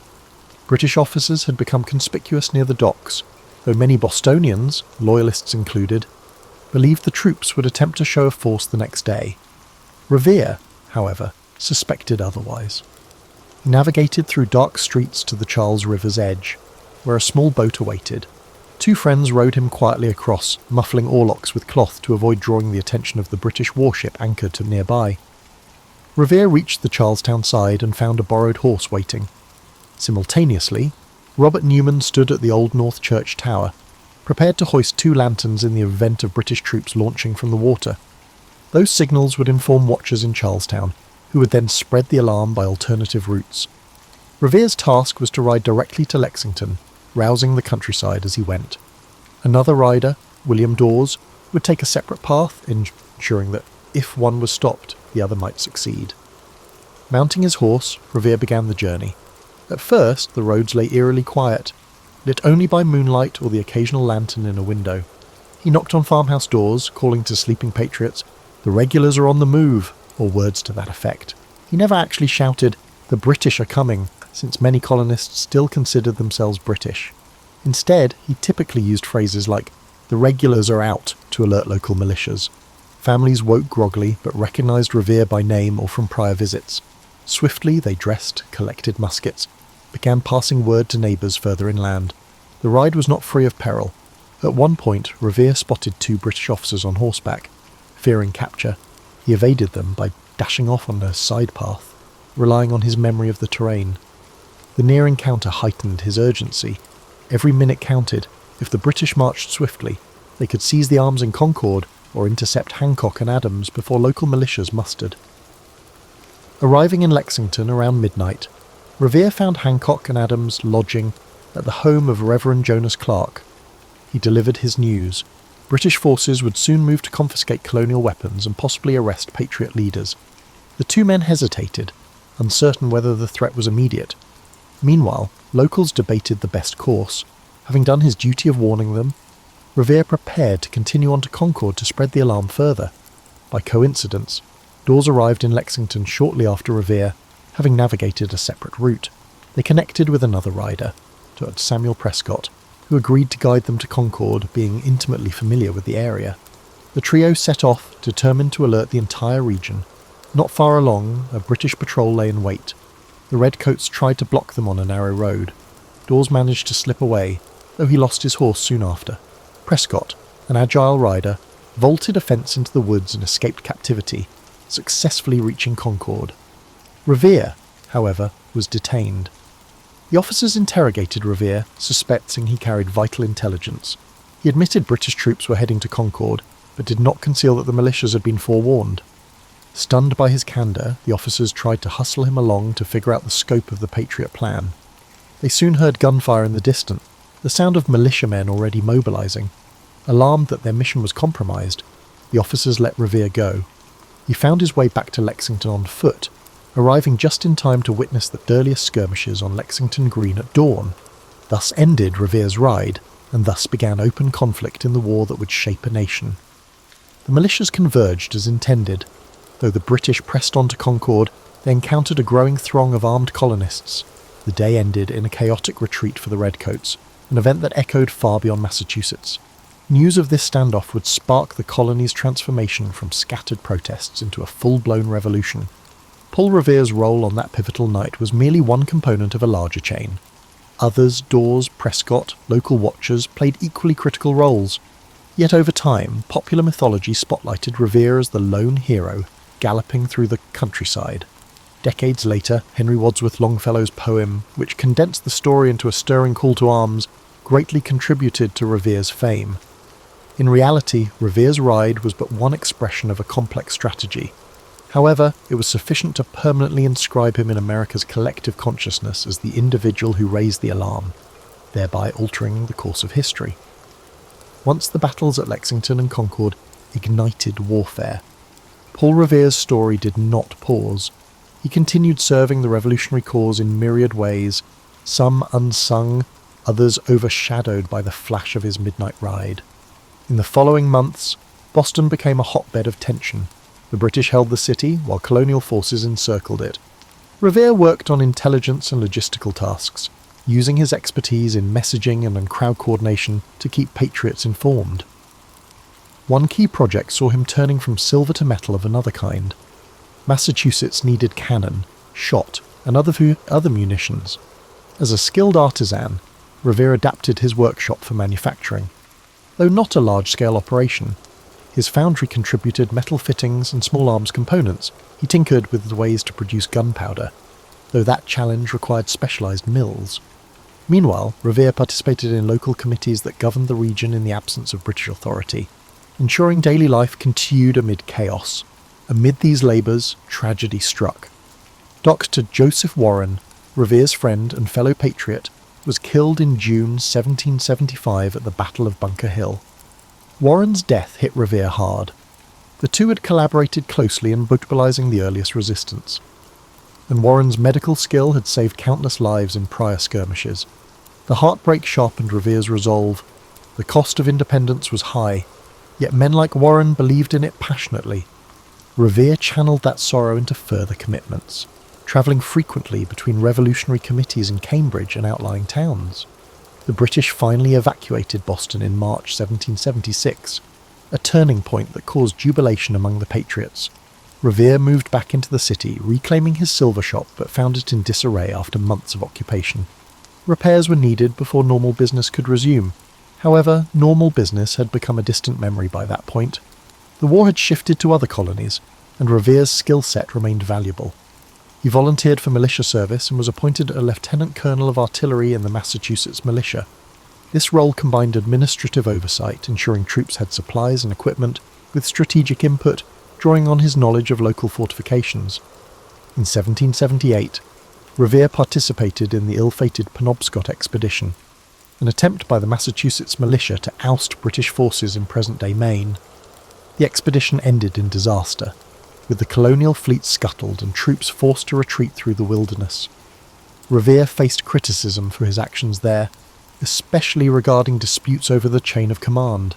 A court-martial ensued, questioning whether he had disobeyed orders or abandoned his post. While eventually exonerated, the incident left a sour note in his military career, contrasting sharply with the heroic aura of his earlier ride. Undeterred, he continued assisting in local defences, forging new connections with revolutionary leaders. In the final years of the war, Revere balanced militia duties with attempts to stabilise his personal livelihood. The prolonged conflict had disrupted normal commerce, and craftsmen across the colonies struggled. Revere's adaptability shone once more. He introduced new techniques, such as rolling copper sheets for naval use, precursor to his later achievements in metalworking that would flourish post-war. Throughout these years, Revere also engaged in the social fabric of the budding republic. He joined societies discussing ways to structure the new nation's governance. He was active in the movement that eventually produced the Massachusetts Constitution. Among his lesser-known efforts was involvement with the local intelligence apparatus to verify rumours of British espionage or infiltration. He was not a central spy master, but he knew the city intimately and could trace suspicious activity. The same street smarts that fueled his 1775 ride aided him once again. When the Treaty of Paris finally ended the Revolutionary War in 1783, Revere was approaching 50. He had served as craftsman, courier, militia officer, and community organiser, roles overshadowed by that single night's gallop into legend. Yet he emerged from the war with a moderate standing, his workshop battered, but not ruined. Boston's economy was in flux, but Revere saw opportunities ahead. He recognised that the new United States, short on domestic manufacturing, would need local industries to replace imports once supplied by Britain. Thus, as the guns fell silent, Revere pivoted from the chaos of war to the prospect of peace. He had learned about large-scale metalwork from wartime demands. Now he sought to parlay that knowledge into a business advantage. He opened new ventures, such as a hardware store and a foundry capable of casting bells and cannons. This transformation signalled his next chapter, a shift from revolutionary operative to pioneering industrialist. Despite everything, he held on to the memory of Bunker Hill, lost friends, and that ride on a moonlit night, which shaped him into a man determined to help forge a stable, prosperous future for the Republic he helped birth. In the post-war era, Paul Revere harnessed his entrepreneurial spirit to elevate Boston's manufacturing capabilities. While many Americans clung to small-scale artisanal methods, he envisioned something grander, an industrial growth that could rival Europe's established foundries.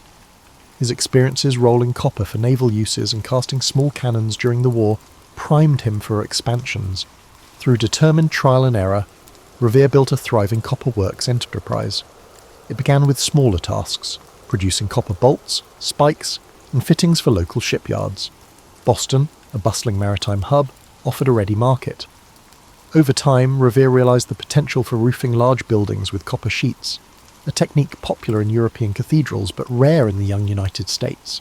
He also recognised the possibility of sheathing the hulls of wooden ships with copper to prevent wood-boring pests and reduce marine growth.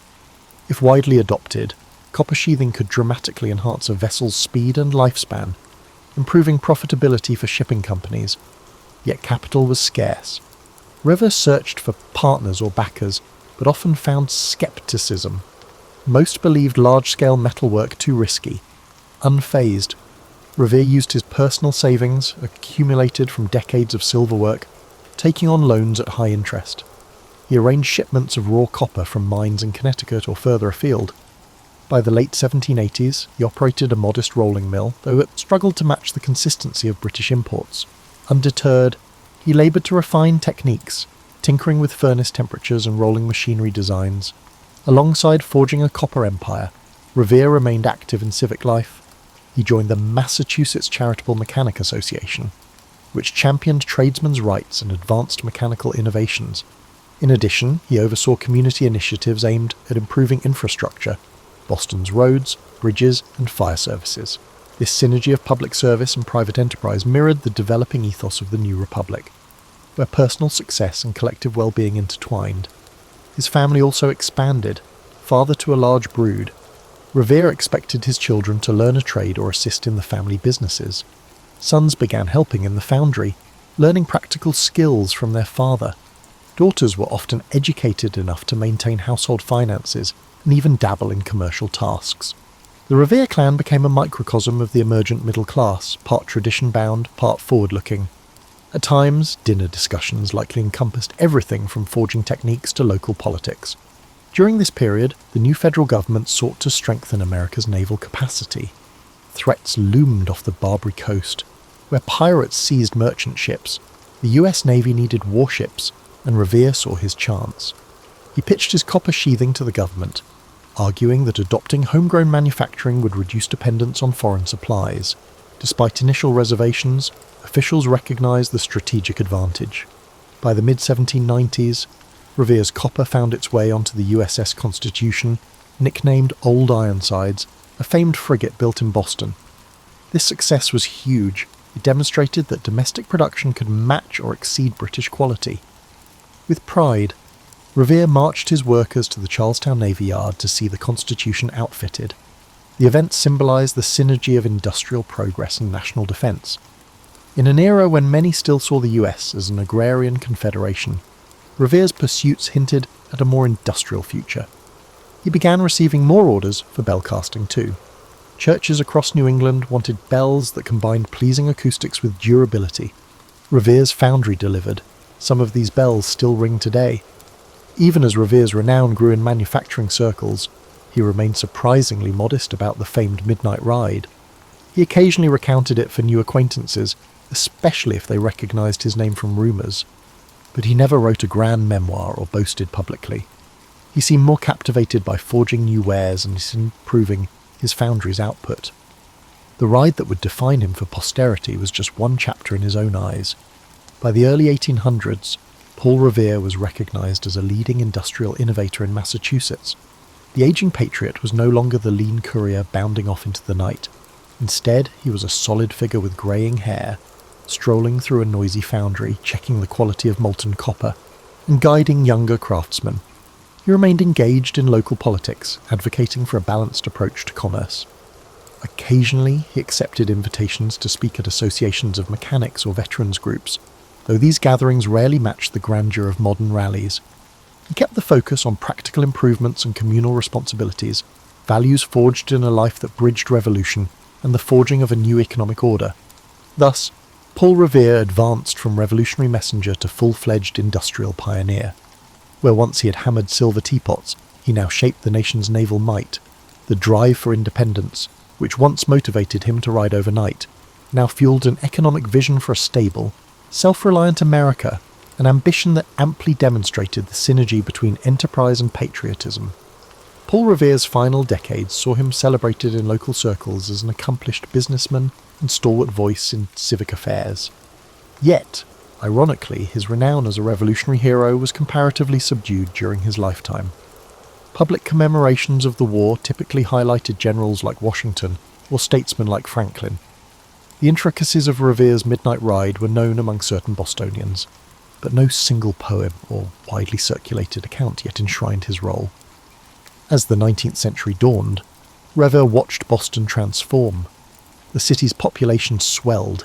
New commercial opportunities arose along the waterfront. He kept pace with these changes, updating his foundry's techniques and occasionally patenting innovations. He also mentored younger artisans, passing along the same ethos of diligence and community-mindedness that guided him. In quiet moments, he reflected on friends lost or scattered by war, on how an unassuming silversmith like him once walked a perilous line between colonial law and rebellion. His personal life remained anchored in family. By now, multiple children assisted in the foundry. Grandchildren scampered through the workshop yard, occasionally mesmerised by glowing furnaces. Revere, though stern about safety, allowed them glimpses of the molten copper, hoping to spark curiosity rather than fear. Letters from this period reveal a man juggling paternal pride, financial concerns, and deep gratitude for living to see an independent republic flourish. He occasionally travelled to observe new industrial sites. One visit to Philadelphia's ironworks fascinated him. He swapped notes with other entrepreneurs about scale, costs, and workforce management. Everywhere he went, people recognised him as that Boston craftsman who had helped found an American manufacturing base. At dinners or tavern gatherings, he sometimes heard recollections of the Revolution, with others praising famous generals while Revere politely listened. If asked directly about April 18th, 1775, he'd share details, but mostly he avoided embellishment. He never sought to overshadow the memory of the many patriots who fought and fell after that fateful night. In 1811, Revere decided to retire officially from daily management, handing control of the foundry to his sons and other trusted associates. By that point, his name carried weight in commercial contracts. The Revere brand, as it were, gave assurance of quality, freed from the grind of business. He spent more time reflecting on the young nation's political evolution. The War of 1812 erupted soon after, pitting the US again against Britain. From his vantage, Revere found it both disheartening and validating. Disheartening that conflict re-emerged, yet validating because it underscored the importance of domestic industry in times of strife. Despite his advanced age, Revere occasionally wrote letters of encouragement to militia officers, reminding them of the vital role local defence played during the earlier revolution. He also supported volunteer committees raising funds for fortifications. Not being active on the front lines, he remembered the lessons of 1775. Local preparedness could significantly influence the outcome. Some historians note that behind the scenes, Revere's foundry contributed cannon parts for the war effort, though on a smaller scale than before. Paul Revere died on May 10th, 1818, at the age of 83. Obituaries in Boston newspapers praised him as a master silversmith, an industrious founder, and a patriot of the Revolution, but they offered only cursory mention of his midnight ride. Instead of mourning a legendary figure, the city mourned a respected community pillar. Indeed, Revere's funeral was a modest affair attended by family, friends, and fellow artisans. To them, he was old Mr. Revere, wise in counsel, unwavering in principles.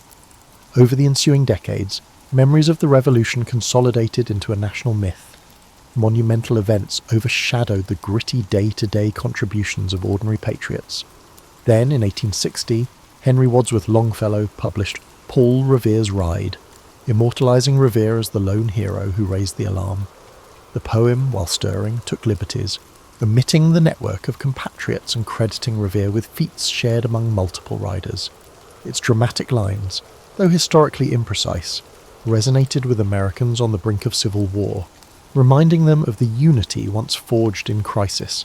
Thus, ironically, Revere's posthumous fame soared to heights he never experienced while alive.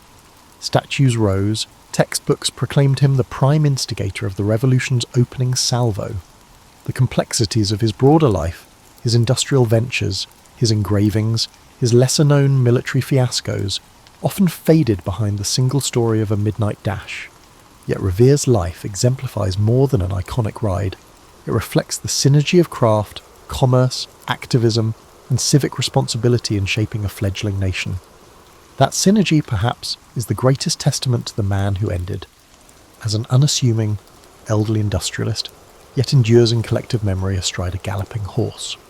Long after Paul Revere's passing, historians pieced together a fuller portrait of his life, transcending the narrow lens of that famous ride. Documents emerged, shop ledgers, personal letters, court-martial records from the Penobscot expedition, showcasing a man constantly evolving with the times. Such evidence clarified that Revere's significance lay not in one heroic night, but in a sustained commitment to building community ties, forging new industries, and championing a cause he believed just. In modern Boston, tourists throng the Freedom Trail, winding past sites like the Old North Church, where docents recount the signal lanterns. Revere's house, painstakingly preserved, stands as an example of 17th century architecture adapted by an 18th century craftsman.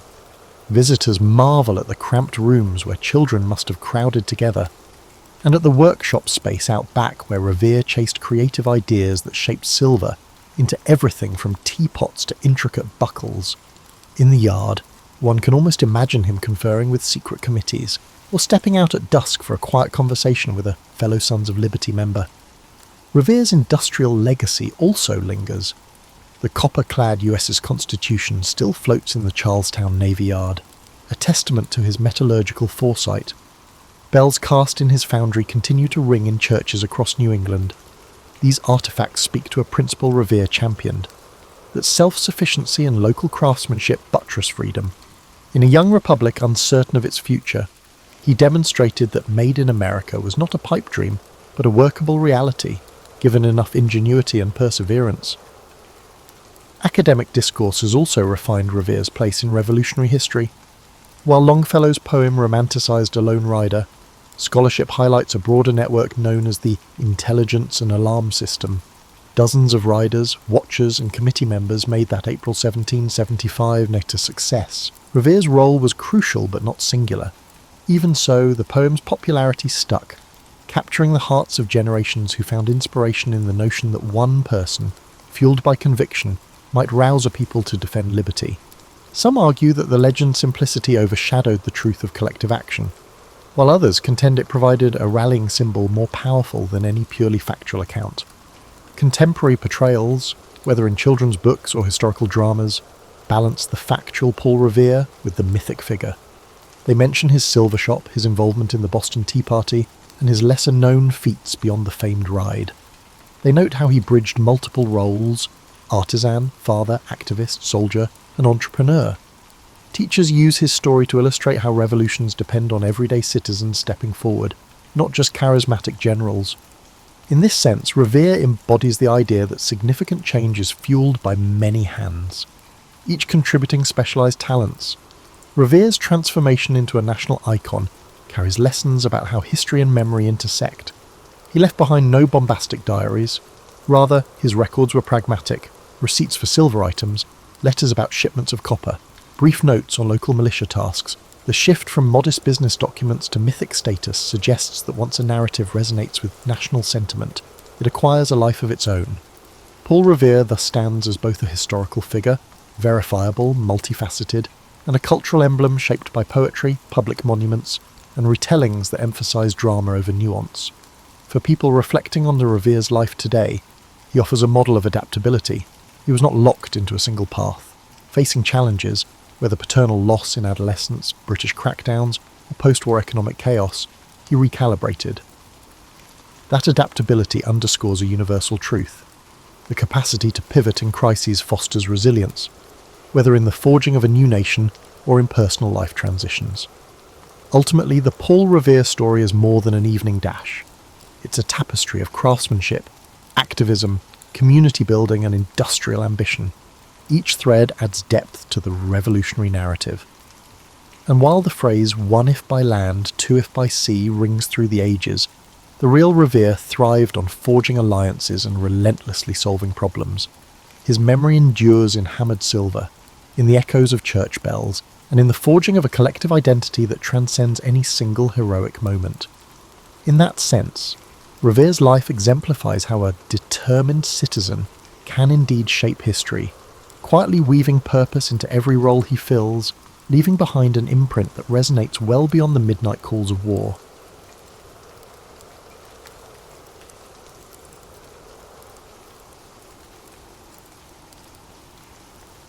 Picture yourself settling into the evening warmth of your shelter 30,000 years ago. The fire crackles softly beside you, casting dancing shadows on stone walls that have become more familiar than any home you've ever known. Outside, the wind carries a different song than it did in your grandfather's time. Sharper, colder, with an edge that speaks of changes your people are still learning to understand. You weren't born when the world began its slow slide toward endless winter.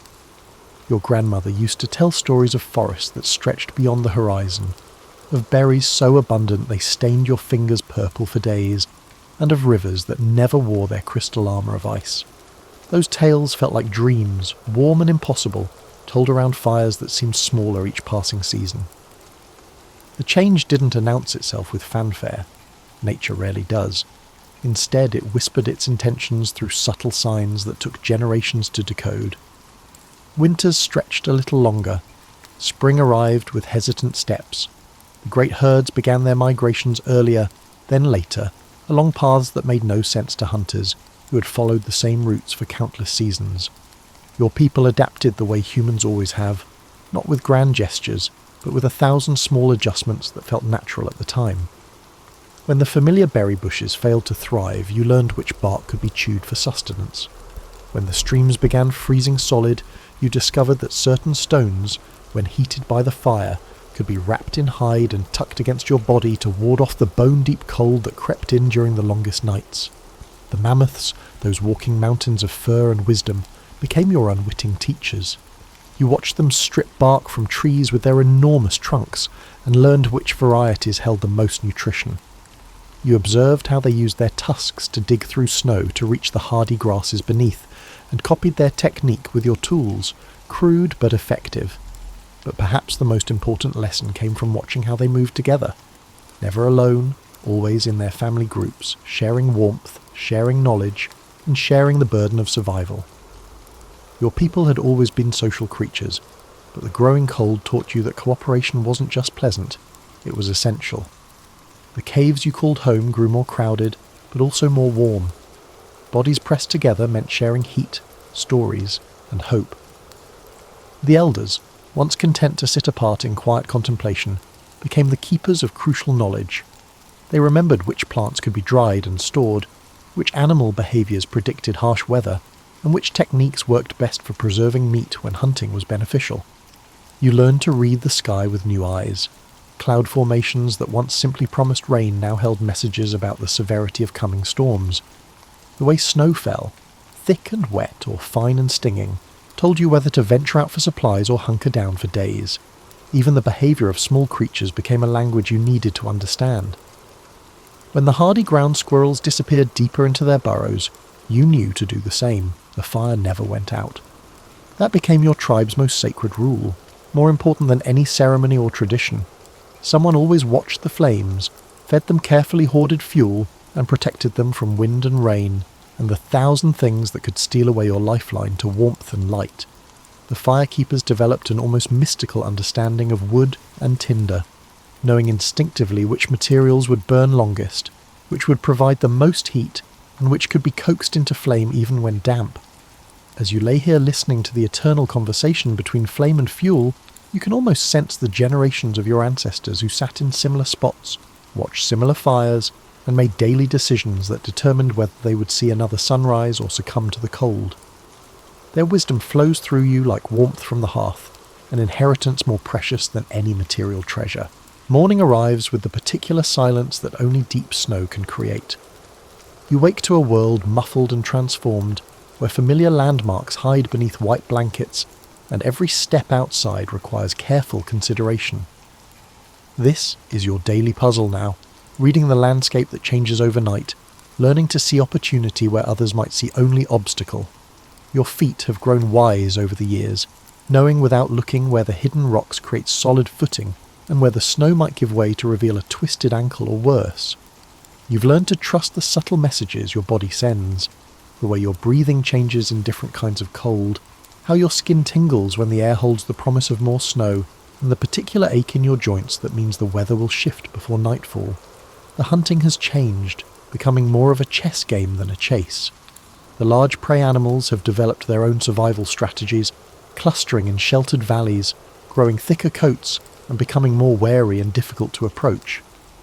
But you've noticed something interesting. They're also becoming more predictable in some ways. Desperation creates patterns, and trends create opportunities for those patient enough to observe and learn. You've found that tracking in snow presents both advantages and challenges compared to the mud during warmer seasons. The prints tell clearer stories, how long ago the creature passed, whether it was healthy or struggling, and whether it was alone or part of a group. However, snow also deceives, shifting and drifting, concealing tracks or generating false ones as wind patterns manipulate the accumulated powder. The smaller prey has become your specialty. Rabbits, ptarmigan, and the occasional beaver, when you can find open water, are creatures that might have gone unnoticed in times of plenty, but now represent the difference between a successful day and an empty belly. You've learned to think like them, to understand how they move through their frozen world, where they shelter, and what drives them from safety into the open where patient hunters wait. Ice fishing has become an art form in your tribe. The elders teach youngsters to read the ice like a book, where it's thick enough to support a person's weight, where the fish gather in the deeper pockets that don't freeze solid, and how to cut holes without creating dangerous weaknesses in the surface. There's a meditative quality to sitting beside these holes, wrapped in furs, waiting for the subtle tug that means dinner. But perhaps the most crucial skill you've developed is the ability to recognise what you call gift days. Those unexpected breaks in the weather when the sun shines with almost forgotten warmth, when the wind dies down to a whisper, when the world briefly remembers what kindness feels like. These days are precious beyond measure, opportunities to venture farther from shelter, check trap lines, and gather the last stubborn berries that somehow survived the latest freeze. On gift days, you can almost pretend that this endless winter might be temporary, that somewhere beyond the horizon, the world still holds green places where life continues in the old ways. But you've grown too wise to let such thoughts linger long. Hope is useful, but only when balanced with realistic preparation for what tomorrow might bring. The night sky has become your calendar and compass. With so many landmarks buried under snow, navigation relies more heavily on the stars that shine with crystalline clarity through the cold, thin air. You've learned constellations your grandmother never needed to know, and seasonal patterns that help track the slow passage of time when each day blends into the next in an endless cycle of survival tasks. Your hands have become tools as specialised as any carved implement. Your fingers can detect the difference between snow that will compact into building material and snow that will only frustrate construction efforts. Your palms can gauge the heat radiating from stones around the fire, knowing precisely when they're ready to be wrapped and used for warming beds or drying damp clothing.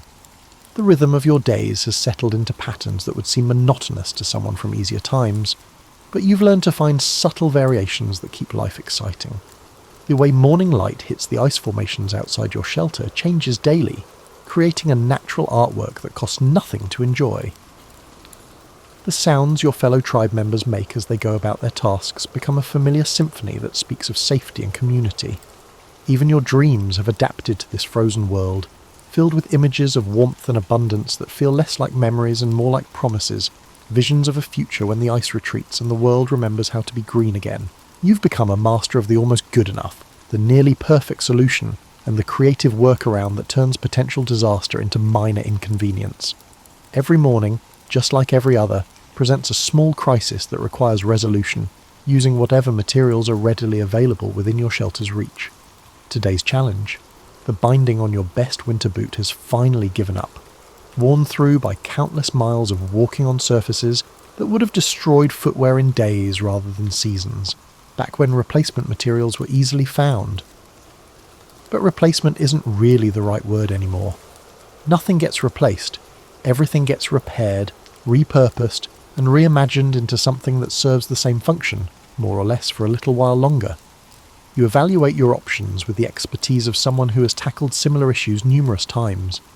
The leather strips you've been saving might work, but they're earmarked for a repair to the shelter's door covering that becomes more urgent with each windstorm. The sinew from last week's successful hunt is already spoken for. Promise to reinforce the handles on tools that can't afford to fail at crucial moments. Then you remember the inner bark technique one of the elders demonstrated last autumn, back when such knowledge felt like intriguing trivia rather than essential survival skills.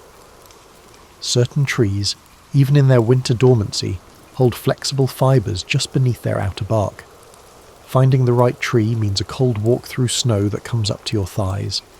but the alternative is spending the rest of winter with inadequate footwear, which isn't really an alternative at all. The expedition becomes an opportunity to check the trap lines you set 3 days ago, a hopeful exercise that pays off more often than you might expect. Small creatures continue to move through their frozen world, following needs and instincts that make them predictable to anyone who has learned to think like prey rather than predator. You find evidence of activity, tracks that speak of desperate hunger overcoming natural caution, the kind of desperation that drives animals into situations they would normally avoid. This knowledge feels like holding a secret, understanding something about how survival changes behaviour in ways that can be anticipated and used. The bark harvesting requires patience and technique that would have baffled your younger self. If you are overly aggressive, you risk damaging the tree beyond its capacity to recover when the warmer weather returns. If you are overly cautious, you may not obtain sufficient material to justify the effort. The balance point exists in that narrow space between waste and want, the place where most of your decisions live these days. Back at the shelter, the work of preparation begins. You must process, soften, and braid the bark to make it sturdy enough to withstand another season of rigorous use. Your hands know this work intimately now, fingers moving with practiced efficiency, while your mind wanders to other problems that need solving. The food stores require constant attention and creative management. What seemed like adequate supplies when the snow began to fall now need to be stretched further than originally planned. You've learned to make soup from ingredients that would have been discarded in easier times, bones boiled until they release every possible nutrient, vegetation that provides bulk if not flavour, and combinations that work better than their individual components suggest they should. But perhaps the most important thing you've learned is how to turn scarcity into a kind of game. Discovering innovative methods to utilise well-known materials turns into a challenging task that is rewarding in its own right. Creating comfort from unlikely sources develops into a skill set that makes you valuable to your community in ways that go beyond simple survival. The evening fire becomes your workshop, a place where damaged items get evaluated for repair potential, where materials get sorted and assessed for future projects, and where the day's small victories get shared with others who understand the satisfaction of making something work when it really shouldn't. Your fellow tribe members have developed their own specialties born from necessity. One member of your tribe discovered how to make glue from fish bones and tree sap. One individual has mastered the art of weaving grass into waterproof containers. The individual who learned to predict weather changes by watching how the smoke from your fire behaves in different atmospheric conditions. These skills create a web of interdependence that makes everyone more secure. When your boot repair technique works perfectly, others learn from watching. When someone else solves a problem you've been struggling with, the knowledge becomes shared property, part of the collective wisdom that keeps the group alive. The satisfaction that comes from successful improvisation feels different from any pleasure you experienced in easier times. It's deeper, more fundamental, tied to the basic animal pleasure of continued existence. Each small solution builds confidence for facing the next challenge, creating a foundation of competence that makes even serious problems feel manageable. Tonight, as you test your repaired boot and find it solid, flexible and ready for whatever tomorrow's journey demands, you realise that this forced creativity has changed you in ways that go beyond simple skill acquisition. You see possibilities where others might see only problems and opportunities where others notice only obstacles. The morning you wake to find the valley empty of the great caribou herd hits like a physical blow to your stomach. For 6 seasons, their migration through your territory had been as reliable as sunrise, providing meat, hide, bone, and antler. Essentially everything your people needed to survive another harsh winter cycle. But nature, as you've learned repeatedly, makes no promises about consistency. Standing at the edge of what had been their feeding ground, you read the story written in disturbed snow and scattered droppings. They were here 3 days ago, maybe 4. Then something. Weather pattern, predator pressure, or simply some instinct bred into them over thousands of years, convinced them to alter a route that had seemed permanent as the mountains themselves. Your tracking party spreads out, looking for clues about which direction they chose, but the recent snowfall has obscured most signs.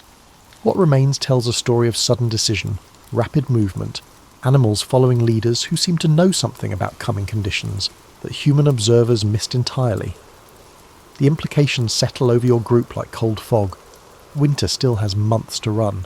and the stored supplies that seemed adequate when supplemented by predictable hunting now look disturbingly insufficient. This is the kind of crisis that separates surviving tribes from those that become cautionary tales told around other people's fires. But panic serves no purpose, and your people have faced resource crises before.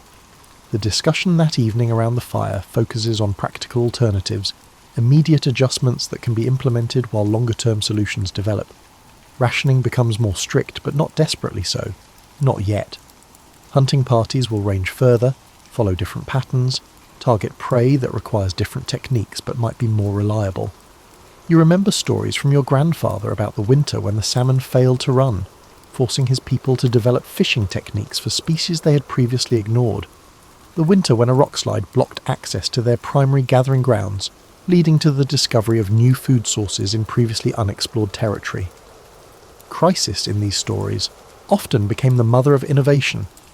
The small game hunting intensifies, becomes more systematic and scientific.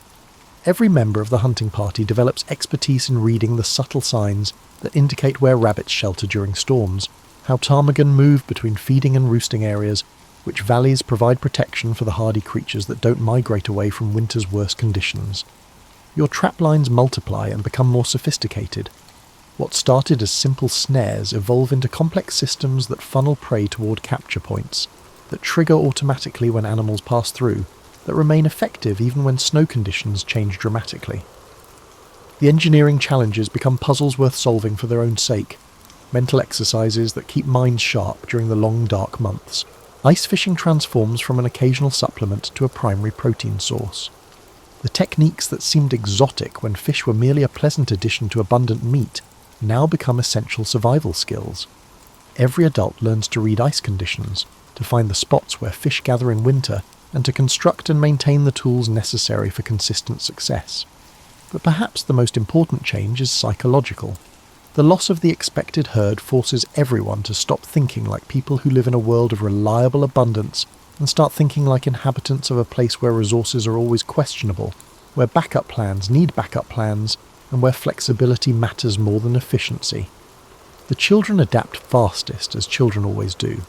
They turn the new hunting techniques into games, compete to see who can spot the most promising trap locations, and treat the challenge of finding food in an apparently empty landscape as an adventure rather than a crisis. Their enthusiasm becomes infectious, reminding the adults that innovation can be fun even when motivated by necessity. New alliances form with neighbouring groups. Information about game movements becomes currency traded for access to different hunting territories, knowledge about food preservation techniques, and stories about how other tribes have handled similar challenges. Isolation, which might have seemed like safety in easier times, now feels like dangerous vulnerability. The season progresses with a rhythm different from previous winters, less predictable, but somehow more intriguing. Each successful hunt feels like a small victory worth celebrating.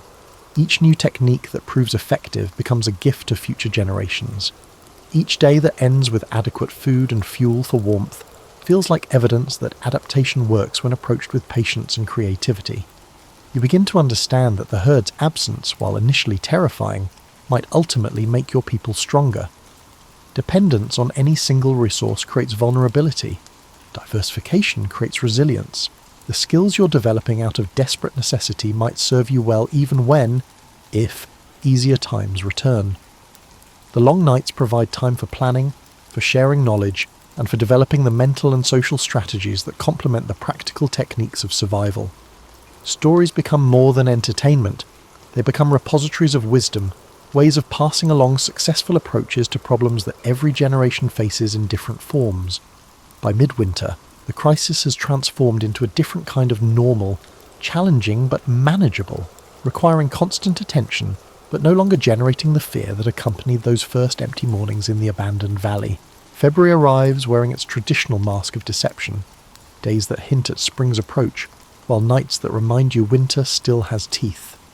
Your people call this the hunger moon, when stored supplies run lowest and hunting becomes most difficult, when the gap between what you have and what you need grows wide enough to keep everyone awake listening to their stomachs argue with their resolve. The morning ritual of inventory has become a meditation on scarcity. You count dried strips of meat that have grown steadily smaller and tougher. Examine preserved berries that looked abundant in the autumn, but now seem pitifully few, and assess the remaining cache of nuts and seeds that represent your backup plan. Mathematics has never felt so personal or so urgent. But hunger, you've discovered, is not the simple thing you once thought it was. There's the immediate hunger that follows a missed meal, sharp and demanding attention. There's the deeper hunger that comes from weeks of reduced portions, a gnawing companion that colours every decision and makes concentration difficult. And then there's what you've come to think of as smart hunger, the alert awareness that comes when your body begins operating with the heightened efficiency of an organism fighting for survival. Smart hunger sharpens your senses in unexpected ways. Sounds become clearer, smells more distinct, and visual details that would normally escape notice suddenly seem important and worth remembering. Your body learns to extract maximum value from every calorie, allowing it to function effectively on less fuel than you would have thought possible. It's uncomfortable, but it's also oddly educational. The hunting party's success rates have improved dramatically over the past month, but not in ways that would have been predictable earlier. The large game remains scarce and unpredictable, but your understanding of small prey has evolved to an almost supernatural level. You can predict with remarkable accuracy where rabbits will be moving at different times of day, which areas will hold ptarmigan after different weather patterns, and how ice conditions affect fishing success. Your trap lines have become works of art, efficient systems that seem to catch animals almost by magic, but actually work through careful observation of animal behaviour patterns. You've learned to think like prey, to understand how hunger affects decision-making in creatures whose survival depends on avoiding exactly the kind of traps you're setting. The psychological aspects of hunger management become as important as the physical ones. Mood regulation, energy conservation, and maintaining hope when circumstances suggest despair. These skills develop alongside the practical techniques of finding food. The evening gatherings around the fire serve purposes that go beyond sharing warmth and light. They become group therapy sessions where people share strategies for coping with discomfort and techniques for maintaining mental clarity when the body's running on reserves. Food preparation has evolved into high art. Every scrap gets used, every possible nutrient extracted, every meal planned to provide maximum satisfaction from minimum ingredients. Soups that would have seemed thin and inadequate in times of plenty now taste rich and nourishing. Combinations of ingredients that would never have been tried when better options were available turn out to create surprisingly satisfying meals. The children handle the situation with remarkable grace, perhaps because they lack adult memories of easier times for comparison. They approach each meal as adequate rather than insufficient, accept smaller portions as normal rather than hardship, find entertainment in the creative food combinations that necessity produces. Their resilience becomes a source of strength for adults who struggle more with the psychological aspects of scarcity. But perhaps the most remarkable change is how the community is drawn closer together. Shared hardship creates bonds that comfortable times never forge. People who might have had minor conflicts in easier circumstances now focus entirely on mutual support. Individual competitiveness gives way to group cooperation, since everyone understands that the survival of each depends on the survival of all. Information sharing becomes more complete and systematic. Successful hunting techniques get demonstrated and practiced until everyone masters them. Food preservation methods get refined through group experimentation. Even small discoveries, a new plant that can be eaten safely, a different way to prepare familiar ingredients, get communicated quickly throughout the group. The daily routine has adapted to conserve energy while maintaining necessary activities. Movement becomes more economical, with fewer unnecessary trips outside the shelter, more careful planning of essential tasks. Rest periods are scheduled to maximise recovery, work periods organised to use available energy most efficiently. Sleep patterns change in interesting ways. The long nights that once seemed oppressive now feel like opportunities for deep rest that helps the body manage stress and conserve resources. Dreams become more vivid, perhaps because the sleeping mind has fewer distractions from hunger and discomfort. Some people report dreams that seem to provide useful information about finding food or solving practical problems.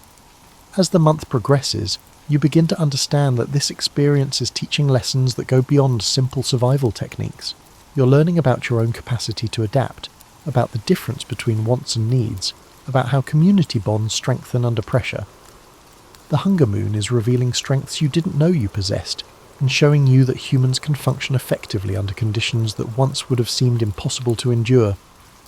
The anticipation of spring takes on meanings that city dwellers could never understand, becomes a hope so fundamental it feels like prayer. The first sign comes not through sight or sound, but through something deeper, a subtle shift in the quality of light that your winter-trained senses detect before your conscious mind processes what has changed. The snow still falls, the wind still carries its bitter edge, but something in the air whispers of transformation beginning in ways too small to see, but too important to ignore. You notice it first in the behaviour of the small creatures, whose survival depends on reading environmental cues with absolute accuracy. The Arctic foxes seem less desperate in their hunting, moving with a confidence that suggests they sense abundance coming. The ravens, those black-winged prophets of change, gather in larger groups and call to each other in patterns that sound almost celebratory. The ice on the streams begins singing different songs. Where it once groaned with the solid weight of deep freeze, it now produces subtler sounds, tiny cracks and shifts that speak of expansion and contraction, of a frozen world beginning to remember flexibility.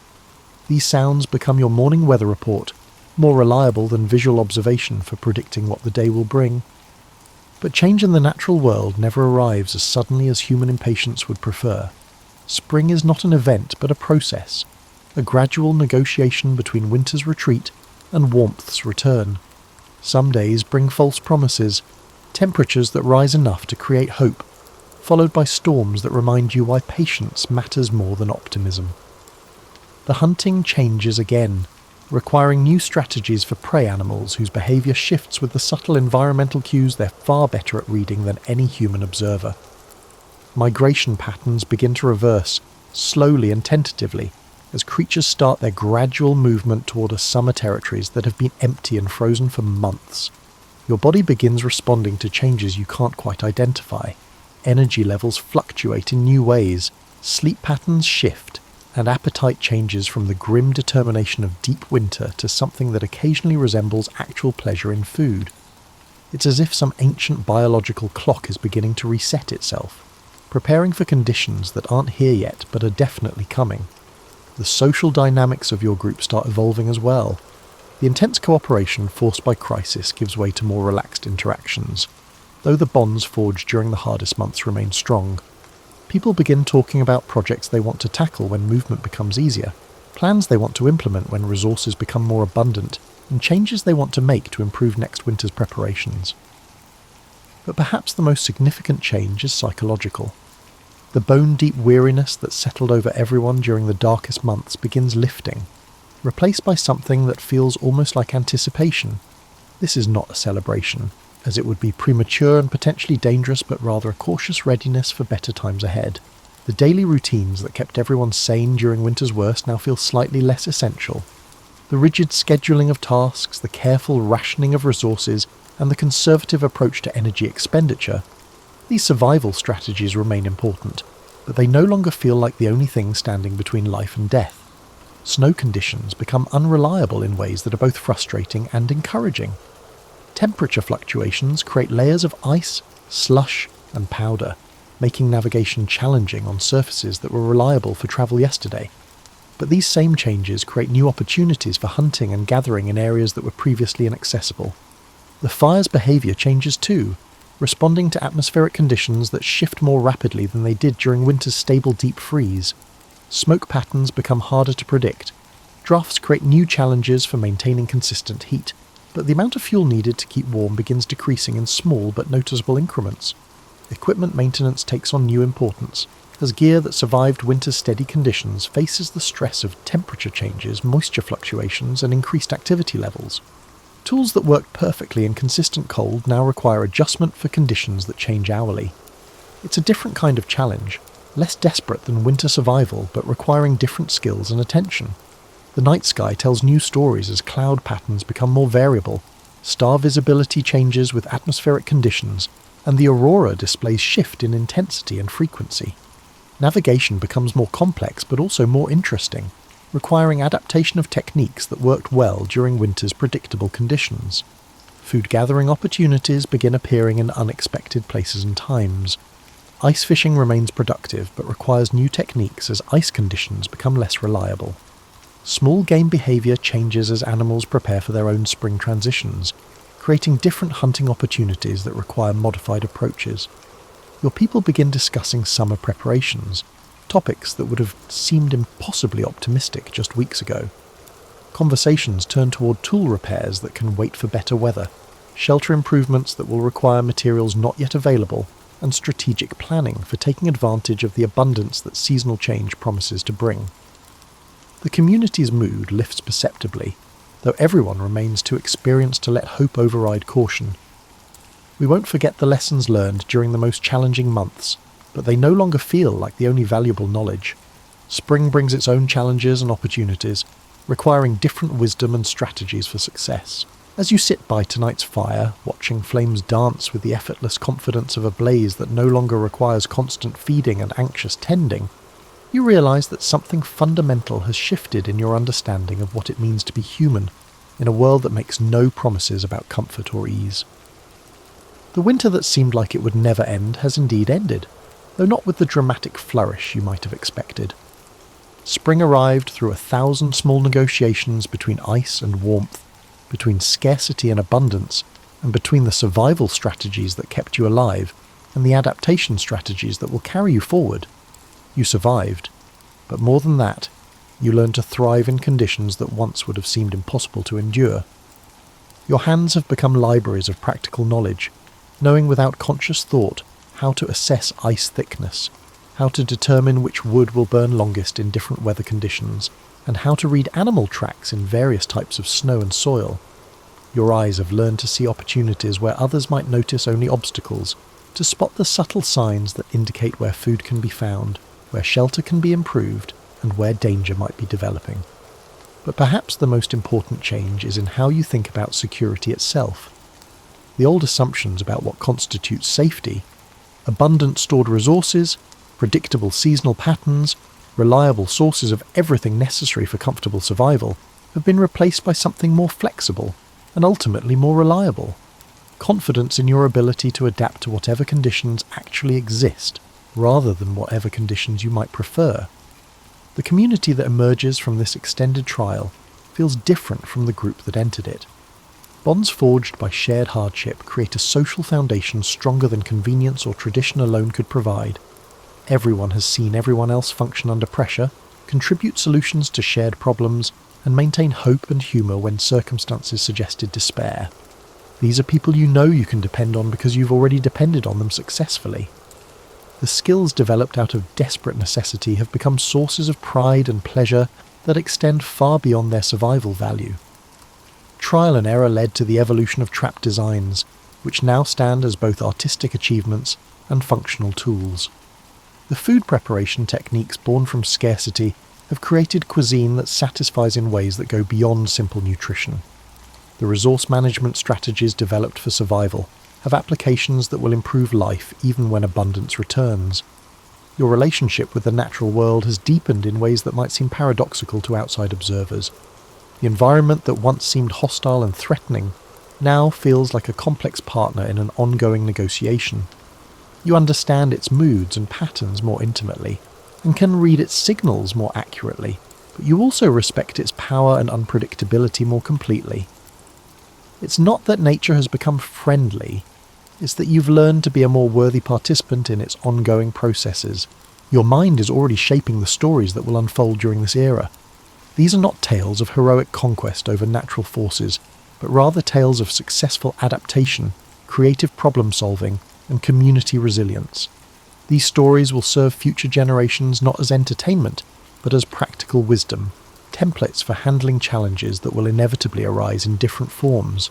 Sleep comes easier now, not because conditions have become completely comfortable, but because you've learned to find rest even when circumstances aren't ideal. Your dreams have also transformed, now brimming with imaginative visions of unexplored possibilities, instead of fearful scenarios of things going wrong. The future feels like something you can engage with actively rather than something that simply happens to you. The morning rituals that once focused primarily on assessment of resources and planning for survival now include time for appreciation of beauty, for pleasure in simple accomplishments, and for anticipation of projects that serve purposes beyond mere necessity.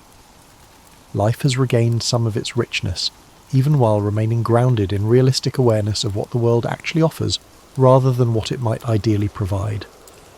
As the fire settles into the steady burn that will carry warmth through the night, you understand that this experience has prepared you for whatever comes next in ways that go far beyond the specific skills of Ice Age survival.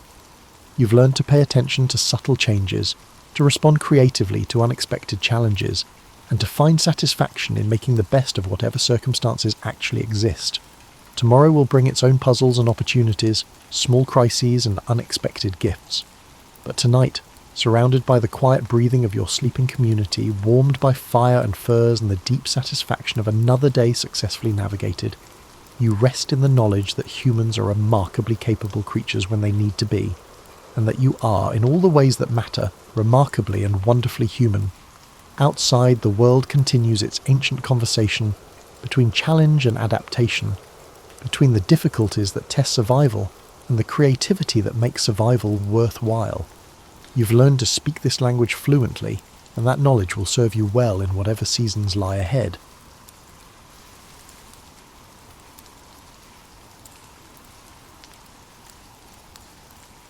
William Tecumseh Sherman was born on February 8, 1820, in Lancaster, Ohio, a frontier town on the verge of tremendous development.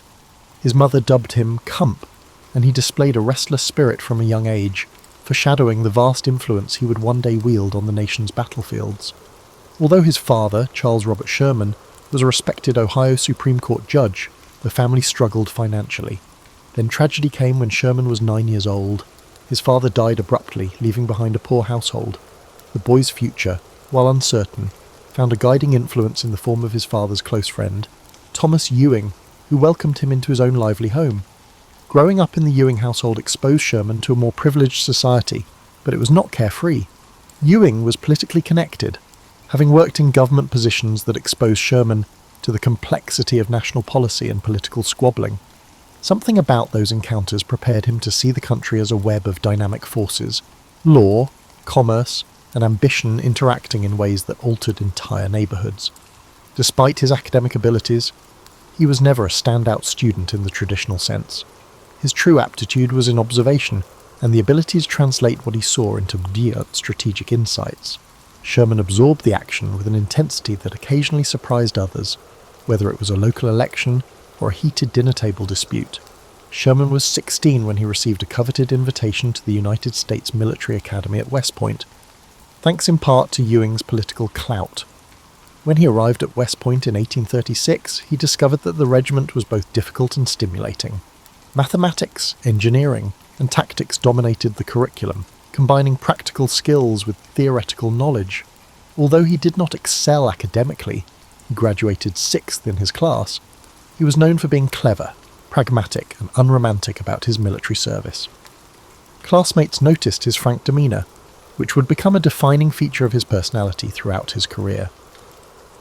Sherman enlisted in the army as a second lieutenant in the 3rd U.S. Artillery after graduating in 1840. He served in many outposts, from Florida to the distant frontiers, dealing with the problems of a rising nation. The Florida job embroiled him in the Seminole Wars, a brutal milieu of swamp warfare and uncertain goals. Sherman quietly recorded the lessons. Combat was chaotic, objectives shifted quickly, and success required a combination of planning and sheer tenacity. He also developed a dislike for half-hearted confrontations, believing that if a battle was unavoidable, it must be pursued with utmost determination. Despite periodic promotions and the allure of new assignments, Sherman never felt completely at ease in the peacetime army. Bureaucratic red tape, restricted chances for growth, and a desire for new experiences gnawed at him. His restlessness prompted him to quit from the army in 1853. In the decade that followed, he dabbled in various endeavours, including banking in San Francisco, law practice, and company management in New York. Each position deepened his understanding of the fundamental principles of American business, the importance of risk-taking, and the vulnerability of trust in a period marked by frequent booms and busts. The banking crisis of 1857 devastated him financially, demonstrating how rapidly riches might vanish when markets crashed. During his civilian years, Sherman made friends from both the North and the South. including plantation owners and entrepreneurs. He noticed the growing conflict over slavery, state rights, and economic disparities. While living in Louisiana, he was the superintendent of the Louisiana State Seminary of Learning and Military Academy, which would eventually become Louisiana State University. He was recognized for his organizational talents, but he treaded carefully when discussions became political. Despite not being a passionate abolitionist, he did not take to the concept of secession. For Sherman, unity was America's best hope for success. Nonetheless, he saw worrisome signals of discord and concluded that the country was on the verge of war. Sherman, on the verge of the Civil War, stood at a pivotal juncture. He had a family, a diverse set of experiences in both service and civilian sectors, and a perspective that grasped how badly the country was fracturing. He was concerned that if war occurred, it would be unlike the small-scale battles of previous decades. The tremendous industrial potential of both parts, combined with the moral fervour around slavery, predicted a devastating clash. Despite his reluctance to enter the battle, Sherman returned to service in early 1861, motivated by a sense of responsibility to maintain the Union. In the early months of the Civil War, William Tecumseh Sherman served in several positions, looking for a secure footing in a war that appeared chaotic from the start. Initially assigned to a training facility, he disagreed with authorities when he anticipated that the fight would require at least 200,000 men in his area alone. His forthright remark that the Union was underestimating the scale of the insurrection elicited suspicion, if not derision. However, time would vindicate his misgivings. By late 1861, Sherman had arrived in Kentucky, an important border state with conflicting loyalties. He was responsible for the Cumberland Department there, but he quickly became overwhelmed. Reports of Confederate military movements, arms shortages, and conflicting orders from Washington left him tired. Some sources suggest he was on the verge of a nervous breakdown. He requested relief from command, and when he left, rumours circulated about his instability. Such suspicions threatened to wreck his career in an era when mental stress was less tolerated. Nevertheless, Sherman recovered. He gained new purpose with General Ulysses S. Grant's direct help. Their bond will form the foundation of Union success. Grant was calm, silent, and unyielding under duress, whereas Sherman was more combustible, publicly expressing concerns or complaints. Their mutual regard, however, was established through shared battlefield experiences. In early 1862, Grant's daring manoeuvres at Fort Henry and Fort Donelson secured critical Confederate outposts, and Sherman's role, though subordinate, displayed dependability in the face of fire. The Battle of Shiloh in April 1862 would be Sherman's true baptism into large-scale fighting. Confederate surprise strike near Pittsburgh upon landing in Tennessee. Waves of enemy soldiers smashed the Union defences. Sherman's division took the brunt of the early fighting. Despite being taken by surprise, he rallied his troops, riding along the front lines, ignoring personal danger and encouraging them to hold. Despite massive fatalities, the Union withstood the attack, and Grant's counterattack the following day forced the Confederates to retire. Sherman's leadership under duress gained him a promotion to Major General and, more crucially, strengthened his alliance with Grant. The two men came from Shiloh with a stronger determination to achieve total victory, acknowledging the Confederacy's tenacity. Sherman followed Shiloh with operations along the Mississippi River, ending in the Vicksburg Campaign. Vicksburg, a fortress stronghold, was essential to Confederate control of the Mississippi River. Union soldiers anticipated that seizing it would split the Confederacy in two, isolating the states west of the river. Grant's siege was long, with supply lines strained and morale shaky. Sherman's involvement included skirmishes, feints, and ensuring that Confederate reinforcements could not break through the siege. Vicksburg finally fell on July 4th, 1863, marking a watershed moment in the Western theatre. Sherman's fame soared, although he frequently downplayed personal responsibility, publicly praising Grant's strategic vision. Sherman did not take command of Union forces in the West until 1864, when Grant was ordered to the Eastern Theatre to confront Robert E. Lee. His primary aim is Atlanta. The city was a Confederate hub for railroads, manufacturing and supply. Taking it could jeopardize the Southern battle effort. Sherman launched the Atlanta campaign in May 1864, moving across northeastern Georgia. Confederate General Joseph E. Johnston utilized an effective defensive plan. but Sherman's numerical superiority and willingness to engage in flanking actions gradually pushed Johnston back. Johnston's replacement by the more aggressive John Bell Hood increased Confederate casualties. By September, Sherman's army had conquered Atlanta, dealing a strategic and psychological blow to the South. The city's fall echoed throughout the North, helping President Lincoln's re-election chances. Sherman believed that simply occupying Atlanta would be insufficient. He wanted to cripple the Confederate capacity for future resistance. After ordering civilian evacuations, he permitted elements of the city's infrastructure to be destroyed, fueling suspicions that he was carrying out a destruction campaign. Sherman then focused on a bold and controversial strategy, the March to the Sea. The plan was to cut lines of communication, damage resources critical to the Southern war machine, and show that Confederate authorities could no longer safeguard their heart. In mid-November 1864, he led 60,000 men from Atlanta to Savannah, cutting a path across Georgia. Unlike traditional movements tethered by supply lines, Sherman's columns would live off the land, foraging freely, demolishing railroads and targeting factories. This bold tactic, at the time, attempted to break the South's resolve to continue fighting. During these campaigns, Sherman's views on war solidified. He believed that the faster and harder the conflict was pursued, the sooner it would be resolved. In his letters to subordinates, he emphasized a harsh logic. If Southern people felt the effects of the war, the Confederacy's morale would plummet. While many Union leaders sought victory through pitched battles alone, Sherman embraced total war, leaving a reputation that would eclipse his other accomplishments and define his place in American military history. The March to the Sea started on November 15th, 1864, as Union troops departed from the charred remains of Atlanta. The trip to Savannah covered about 300 miles, calculating about 483 kilometers, and lasted almost a month.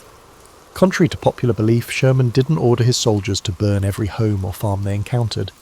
However, the foraging became so widespread, occasionally turning into looting, that local populations remembered the campaign with lasting bitterness. Union soldiers destroyed rail lines, twisting them into what was mockingly called Sherman's neckties. Warehouses and factories burned, cotton gins destroyed, and livestock taken.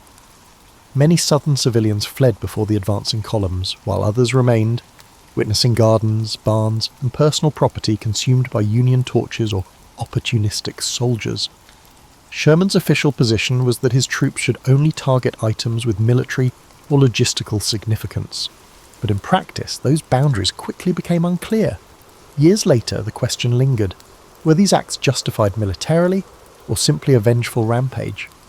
Sherman's supporters claimed that the Confederacy's capacity to fight relied on its agricultural and industrial resources, rendering such destruction a regrettable necessity. Critics argued that the campaign violated moral boundaries by punishing innocent civilians. Sherman believed that only by breaking the South's ability and determination to fight could the war's violence be decisively ended. Sherman's forces entered Savannah on December 21st, 1864, facing minimal resistance. He sent a telegram to President Lincoln, proposing the city of Savannah as a Christmas gift. The capture of the nearly intact port offered a strategic base on the Atlantic coast, enabling Union forces to advance into the Carolinas. Northern newspapers celebrated the success, lauding Sherman as a master strategist. Southern newspapers erupted in anger, portraying him as a ruthless destroyer. Confederate civilians criticized the perceived barbarism in diaries and letters, while some Northern voices also voiced discomfort at the campaign's brutality. The Union war machine continued, and Sherman's prominence grew. In early 1865, Sherman turned north to unite with Grant.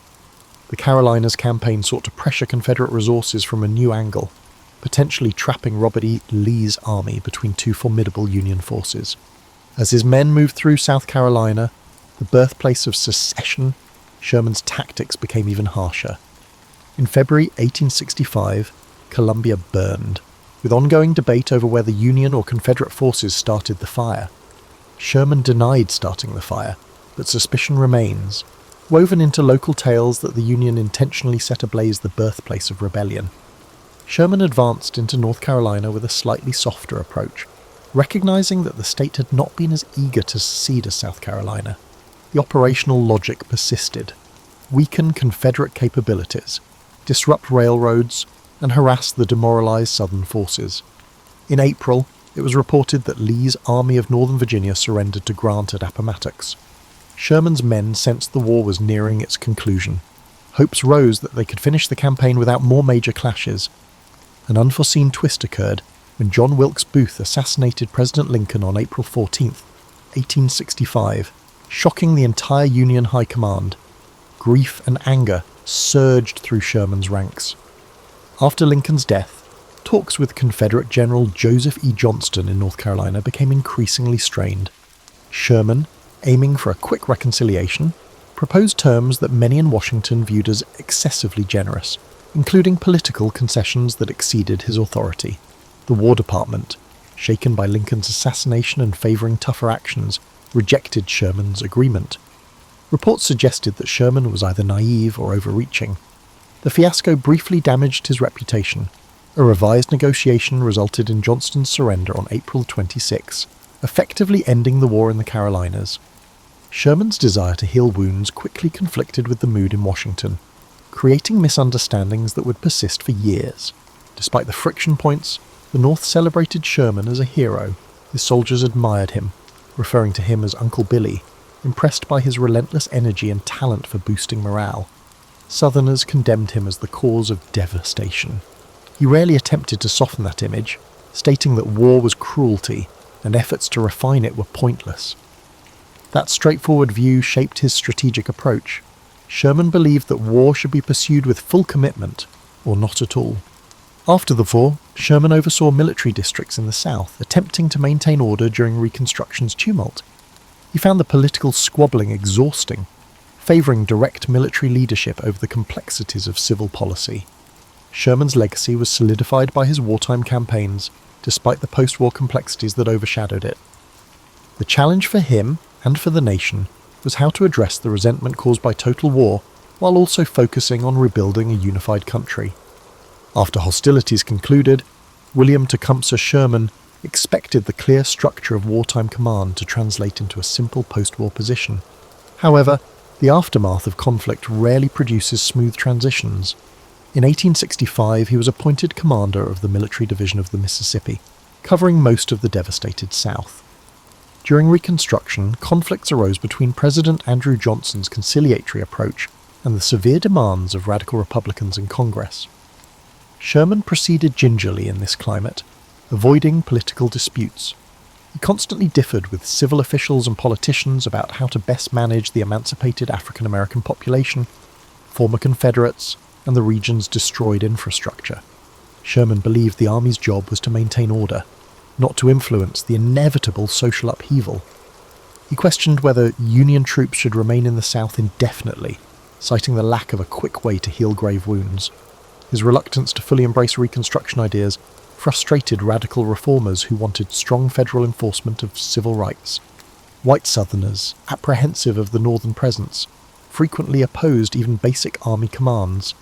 Understanding that he was in a precarious situation, Sherman sought solace in his family life. In 1866, he relocated to St. Louis, Missouri, to oversee the Military Division of Missouri. The territory stretched from the Mississippi River to the Rockies. Conflict spread westward as American expansion collided with numerous indigenous groups. Sherman's orders required him to protect settlers and railroads, which frequently resulted in battles with tribes that opposed the invasion of their areas. This period of Sherman's career is not as well known as his Civil War achievements. Native people, beset with violated treaties and forced relocations, met Sherman, a military figure who advocated employing superior force to achieve federal objectives. Sherman's perspective on the Indian Wars mirrored his entire war philosophy: decisively smash resistance to minimize prolonged carnage. He ordered campaigns that destroyed communities, decimated buffalo herds, and pushed people onto reserves. Historians decried his measures, likening them to his previous scorched earth policies. Sherman's strategy was straightforward: smash any opposition as quickly and decisively as possible. He perceived no ethical dilemma in forcefully displacing indigenous peoples in pursuit of the nation's ultimate goal. This unwavering stance cemented his reputation as a source of strong answers. Changes in Washington impacted Sherman's career path. Ulysses S. Grant became president in 1869, and Sherman was appointed commanding general of the United States Army. His new position allowed wide oversight of military operations, but disagreements with the War Department arose fast. Sherman believed that the line of command was harmed by civilian authorities' desire for greater control over army matters. The tension rose under Secretary of War William W. Belknap, who resigned under scandal. Sherman's private letters indicated his displeasure with the political milieu and a desire for the disciplined cooperation of wartime. Sherman suffered family issues. Ellen hailed from a devout Catholic household, whereas Sherman had no interest in organised religion. Their opposing viewpoints occasionally produced tension. One son, Willie, died tragically during the war, leaving an emotional scar on the family. Another son, Thomas Ewing Sherman, became a Jesuit priest, which Sherman reluctantly accepted. Sherman composed his memoirs during these changes, and they were first published in 1875.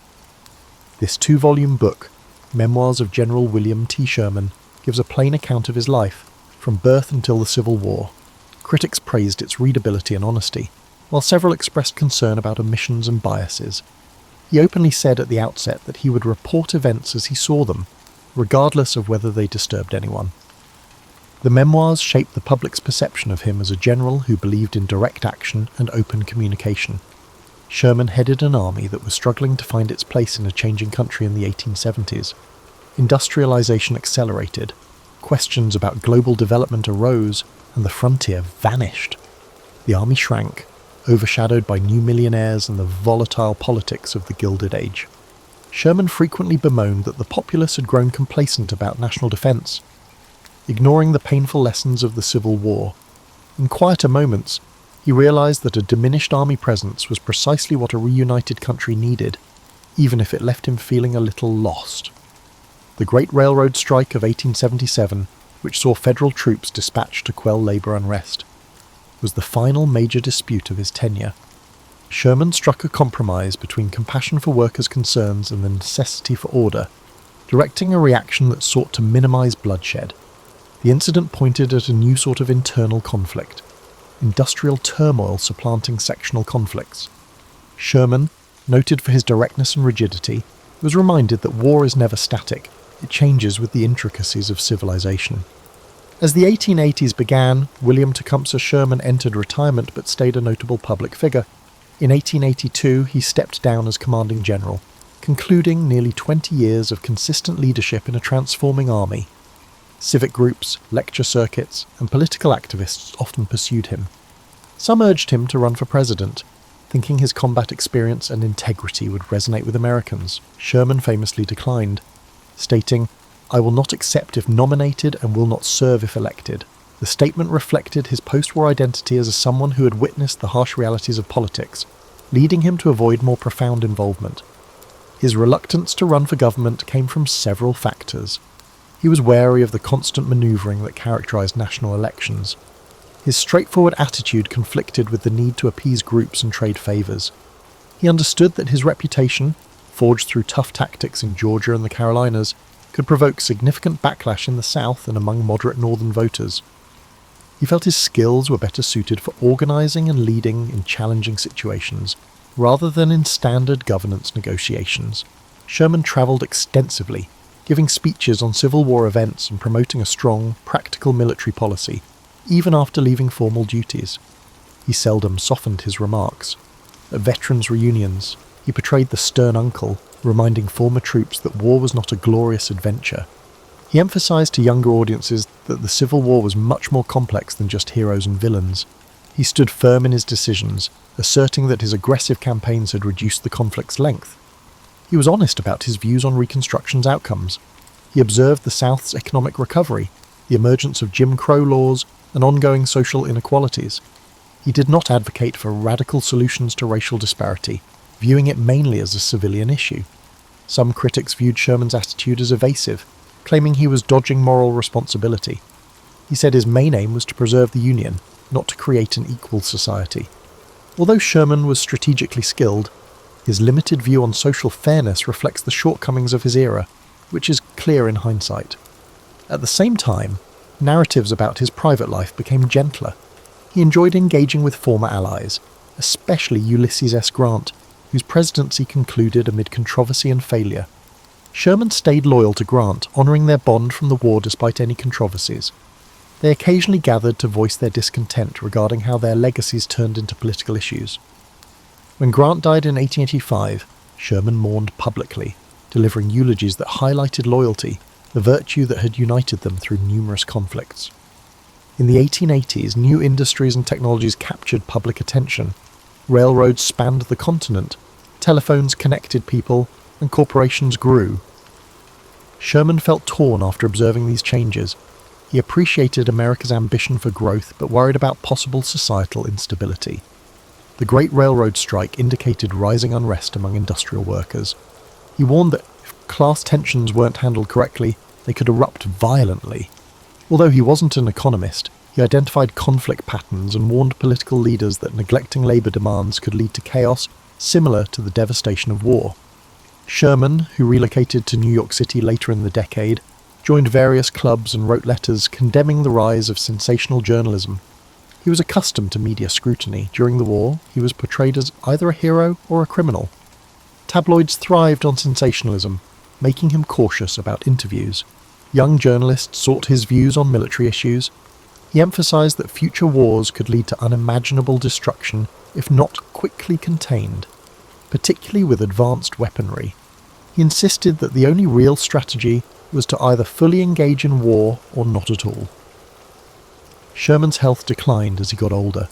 Stiff joints, persistent pain, and years of fatigue in uniform consumed him. He refused to disguise himself as a weak, elderly general. He walked through the streets of Manhattan in casual clothes, tipping his hat to those who noticed his distinctive grey hair. He visited West Point and other army locations rarely, providing straightforward advice: train with discipline, but hope you never have to use it in a civil war. Listeners felt that beneath his tough exterior were deep wounds shaped by the harsh realities of war. In his later years, the people embraced him as a grandfather figure. His once fierce demeanour mellowed over time. Fundamentally, he was the man who bravely marched through Georgia, firmly believing that such harshness was essential. In the evolving landscape of modern America, William Tecumseh Sherman remained prominent, his influence softened rather than faded, a reminder of when cities trembled at the sight of blue-clad troops. William Tecumseh Sherman spent his final months in New York surrounded by family and friends. He was stoic, yet he occasionally made sad remarks about how the Civil War ruined his reputation. He recognized that for many Southerners, his name symbolized terror, a reminder of burned houses, ruined railroads, and the unrelenting march of Union forces. To many, particularly in the North, he was the driving factor behind the Confederacy's demise, ultimately sparing many lives by ending the war. The dichotomy left him resigned. Historical assessments are rarely balanced, especially for those who shape conflict in new disputed ways. Sherman became ill with pneumonia in January 1891. Doctors tried to restore his health, but difficulties occurred. By early February, it was clear he was unlikely to recover. He faced his decline discreetly, eschewing some treatments and facing his mortality with the same candour he used in strategy. Family members watched him closely, recalling how the once unstoppable man appeared weak under the light of the bedside lamp. He died on February 14, 1891, at the age of 71. News spread across the country. Southerners reacted calmly to the announcement. Some newspapers ran brief obituaries, while others recalled the misery he caused.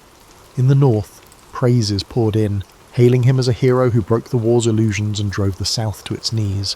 Foreign commentators reflected on how the American Civil War influenced worldwide military thinking, observing that Sherman's death marked the end of an era of bold, large-scale maneuver warfare. Sherman's funeral in New York drew massive crowds to the streets. Veterans wearing uniforms saluted the casket.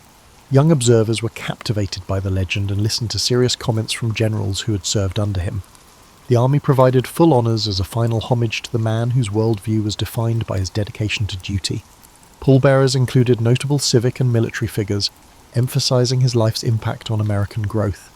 They brought his remains to St. Louis with quiet solemnity, where he was buried alongside his wife, Ellen, who had died a few years before. Afterward, newspapers and magazines began to look back. Writers debated morality and necessity. Did Sherman's campaigns enhance combat or spark new conflicts? Some editorialists credited him with inventing the concept of modern total war, emphasizing how entire communities, not just soldiers, become involved in massive warfare. Some voiced worry about the impact on civilian life and property, claiming that his approach called into question the ethics of war. Military academies around the world evaluated his maneuvers, adopting or criticizing his ideas. Before World War I, German officers thoroughly researched the march to the sea to establish their philosophy.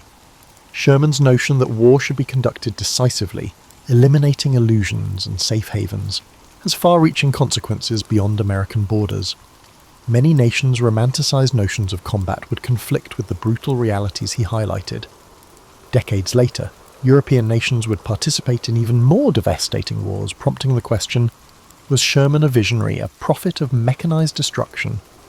Personal stories about Uncle Billy were well known among aging Union veterans. Anecdotes show him pausing to speak with a terrified child or having a humble lunch with a rural household.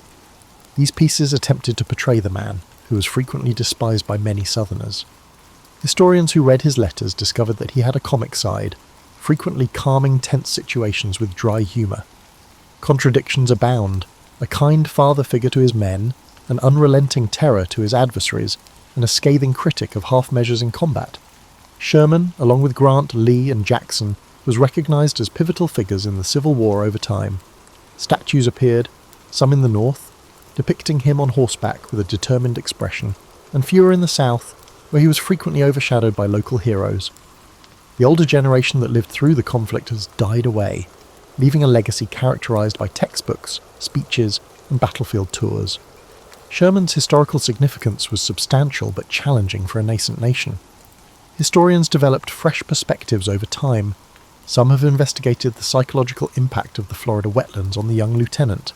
Some have suggested that his family's links to Thomas Ewing had an important impact on his early success.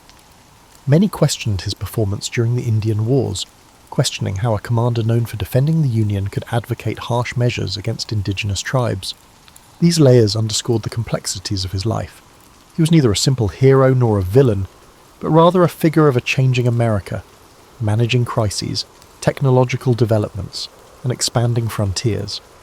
Sherman's name conjures up pictures of relentless columns, flaming depots, and a war that changed the face of conflict. William Tecumseh Sherman is still regarded as a key character in the Civil War pantheon, yet views of his actions continue to shift.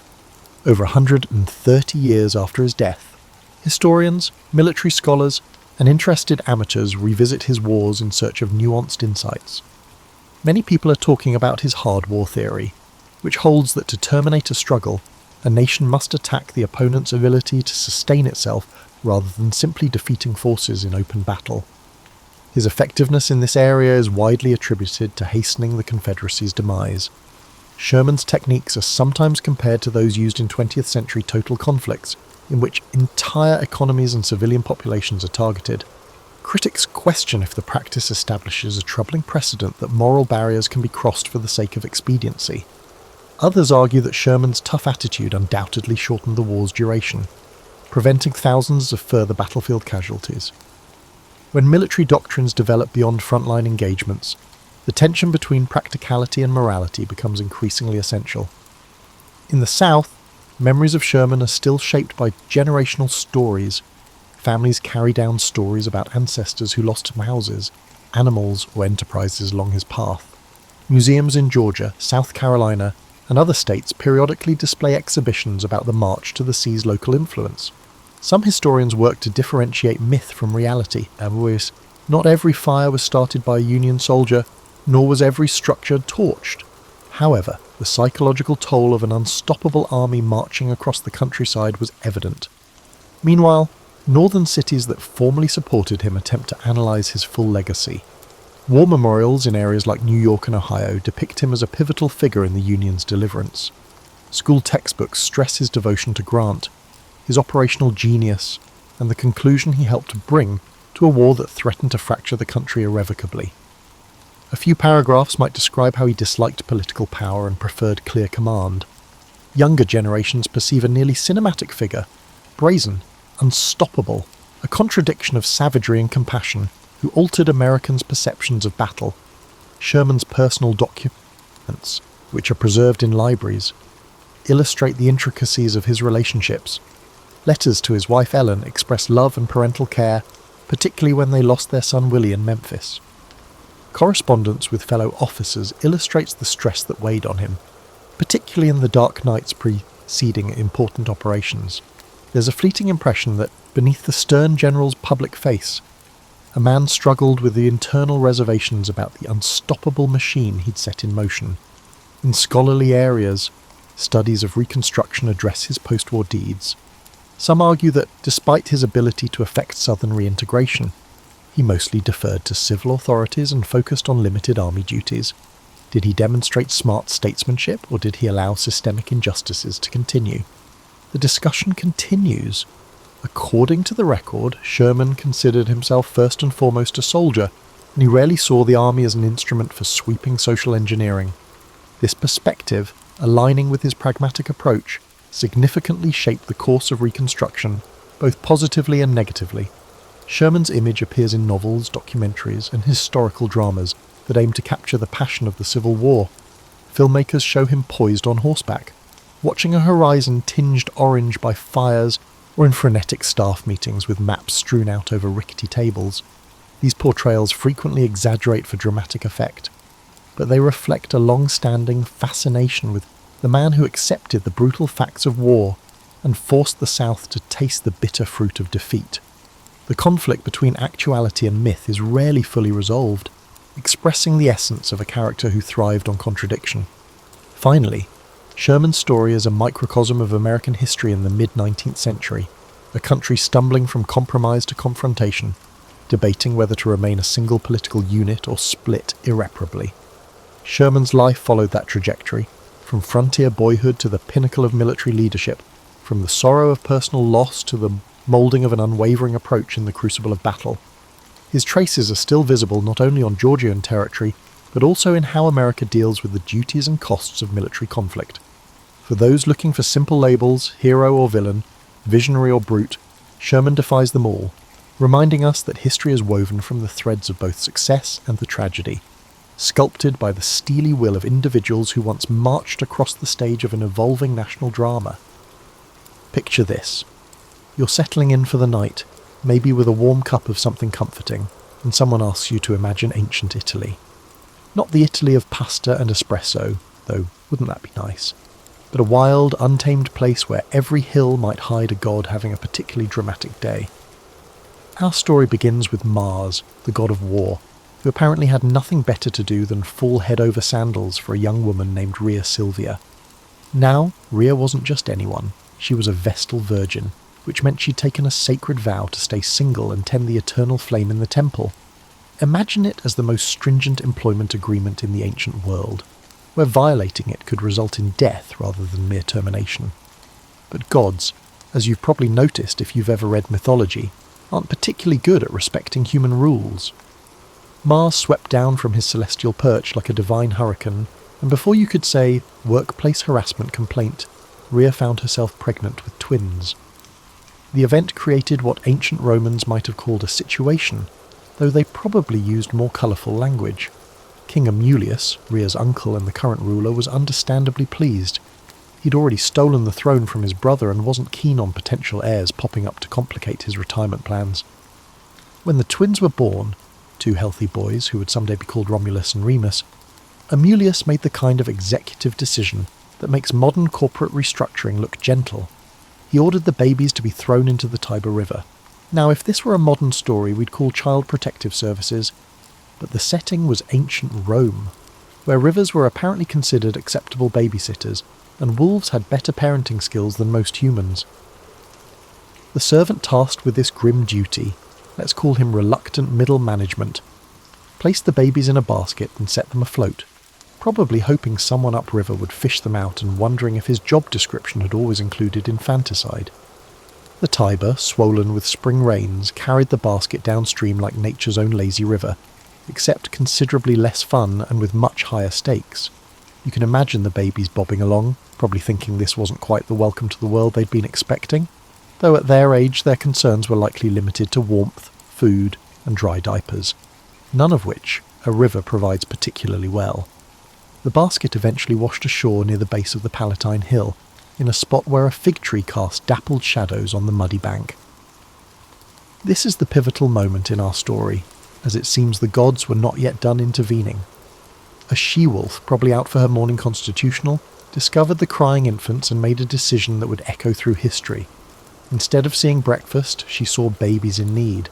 This wolf, and you have to admire her maternal instincts, began nursing the twins as if they were her cubs. Picture this scene. 2 human babies being raised by a wolf under a fig tree, like some sort of ancient daycare centre run by wildlife. It's the kind of image that makes you wonder if maybe we've been overthinking childcare all these centuries. The twins thrived under their unconventional upbringing, growing strong on wolf's milk and whatever else their adoptive mother could provide. They learned to crawl among the roots of the fig tree, to understand the language of the wild, and to see the world through eyes that knew no fear of beast or storm. In many ways, they were getting an education no Roman school could provide, though it was probably lacking in mathematics and rhetoric. This arrangement could have persisted indefinitely, establishing the world's first truly alternative family structure, but destiny had other intentions, as often happens in the best stories. Just when you think you know where things are heading, a shepherd appears over the hill, and everything changes once again. Faustulus was the kind of shepherd who paid attention to things that weren't strictly his concern, which is either admirable curiosity or professional nosiness, depending on your perspective. On this particular morning, as he guided his flock toward better grazing, he spotted something that made him stop dead in his tracks. And in the shepherd business, stopping when you should be moving usually means you've seen something worth investigating, or you're about to become something else's breakfast. What he saw was a she-wolf nursing 2 human babies under a fig tree, which even by ancient Roman standards was unusual enough to warrant a second look. Most people, finding themselves witness to such a scene, might have backed away slowly and reconsidered their breakfast choices. But Faustulus possessed that particular mixture of courage and poor judgment that drives people to adopt stray animals and investigate strange noises in the basement. He approached carefully, not because he was afraid of the wolf, mind you, but because interrupting a nursing mother of any species tends to end badly for all involved. The wolf, perhaps sensing that her unconventional childcare arrangement was about to be discovered, looked up at Faustulus with the kind of steady gaze that suggested she was evaluating whether he represented help or hindrance. What happened next depends on which version of the story you prefer.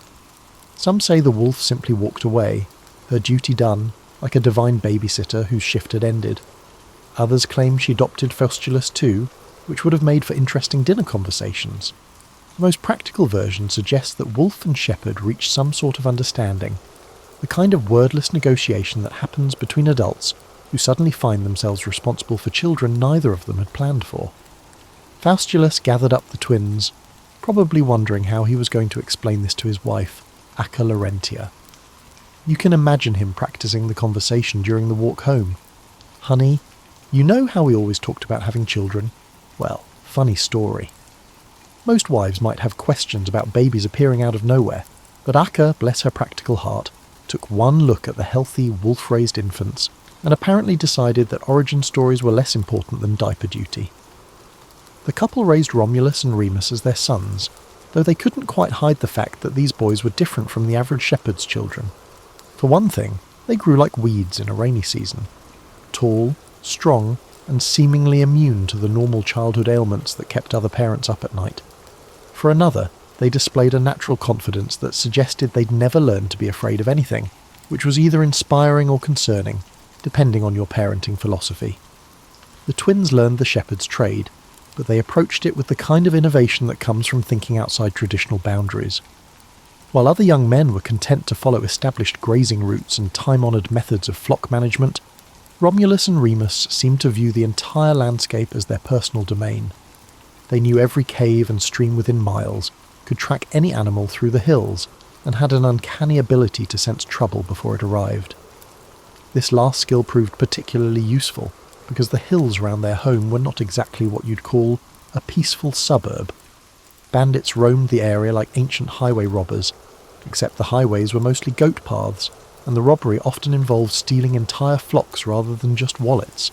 These bandits had grown comfortable in their profession, operating with the confidence of people who'd never met serious opposition. They were about to learn that confidence can be a fragile thing, especially when it encounters two young men who'd been raised by wolves and taught by shepherds, who understood that protecting your flock sometimes required more than just a stern talking to. The twins began organising the local shepherds into something resembling a neighbourhood watch programme, if neighbourhood watch programmes involved strategic ambushes and the kind of justice that doesn't require paperwork. They turned bandit hunting into something approaching an art form, using their knowledge of the terrain and their wolf-taught instincts to outmaneuver criminals who'd grown lazy from easy victories.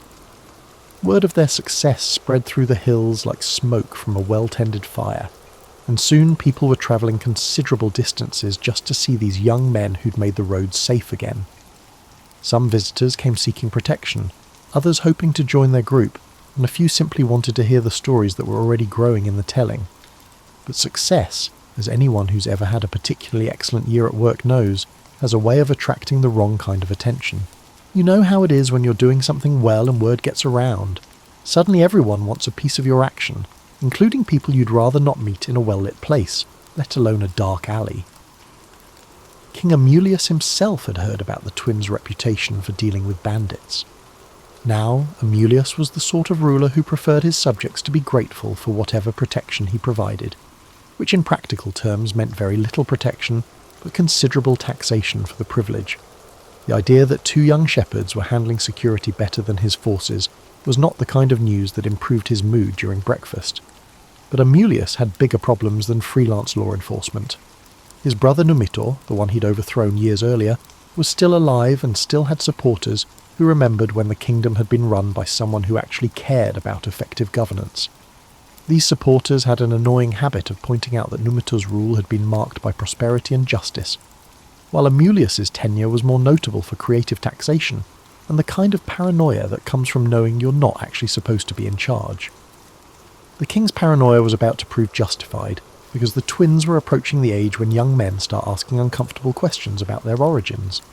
Faustulus and Acca had done their best to provide satisfying answers about where Romulus and Remus had come from, but their story about finding babies by the river was the kind of explanation that works for children, and becomes increasingly inadequate as those children grow into adults with functioning critical thinking skills.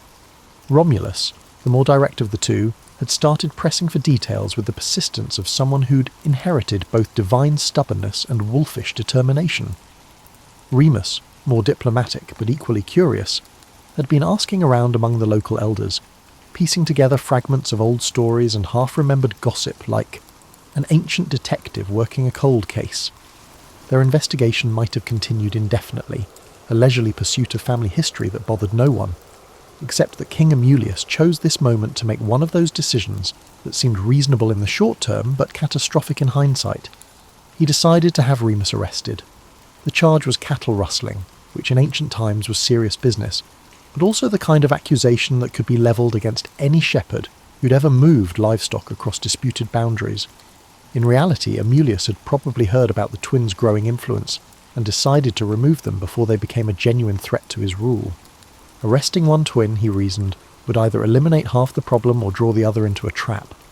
His reasoning was the kind of strategic thinking that explains why some people succeed in politics and others end up as cautionary tales in bedtime stories. Remus was brought before King Romulus in chains, which must have been quite a sight. A young man who'd been raised by wolves and trained by shepherds, standing in a palace throne room like a wild creature suddenly caged. But if Romulus expected intimidation or pleading, he'd seriously underestimated his prisoner. Remus stood straight, met the king's gaze without flinching, and answered questions with the kind of calm confidence that comes from knowing you've never done anything truly wrong. His bearing was so naturally regal that several courtiers later remarked they'd never seen anyone wear chains with such dignity. This was unfortunate for Romulus, because Numitor happened to be present at court that day, kept around as a sort of living reminder of conquered opposition, but still sharp enough to recognise something significant when he saw it. As Numitor watched this young prisoner, certain details began clicking into place like pieces of a puzzle he'd been trying to solve for 20 years. The timing was right, the age was right, and there was something about the young man's features, his bearing, and the way he held himself even in captivity that stirred memories of his daughter Rhea Silvia, and whispered possibilities that had been buried under years of grief and resignation. Meanwhile, Romulus was discovering that his brother's arrest had triggered something in him that felt less like worry and more like controlled fury. He began gathering allies with the focused intensity of someone who'd found his true calling, and it turned out that his true calling involved the kind of leadership that makes people willing to follow you into battle against overwhelming odds. Though none of the participants quite realised it yet, they set the stage for a family reunion that would change the course of history. Dramatic timing holds significance, and Numitor's extensive experience in politics enabled him to identify a crucial moment as it loomed across a throne room, while King Amulius was busy congratulating himself on capturing one of the troublesome shepherds. Numitor was conducting his own quiet investigation into questions that had haunted him for 2 decades. He began with discreet inquiries, the kind of careful questioning that comes naturally to deposed rulers who've learned that curiosity must be balanced with survival. He spoke with servants who remembered the night his grandsons had been taken, guards who recalled the orders they'd been given, and even tracked down the man who'd been commanded to drown the babies in the Tiber. What he discovered was the kind of story that explains why some people believe in divine intervention, and others start questioning the competence of their subordinates. The servant, it turned out, had possessed just enough conscience to make him terrible at infanticide. Instead of drowning the babies, he'd set them afloat in a basket, probably telling himself that such actions counted as following orders while leaving room for the gods to intervene if they were so inclined. It was the kind of creative interpretation of instructions that either makes you a hero or gets you executed, depending on how things turn out. The timeline matched perfectly.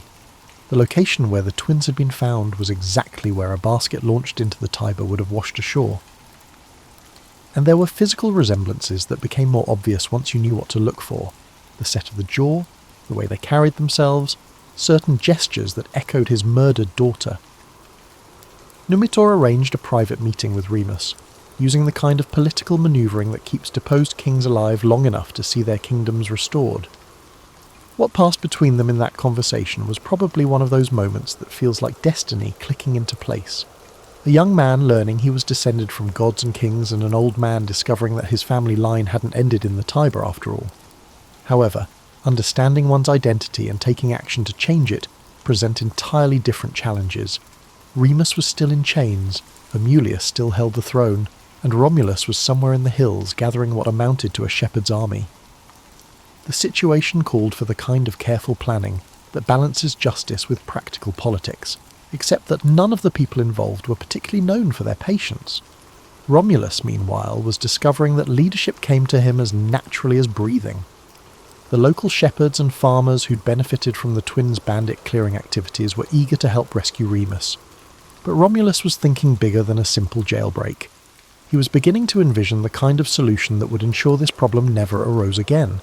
He sent messages to everyone who had reason to dislike Amulius's rule, which turned out to be a surprisingly large portion of the local population.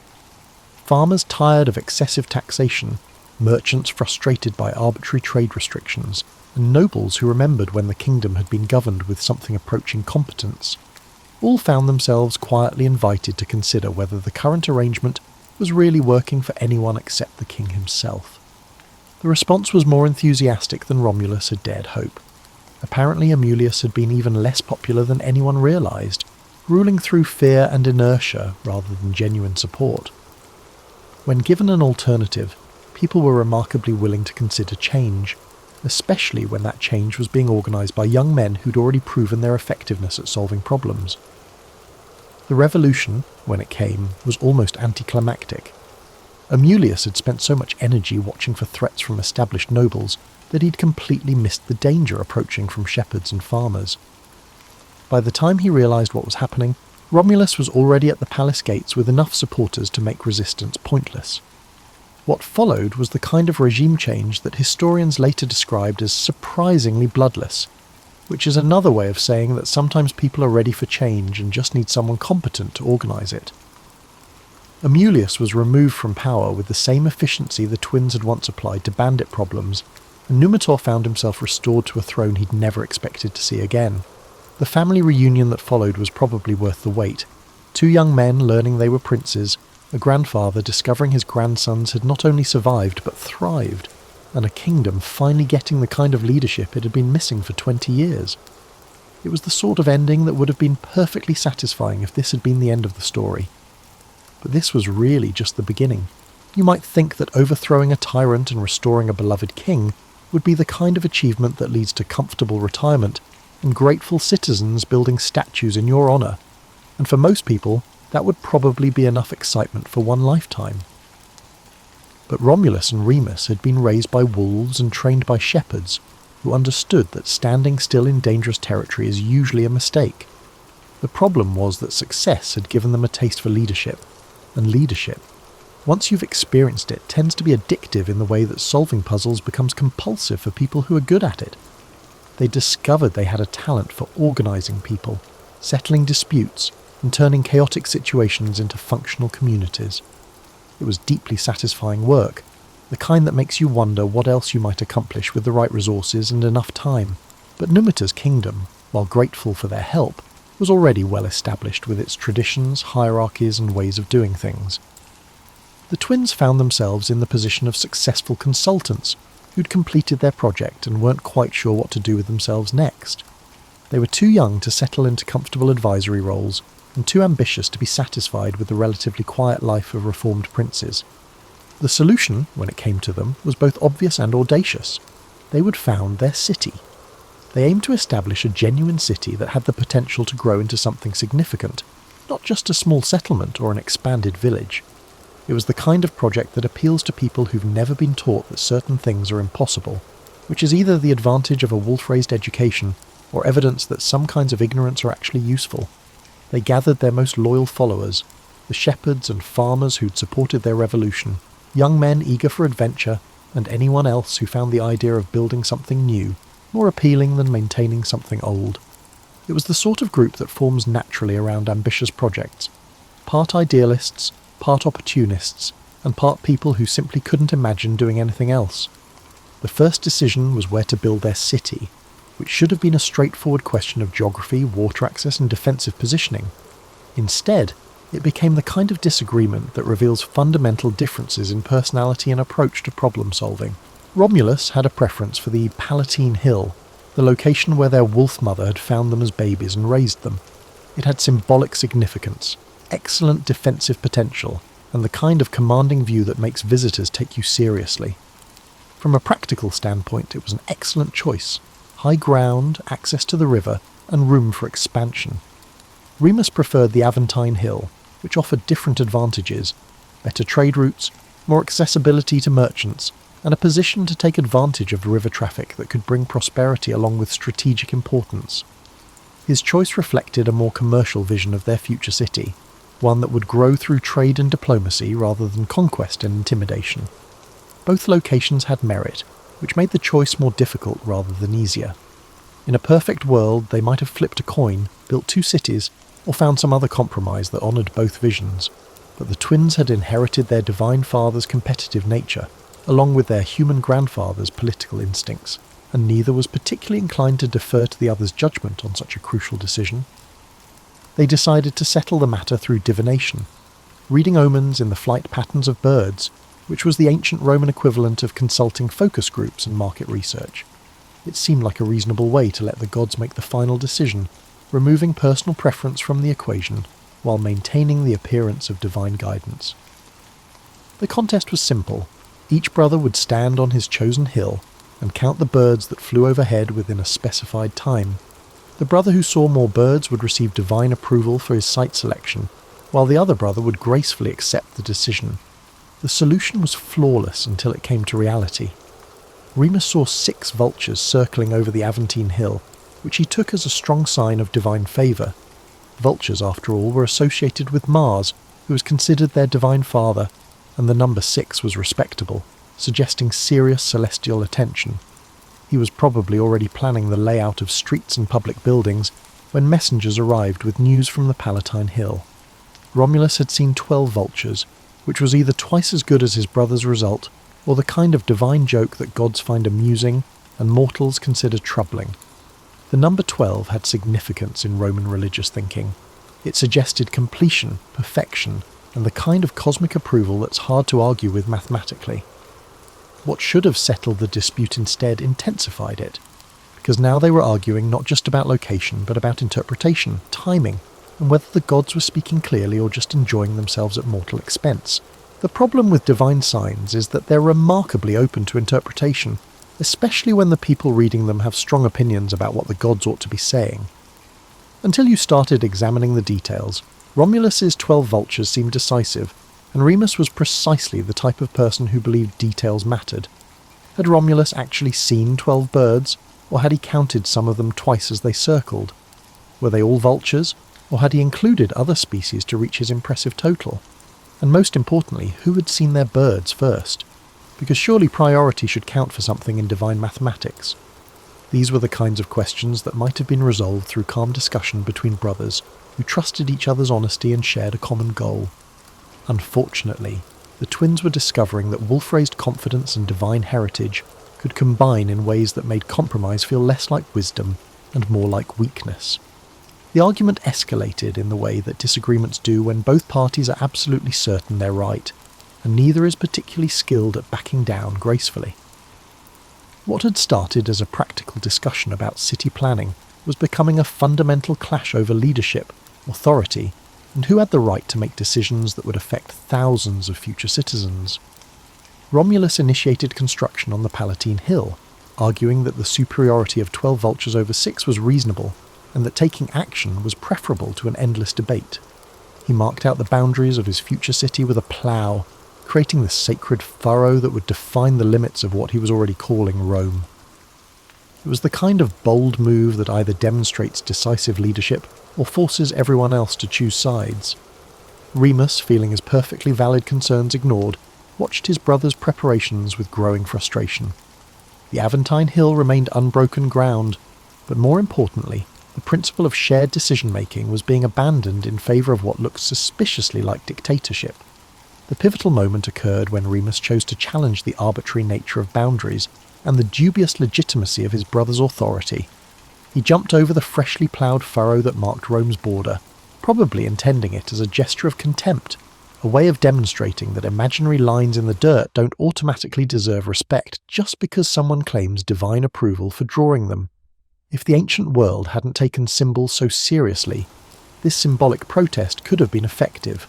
But Romulus had just spent considerable effort establishing that this particular line in the dirt represented something sacred and inviolable, the boundary of a city blessed by the gods and protected by divine will. What happened next was the kind of moment that demonstrates why family disputes are often the most dangerous kind. Romulus killed his brother, either in a fit of rage or as a calculated decision to not allow a challenge to his authority. The exact details were probably lost in the shock and grief that followed, but the result was unmistakable.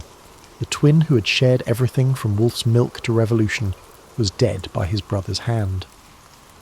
The killing might have been impulsive, driven by anger and competitive pride rather than calculated malice, but intention mattered less than consequence, and the consequence was that Rome's foundation story would forever be marked by fratricide. Brother killing brother over questions of power and precedence. Romulus was left to found his city alone, carrying the weight of what he'd done along with the responsibility of leadership. He'd gotten his way about the location and the authority, but at a cost that would haunt him and define his city's character for centuries to come. Rome would grow to become the greatest city in the ancient world, the centre of an empire that stretched across continents and influenced civilization for millennia. But it would always bear the mark of its violent beginning, the knowledge that its first law had been written in a brother's blood, and its first lesson had been that power often comes through the elimination of those who challenge it. The tragic irony was that both brothers had been right about their visions for the city. Rome's success would ultimately depend on both military strength, Romulus's specialty, and commercial prosperity, Remus's preference. The city would need the defensive advantages of the Palatine Hill and the trade opportunities that connected it to the wider world. But that understanding would come later, built on the foundation of one brother's ambition and another's death. There's something particularly sobering about getting everything you thought you wanted and discovering it tastes like ashes in your mouth. Romulus stood on his chosen hill, surrounded by loyal followers and blessed by divine signs, with the authority to build whatever kind of city he could envision. He should have been triumphant. Instead, he was learning that some victories cost more than defeat ever could. The city that rose on the Palatine Hill grew with remarkable speed, as if Romulus was trying to build something large enough to contain his grief, or impressive enough to justify what he'd done to achieve it. His followers worked with the zeal of those who knew they were part of something historic, but also with the quiet efficiency of those who'd seen their leader's decisiveness and didn't want to test his patience. Rome attracted people the way successful projects always do: refugees seeking safety, traders drawn by opportunity, young men looking for adventure, and families hoping for a fresh start in a place that wasn't burdened by old grudges and established hierarchies. Romulus welcomed them all with the kind of inclusive policies that suggested he'd learned something from his brother's vision of a commercially successful city. But the rapid growth created new problems that required the kind of pragmatic solutions that don't appear in heroic songs or romantic histories. Most of the early settlers were men, which meant Rome had a promising economic future, but a questionable demographic one. You can't build a lasting civilization without families, and you can't have families without women willing to participate in the project. Romulus approached this challenge with the same systematic thinking he'd applied to bandit elimination and political revolution. He organised festivals and trade gatherings, invited neighbouring communities to participate in religious ceremonies, and generally did everything possible to create opportunities for social interaction between Rome's male-heavy population and the daughters of nearby settlements. The results were mixed. Some marriages occurred naturally through these events, creating the kind of alliances that strengthened Rome's position while addressing its population concerns. However, many neighbouring communities continued to harbour suspicions towards this rapidly expanding city due to its reputation for drawing individuals who could be described as adventurous and, less charitably, as fugitives seeking justice elsewhere. The solution Romulus eventually implemented was the kind of strategy that works in the short term, while creating long-term complications that future generations have to manage. During a particularly well-attended festival, Roman men systematically abducted women from the visiting Sabine tribe. Not random violence, but organised recruitment that Rome's leaders presented as emergency matrimony, rather than kidnapping. This event, known to history as the Rape of the Sabine Women, was probably less brutal than the name suggests, but more coercive than modern sensibilities would tolerate. The Roman version emphasised that the women were treated with respect, offered genuine marriages rather than temporary arrangements, and given the opportunity to become founding mothers of a great city rather than just wives in traditional communities. Whether the Sabine women saw it that way is a question that ancient historians didn't spend much time exploring, but the practical result was that Rome acquired both the population base it needed for long-term stability and a war with the Sabine tribe that tested every military and diplomatic skill Romulus had developed. The conflict that followed demonstrated that Romulus had learned more from his grandfather Numitor than just how to overthrow tyrants. He fought when fighting was necessary, but also negotiated when negotiation offered better outcomes. Eventually the war ended not with conquest, but with integration. The Sabines joining Rome as equal partners rather than defeated enemies, their king Titus Tatius ruling jointly with Romulus, in an arrangement that doubled the city's population and political complexity. This integration was probably the kind of outcome that Remus would have approved of. Growth through inclusion rather than just conquest, prosperity through cooperation rather than simple domination. It suggested that Romulus had, in his own way, found room for his brother's vision within the city he'd built alone. The years that followed were marked by the kind of steady development that historians find less dramatic than wars and revolutions, but which actually determines whether civilizations thrive or merely survive. Rome grew into a genuine city with laws, institutions, and the kind of civic culture that attracts visitors and inspires imitators. It became the kind of place where people chose to live rather than just the place where they happened to end up. Romulus ruled for nearly 4 decades, long enough to see his experimental city become an established regional power. When he finally disappeared, the gods reclaiming him in a whirlwind, according to those who preferred dramatic endings, he left behind something that had grown far beyond one man's vision or ambition. Rome would continue for more than 1,000 years, growing from a single city to an empire that encompassed most of the known world. Its influence on law, language, architecture, and political thought would outlast the empire itself, shaping civilizations that arose centuries after the last Roman emperor had been forgotten. And through all of that history, Rome carried the memory of its beginning, twin brothers raised by wolves, saved by shepherds, and separated by a disagreement that ended in tragedy. It was a story that reminded every generation that greatness often comes at a price, that the most important battles are sometimes fought between people who love each other, and that cities, like people, are shaped as much by their sorrows as their triumphs. The Wolf Twins had grown up to found the greatest city in the ancient world, but they'd also demonstrated that even the most extraordinary beginnings can't protect us from the ordinary tragedies that define human experience. In the end, that might be the most important lesson their story teaches. Not that we're destined for greatness, but that greatness itself is never quite what we expect it to be when we finally achieve it. Rome began with a brother's dream and a brother's death, and perhaps that's exactly the right foundation for a city that would teach the world both the possibilities and the costs of human ambition. Some stories end with everyone living happily ever after, but the best stories, the ones that stay with you long after the telling, end with the understanding that happiness and sorrow, triumph and tragedy, are often just different ways of describing the same complex experience of being human. And that really is why we still tell the story of Romulus and Remus after all these centuries. Not because it has a perfect ending, but because it has a true one.